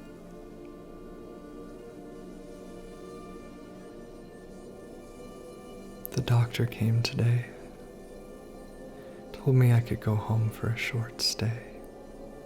It's not that I'm getting better, it's just that this could be my last chance. Even so, I'm glad to be coming home. I've missed you so much. But I'm afraid, James. I'm afraid you don't really want me to come home. Every time you come to see me, I can tell how hard it is on you. I don't know if you hate me or pity me, or maybe I just disgust you. I'm so sorry. When I first learned I was gonna die, I couldn't accept it. I was so angry. I struck out at everyone I loved, especially you. That's why I understand if you do hate me, but I want you to know I will always love you. Even though our life together had to end like this, I still wouldn't trade it for the world. Well, this letter has gone on too long, so I'll say goodbye. I told the nurse to give this to you after I'm gone, which means that as you're reading this, I'm already dead. But that's okay. I'm not afraid of it anymore. I just hope the pain will end soon, so that you remember me for who I was, and not for what the disease made me. I want you to go on. I want you to live, for yourself and for others, like you did for me.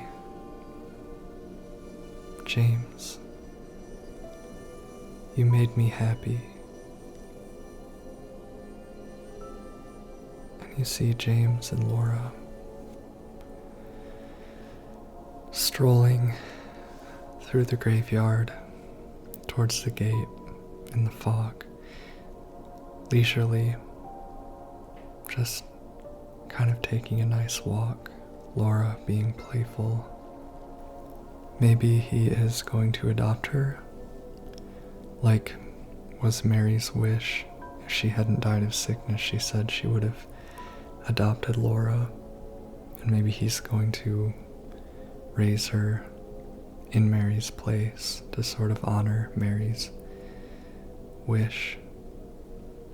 Or maybe he's just going to take her to safety, to guardianship, to whatever previous life she had.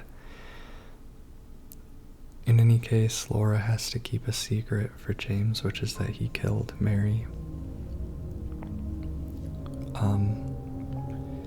And I don't see that ending well, because if she doesn't tell anyone, then she has to grow up and kind of live with the burden that she kept that murder a secret for James, especially if James is her legal father, if he adopts her.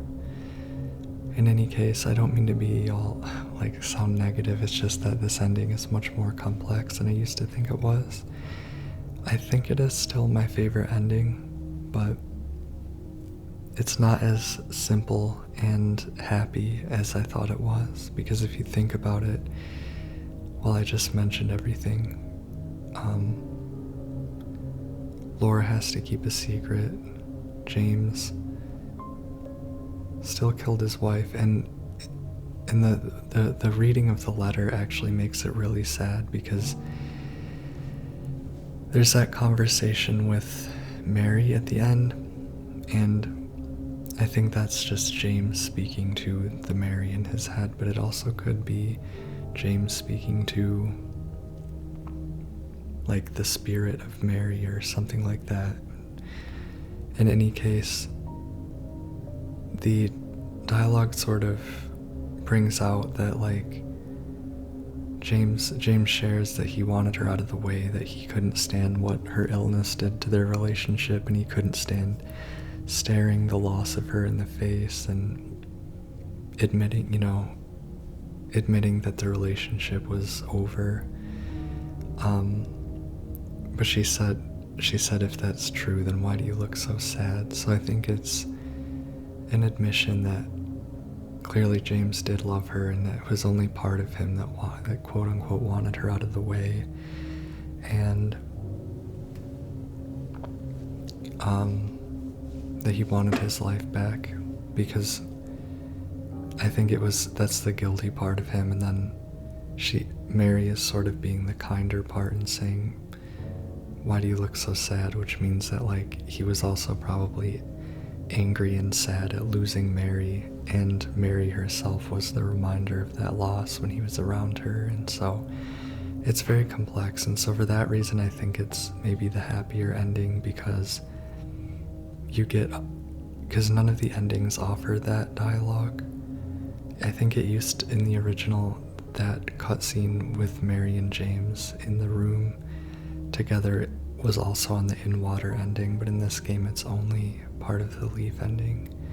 So it's happy in the sense that you get to hear from James's mouth why he was guilty.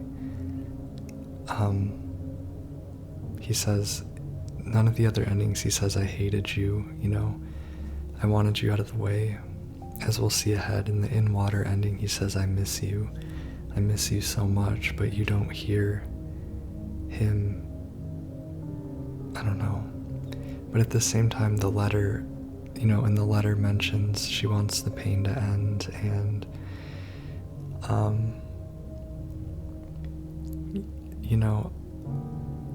but the sad thing about that letter is it was written before James killed her. So she never asked James to kill her, and that's what really gets me, is that their final moment together was brutality, and part of why she's sad is that James hasn't visited her in so long, and her kindness and grace toward James in that letter is is it's part of her coping process and her accepting her own death. She has to learn to forgive and be kind, but she hasn't seen James barely at all in years. As she's been dying, she's been alone, and then James comes in the room, and it's like some of this precious time they could spend together, and he kills her. She never asked for that. She wanted the pain to end and all this and that, but she didn't ask James to kill her. And in the hallway scene, when Mary's calling herself disgusting and all this, and pushing James away, it's because she wants James to tell her she's wrong, that she's not disgusting, that she's not a burden. And as far as we know, we didn't hear that from James in that scene, and it's just like, the irony of it is like, you can't tell if Mary is earnest or if she means it, or if deep down she just wants James to say no. She wants James to miss her. She wants James to spend, to be with her for the end. And it just feels like with the leave ending, it's like the letter sounds like it's forgiving James and it's telling him to go on, and like it is at the surface level, but that's before James killed her and before James admitted any of his feelings out loud, before James even communicated any of that to Mary, who was suffering and dying, for so long. He wasn't even honest to Mary about it, and it's like, I can't stand the thought that he's just being forgiven and moving on. But at least it's a start, I guess, because we hear James admit that he killed her and admit how he was feeling about killing her. But it just still, I can't take it as like a forgiveness and move on thing, because she really suffered, and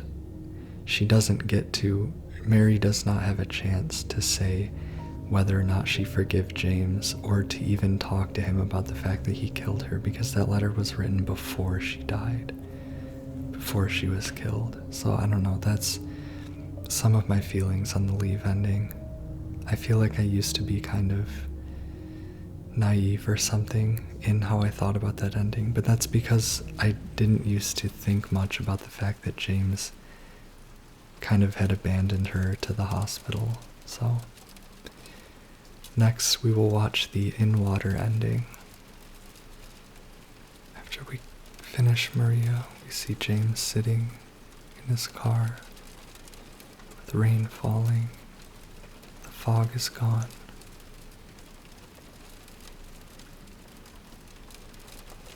I miss you so much.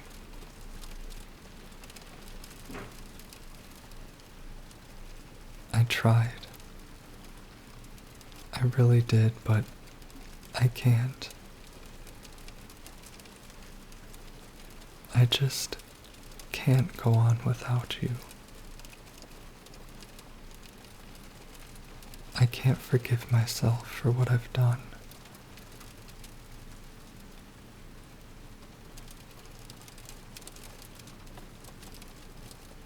I know this isn't what you wanted,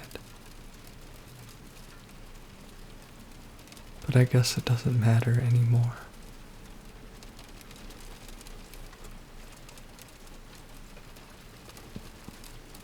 You're not here,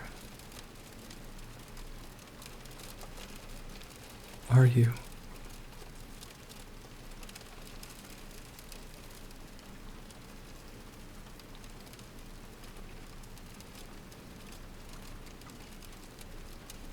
Luke Roberts.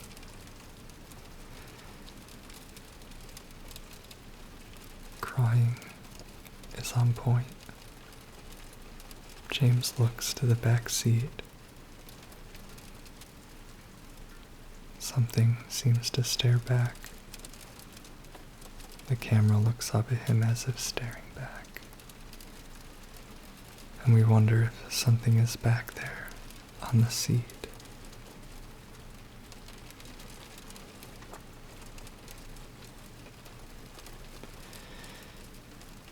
screen goes dark and we hear the sound of an engine revving and driving, and a huge splash as James drives his car into Toluca Lake with himself inside of it.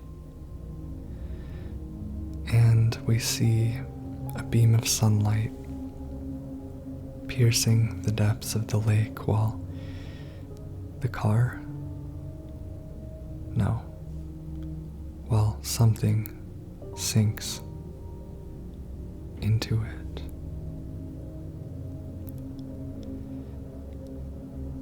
And we hear Mary once again reading her letter, which, because I've already read it, I won't bother. But that something sinking into the lake is the letter that Mary wrote for James. This time, we don't see how James got it. It wasn't handed to him. I would guess maybe James already had it in the car. James actually has Mary's body in the back seat of the car throughout the game, if you didn't know that. The sheet in the back, it may be, I think it's like 99% true that he does. Like, maybe it's not, depending on your ending, but it is. That's part of why the leave ending is not as happy as you'd think. But so, we see a close-up on the object sinking in, and it's a letter from Mary. This is the letter. Mary's name may be starting to wash off in the water, I think, unless that's just cinematic blur. So this ending, James misses Mary. He can't go on and all that. He loves Mary and misses her, and I guess I used to not like this ending so much because I just thought, like, it's a suicide, it's too easy, it's just like, oh, James, you're awful, why don't you just kill yourself? And now that I'm thinking about it, we hear that the sadness that James expresses in this one is different from the leave ending, because he's just straight up saying he misses her and he wishes, and he's not doing what she wanted, but it doesn't matter because she's gone. And in the in-water ending, he's simply coping with Mary's loss directly, maybe in a way that he didn't get to in the leave ending. He didn't, the leave ending doesn't have a moment where he simply misses Mary and, openly accepts that she's gone. Instead, he admits his guilt, and I think in this one, he doesn't admit his guilt, so there's something I don't like about it. I don't know. It feels like maybe he's, I guess there's no reason to admit the guilt. He misses her so much, there's no reason for him to even apologize or repent, or there's no reason, not even in honor, not even to honor her memory or to show love to her from beyond the grave. He can't do any of that because she's gone, because like he says, it doesn't matter anyway, right? Because you're not there. So I guess there's a lot to think about. I would love to hear your guys' thoughts. I could go on and on. I'm having more thoughts, but I think that I've said some things. I think in summary, the leave ending and the in-water ending kind of give us two different, totally different angles on James's grief and guilt. And neither of them are morally simple or clean.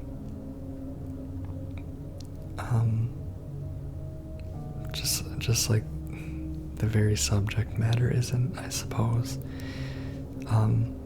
I think this would be a boring game if we were morally satisfied with any one of the endings. Now the rest of the endings kind of make you question the reality of the game, and I'm excited to talk about those. There's moral questions, but there's also metaphysical ones, especially, well, I'll talk about those in a bit. Next, we're going to watch the other of the three main endings that you can get on a first playthrough, the Maria ending. In this ending, we get a different cutscene on the roof before the final boss. Mary sits on a bed, and it's raining on her. Mary. James. I've been waiting. It's been so long. Didn't you want to see me? Yes. More than anything. You're all I've ever wanted.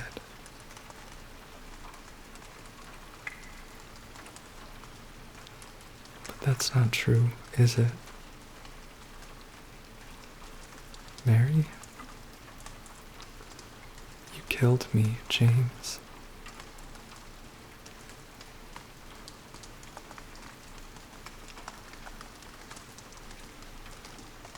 Yes. I did. I couldn't bear to see you suffer. Don't make excuses. I know how you saw me, how you felt. You really hated me. Didn't you? It's true, I may have had some of those feelings. It was a long 3 years. I was so tired. I guess I understand. I know I was a burden. You wanted a long, happy life. Something I couldn't give. Can she?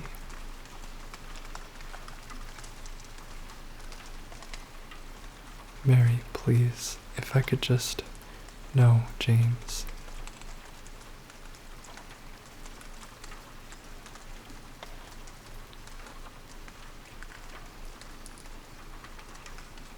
Those were the last precious moments I had. How could I ever forgive you? And then, this time we're fighting Mary. She transforms into the monstrosity. Maybe it still is Maria. Same boss. In that cutscene we get a third angle that I was talking about where James kind of says, well, it was a long 3 years, I was suffering and whatever. And, different explanation / excuse that James gives there. But I like when Mary says, don't make excuses. It's the first time we've heard her say that, or anyone say that. The ending begins with Maria lying on the stage at Heaven's Night, taking a nap or something. James approaches, lends her his hand. She stands up and joins him.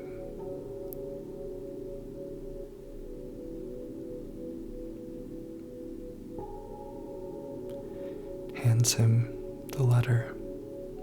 What is this? It's what you've been looking for.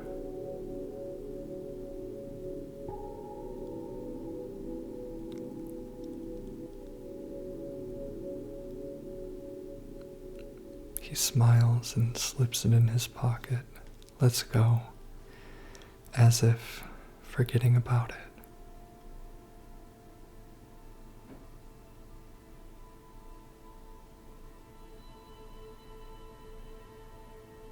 We see James's car back in the observatory parking lot. He and Maria walked all the way back through the cemetery, up the trail, back where everything started. As they approach the car, Maria coughs.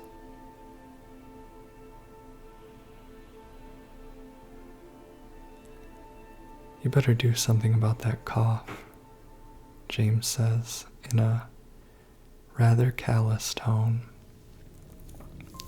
That ending was executed much better than in the original, I think, or at least much differently in a way that, but when James says you better do something about that cough, he sounds like an asshole, and it's like makes you wonder, like he's being it's like he's annoyed and he's being very critical, and it makes you wonder if he talked that way to Mary. It's sad. But James very, very rarely smiles in this game, and one of the smiles was she hands him the envelope and he puts it in his pocket and he just has this kind of dumb smile. And I found that so eerie watching it just now. It's like he's gonna tuck that thing away like you would tuck away a receipt in your pocket, and just kind of the smile is associated with bliss, like in the Bliss ending. No, but the way he says you better do something about that cough, it's like kind of critical and mean, and it's kind of like he's snapping at her. And then it cuts, and I think cinematically it's amazing because it's like a kind of a grim ending. So obviously the ending is usually described as like a repeating of the cycle. James brings Maria home, she's got a cough, she's gonna get sick and die, and the whole thing's gonna start again. That's how the ending is usually described, and it's true, there are some repeating cycles going on there. James kind of neatly absolves himself of what he's done to Mary, and he kind of makes an excuse to her, like, I couldn't bear to see you suffer anymore, an excuse that makes him sound like a good person. And then it kind of gets turned back on Mary, and she is kind of saying something that sounds jealous with Maria and all that, like, you were disgusted with me and now you're just gonna run away with this other woman, And I think I actually really like the Maria ending in this game a lot more than I did in the original. I think it's one of my favorite endings, maybe my second favorite, or maybe my favorite, but it just because it shows the excuse making, like it's sort of like I was saying, the in water and the leave endings kind of give different angles on James's actions and his feelings and stuff, but this one gives another angle where there's the part of James that wants to make an excuse, and this is the part where he gets away with making an excuse. And it's like, again, he kind of, where his willpower or lack thereof takes him is to just absolve himself and bring home this woman who was born from his wish, just learn nothing, I don't know.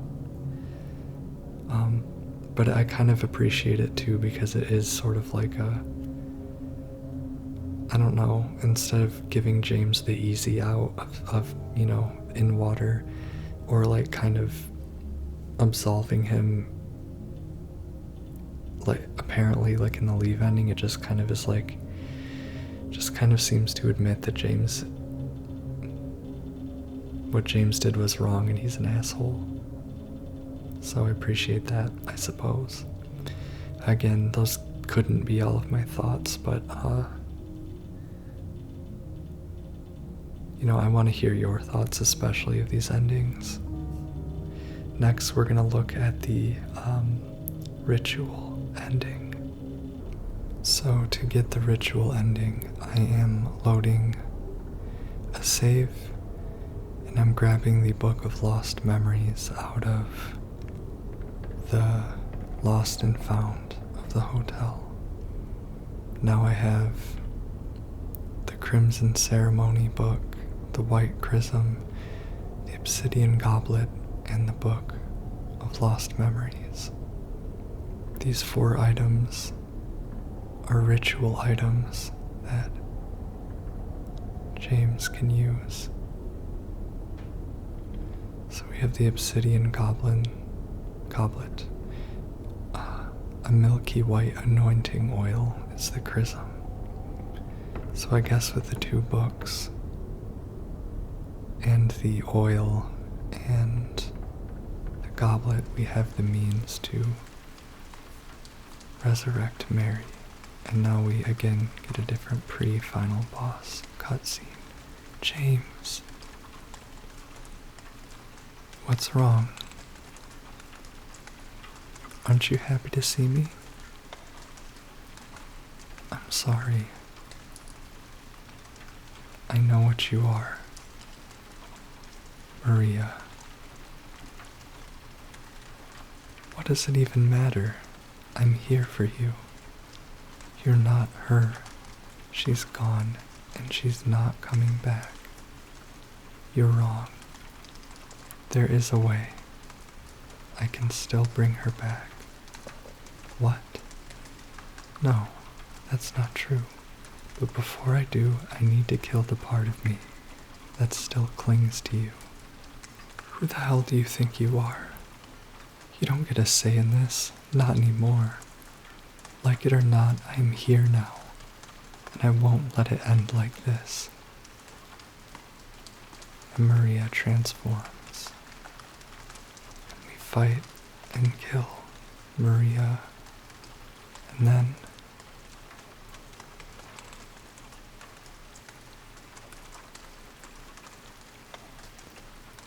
I will talk more about it, but I'm very intrigued about Maria saying, you don't get a say in this, and I'm here.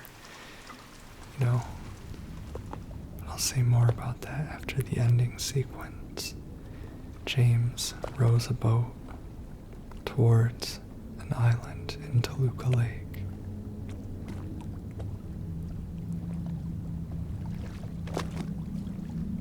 Mary, you look so peaceful. Forgive me for waking you. But without you, I just can't go on. Oh my God. This town, Silent Hill.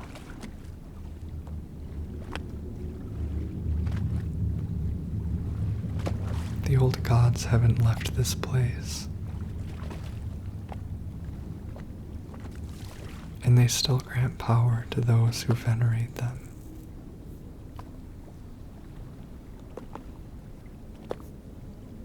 Power to defy even death.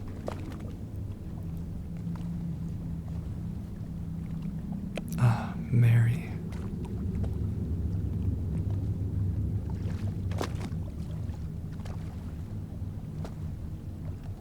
Screen fades to black.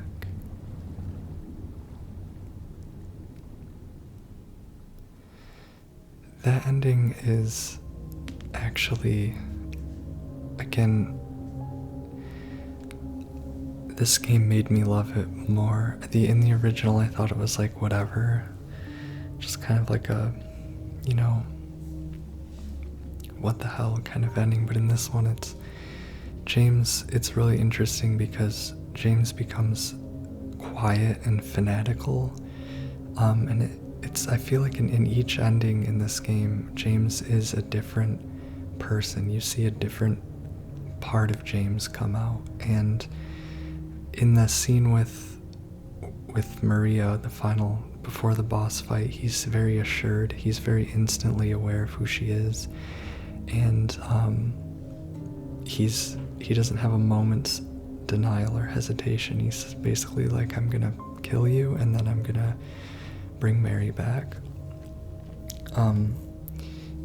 It's interesting the way James is talking. It sounds like he's sort of like in a fervor, like a quiet religious fervor all of a sudden.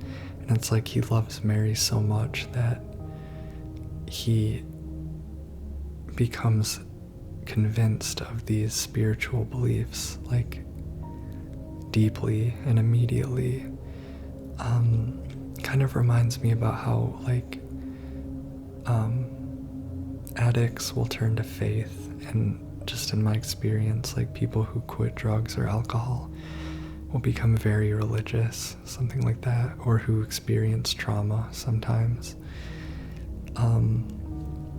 But he also sounds like one of the villains. He sounds like Claudia or something, where he's like, they venerate, they grant power, or Dolly or whatever. I think it's cool because it's sort of like, I don't know if you know the other Silent Hill games,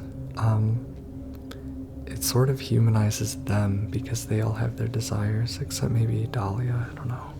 But like Claudia especially, it's like this is, this whole power thing. You see how someone would be drawn to that. But then again, I think this ending is also, it's like I was saying in the second part about the ambiguity of whether these spiritual forces and beliefs in Silent Hill are literally true. Because,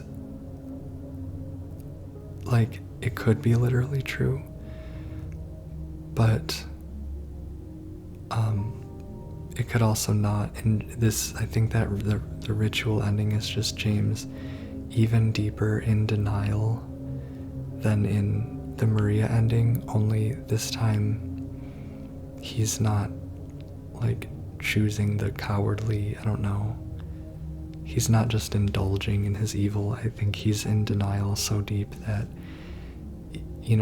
he's denying even Mary's death. And it's not clear whether the ceremony's actually going to bring her back.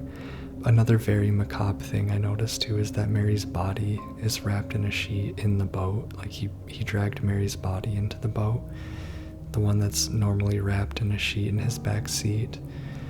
But yeah, it's a fascinating ending. I think the denial part, and I don't like to think it's one or the other way. Like, maybe the ritual actually will bring Mary back. Is it a ritual, an act, like a literal, I don't know.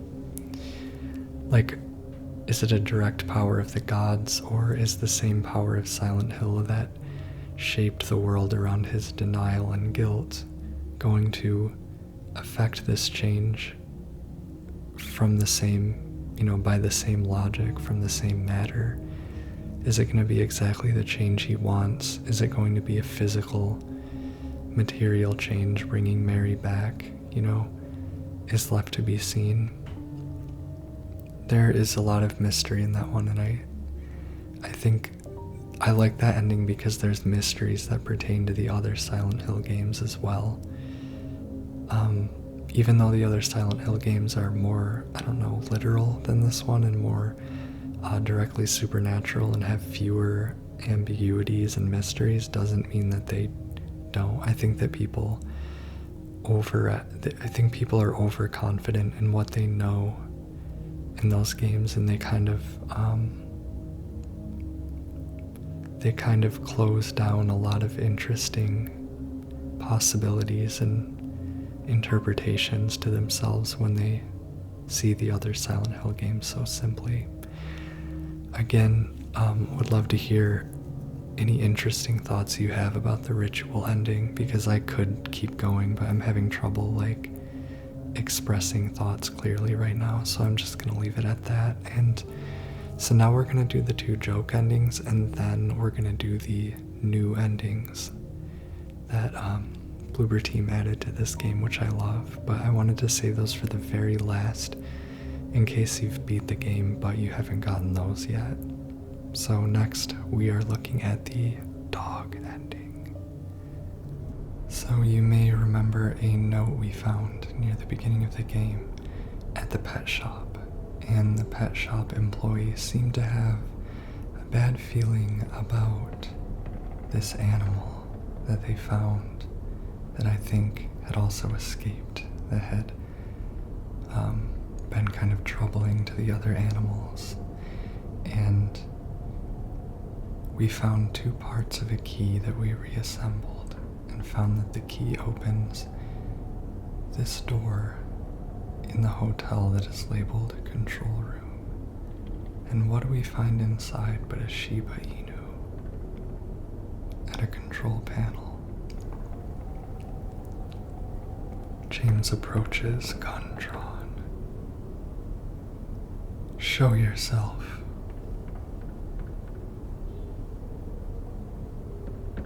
Shiba Inu slowly turns in his chair. No, it's not possible.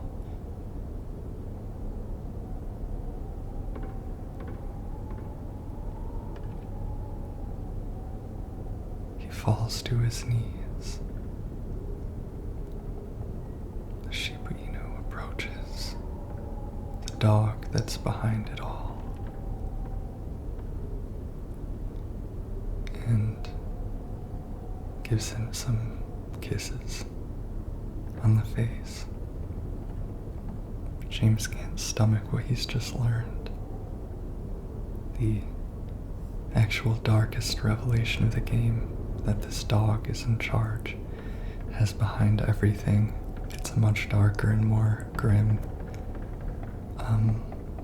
alternative to what we learn in room 312, and I'm glad they left that secret in there. Kind of let us explore that possibility. James actually in this version is speaking Polish, and I watched an interview with Luke Roberts. I forget which channel it is, but it's gotten a lot of views.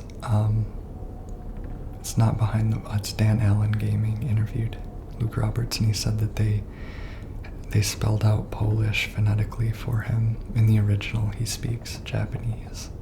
I believe that in the original, the Japanese voice actor, they just used that for the US version. Maybe I'm wrong though.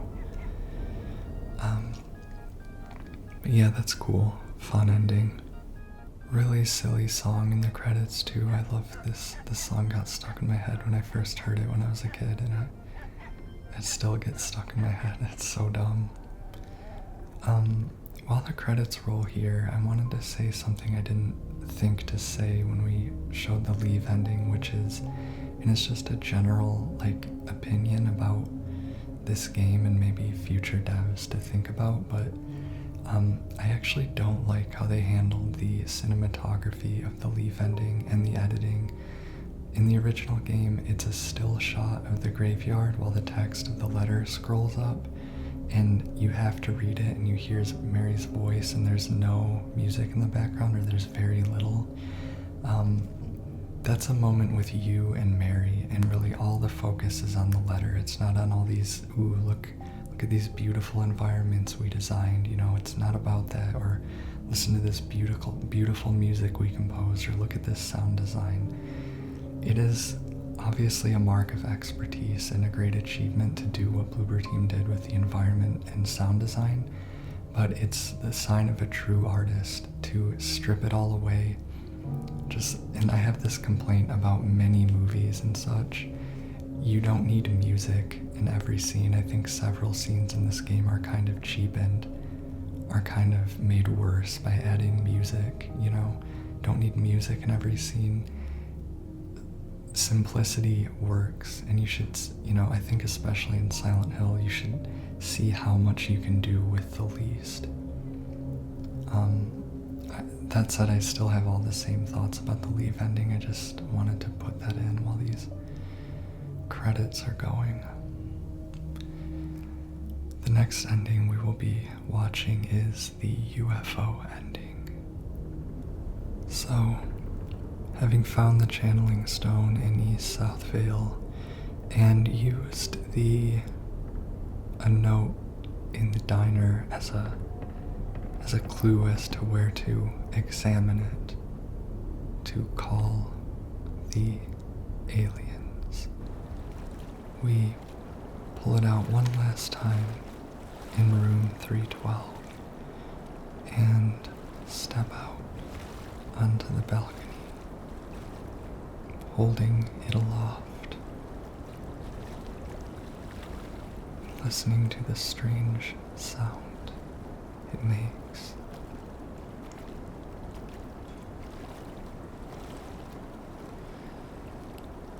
And looking to the sky, we see a circular object, the bright lights on the bottom, turning round and round as it descends upon us,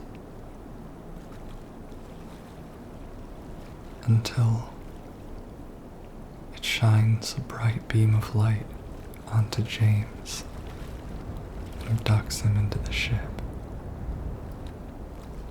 And James sees a strange figure. What? What is this? You're me?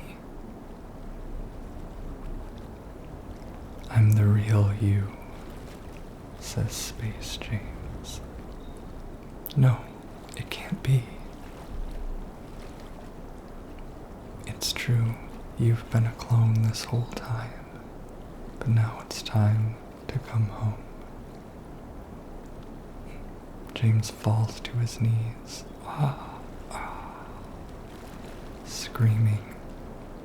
The aliens stun him, and finally, all is as it should be, says Space James, smiling and giving a thumbs up to the camera.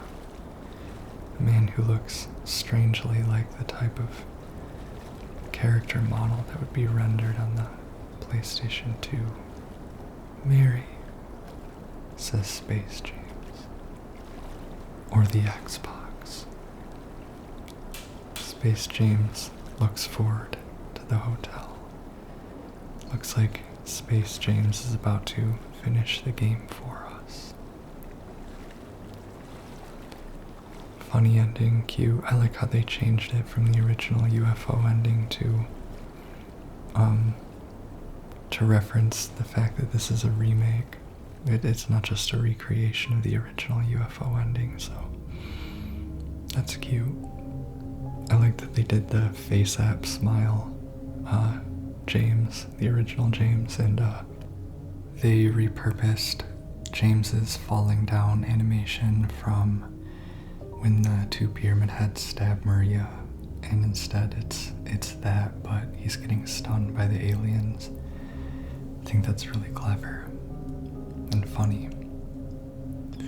So the next ending we're going to be looking at is the Bliss ending, and this is a brand new ending that was not in the original Silent Hill 2. The developers added this one, and I think it's a very thoughtful and kind of stunning ending. Before I show it, I wanted to remind you of the background. So earlier, when it was daytime and we were with Maria and we went to the bowling alley, just down the street was a note on a corpse, which is one of those corpses that looks just like James, and it said, "I can only leave by not leaving," and it gave you a safe combination.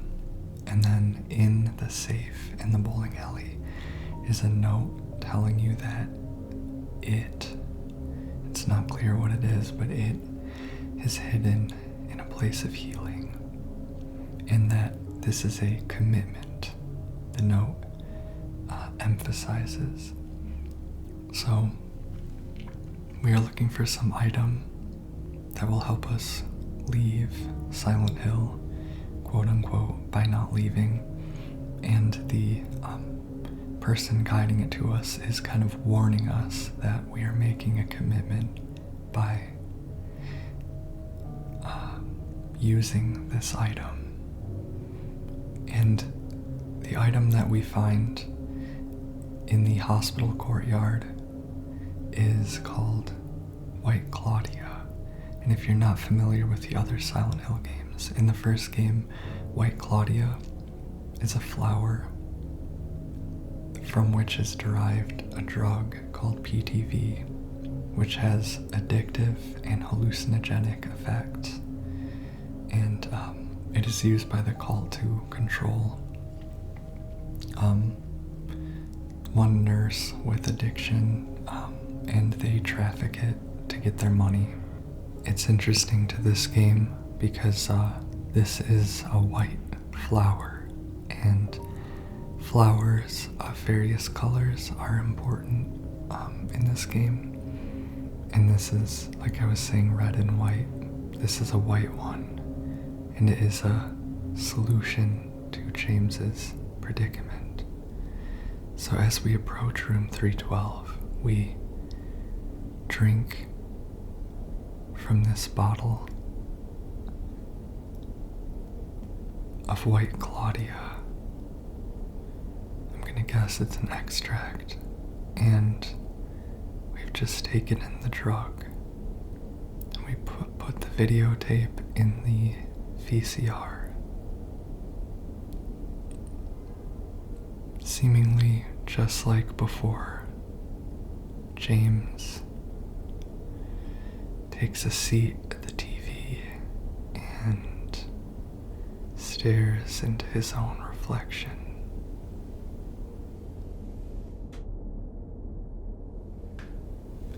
Does he have a smile on his face, or is it the same gaze as before? I actually need to look back at that.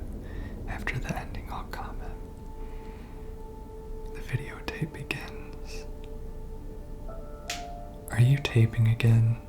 Come on.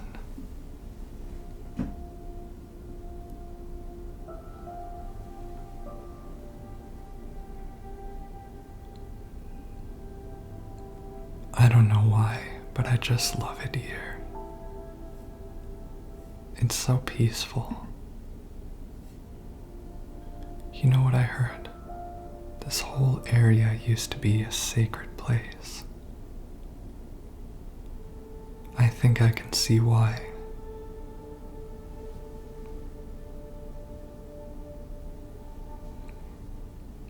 It's too bad we have to leave. Promise you'll take me again, James.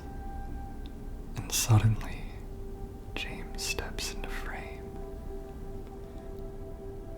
I promise. And they hug. And James smiles. Come on, we need to finish packing.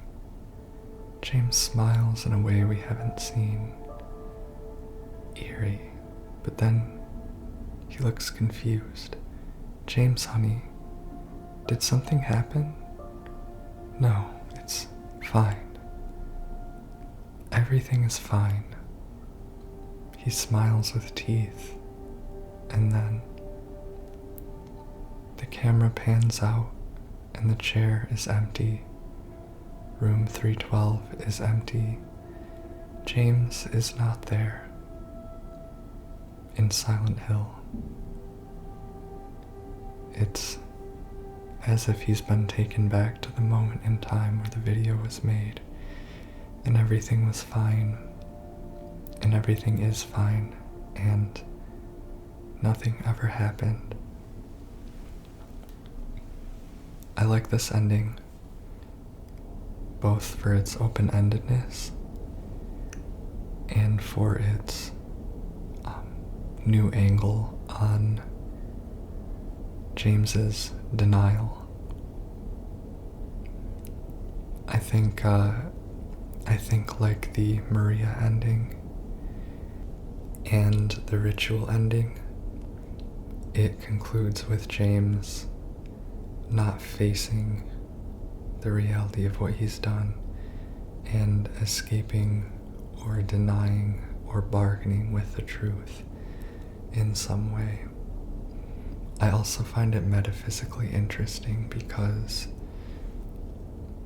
The note that you find that leads you to the White Claudia says, "I can only escape by not escaping." And it seems like James has used the White Claudia, the drug with its mystic hallucinogenic properties, to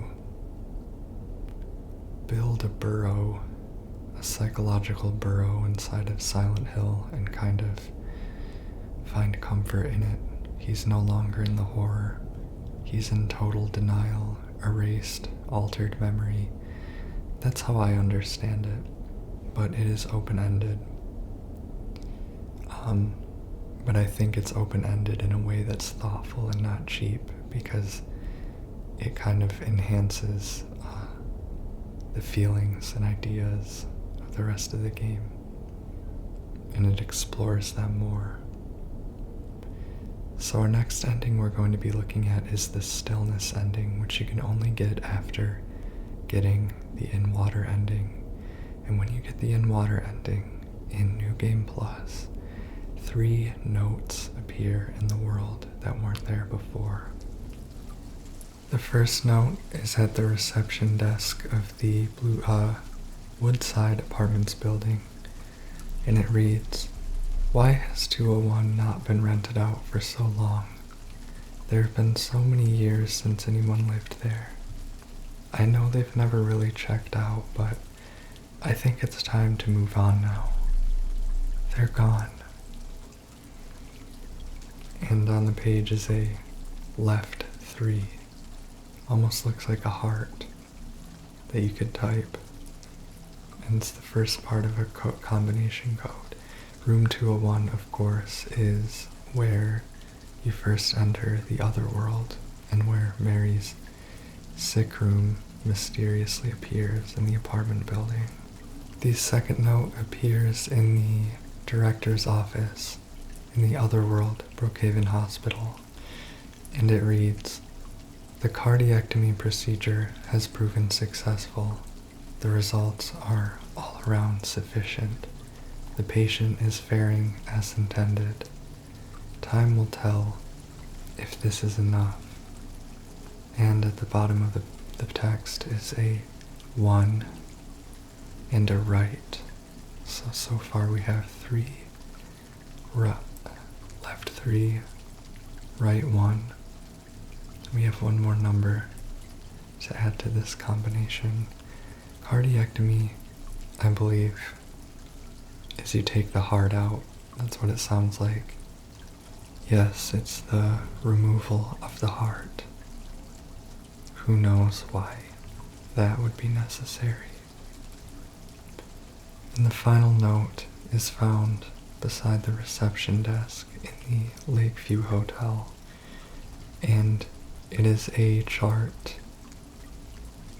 It is tenant, renting to, and rent due, which, why is there a list of rentals in a hotel?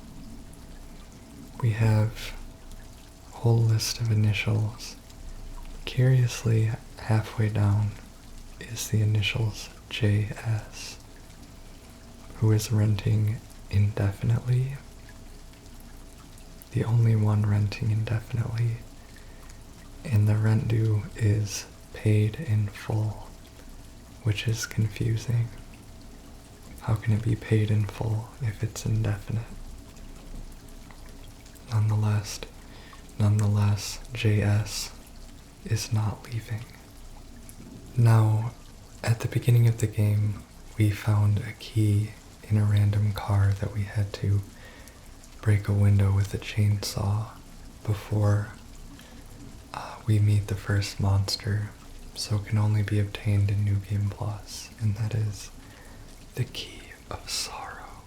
And with the Key of Sorrow and the safe combination gained to those notes, inside we find Toluca Lake postcard. Nothing written on it, just a picture of the lake. But when we defeat Maria, we find James in his car,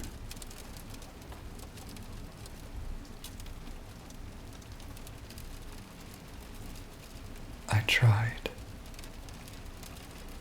I really did, but I can't go on without you. I can't forgive myself for what I've done.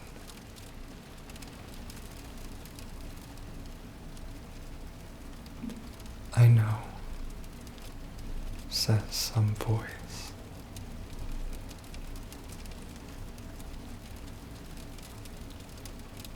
What's wrong, honey?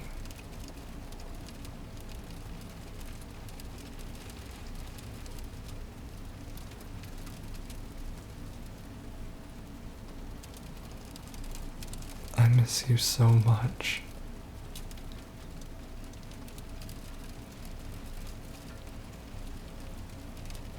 I'm sorry. I'm so sorry.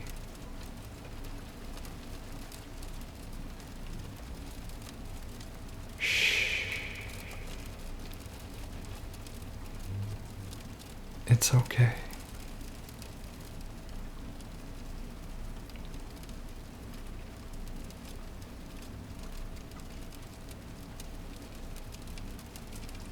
Mary says to us from the back seat, "Will you wait for me?" James, I've always been waiting for you.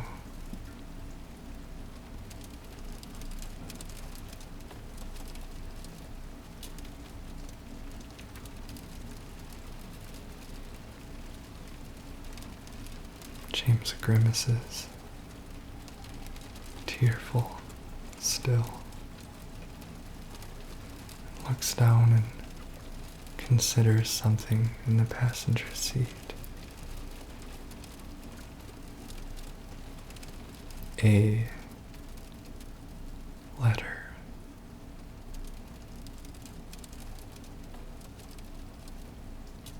Mary's letter. He doesn't reach for it. He leaves it sitting there like something that needs to be taken care of. The screen goes dark, and once again we hear James driving the car into the lake.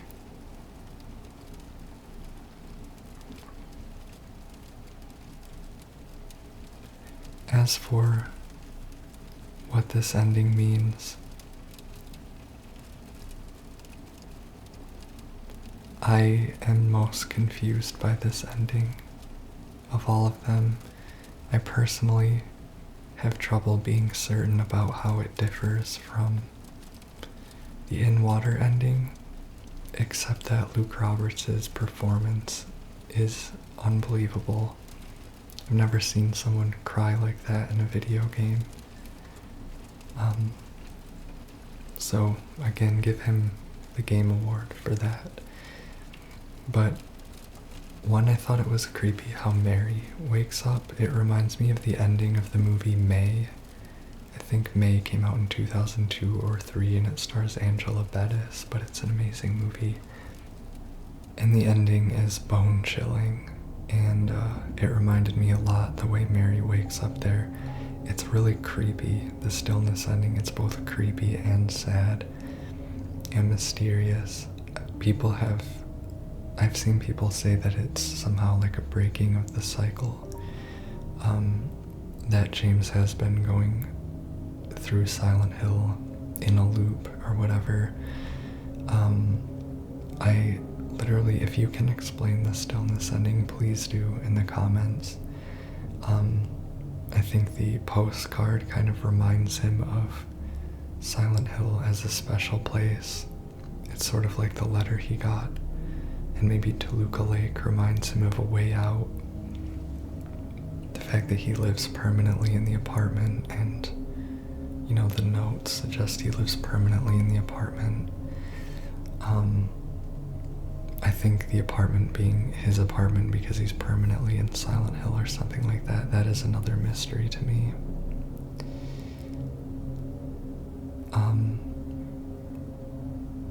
But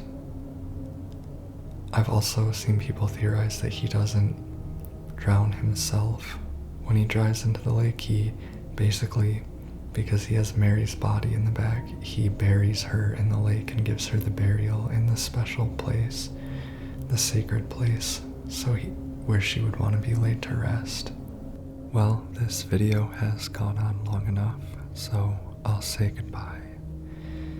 Thank you so much for watching this far. First and foremost, I would love any feedback you have, particularly on the sound or relaxation end. What could have made this video better for you? Anything that kind of was obtrusive or bothersome. For example, my neighbor is speaking in the background right now, or the street noise. I need to finish this video and upload it, so I hope you don't mind at this moment. I'm not in the best of recording conditions.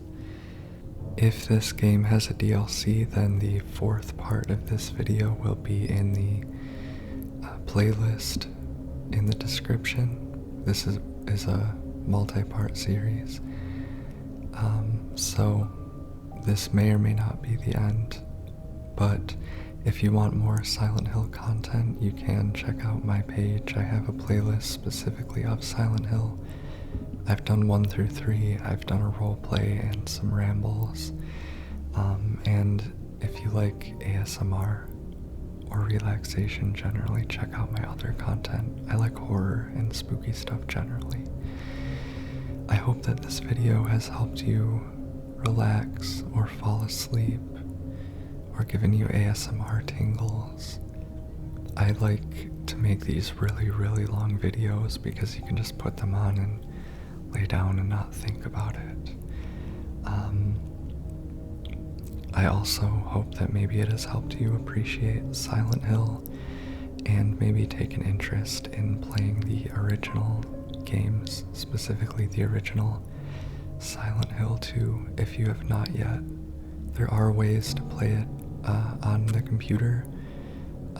Silent Hill 2 Enhanced Edition is an amazing mod and will help explain how to get the software onto your computer for the base game.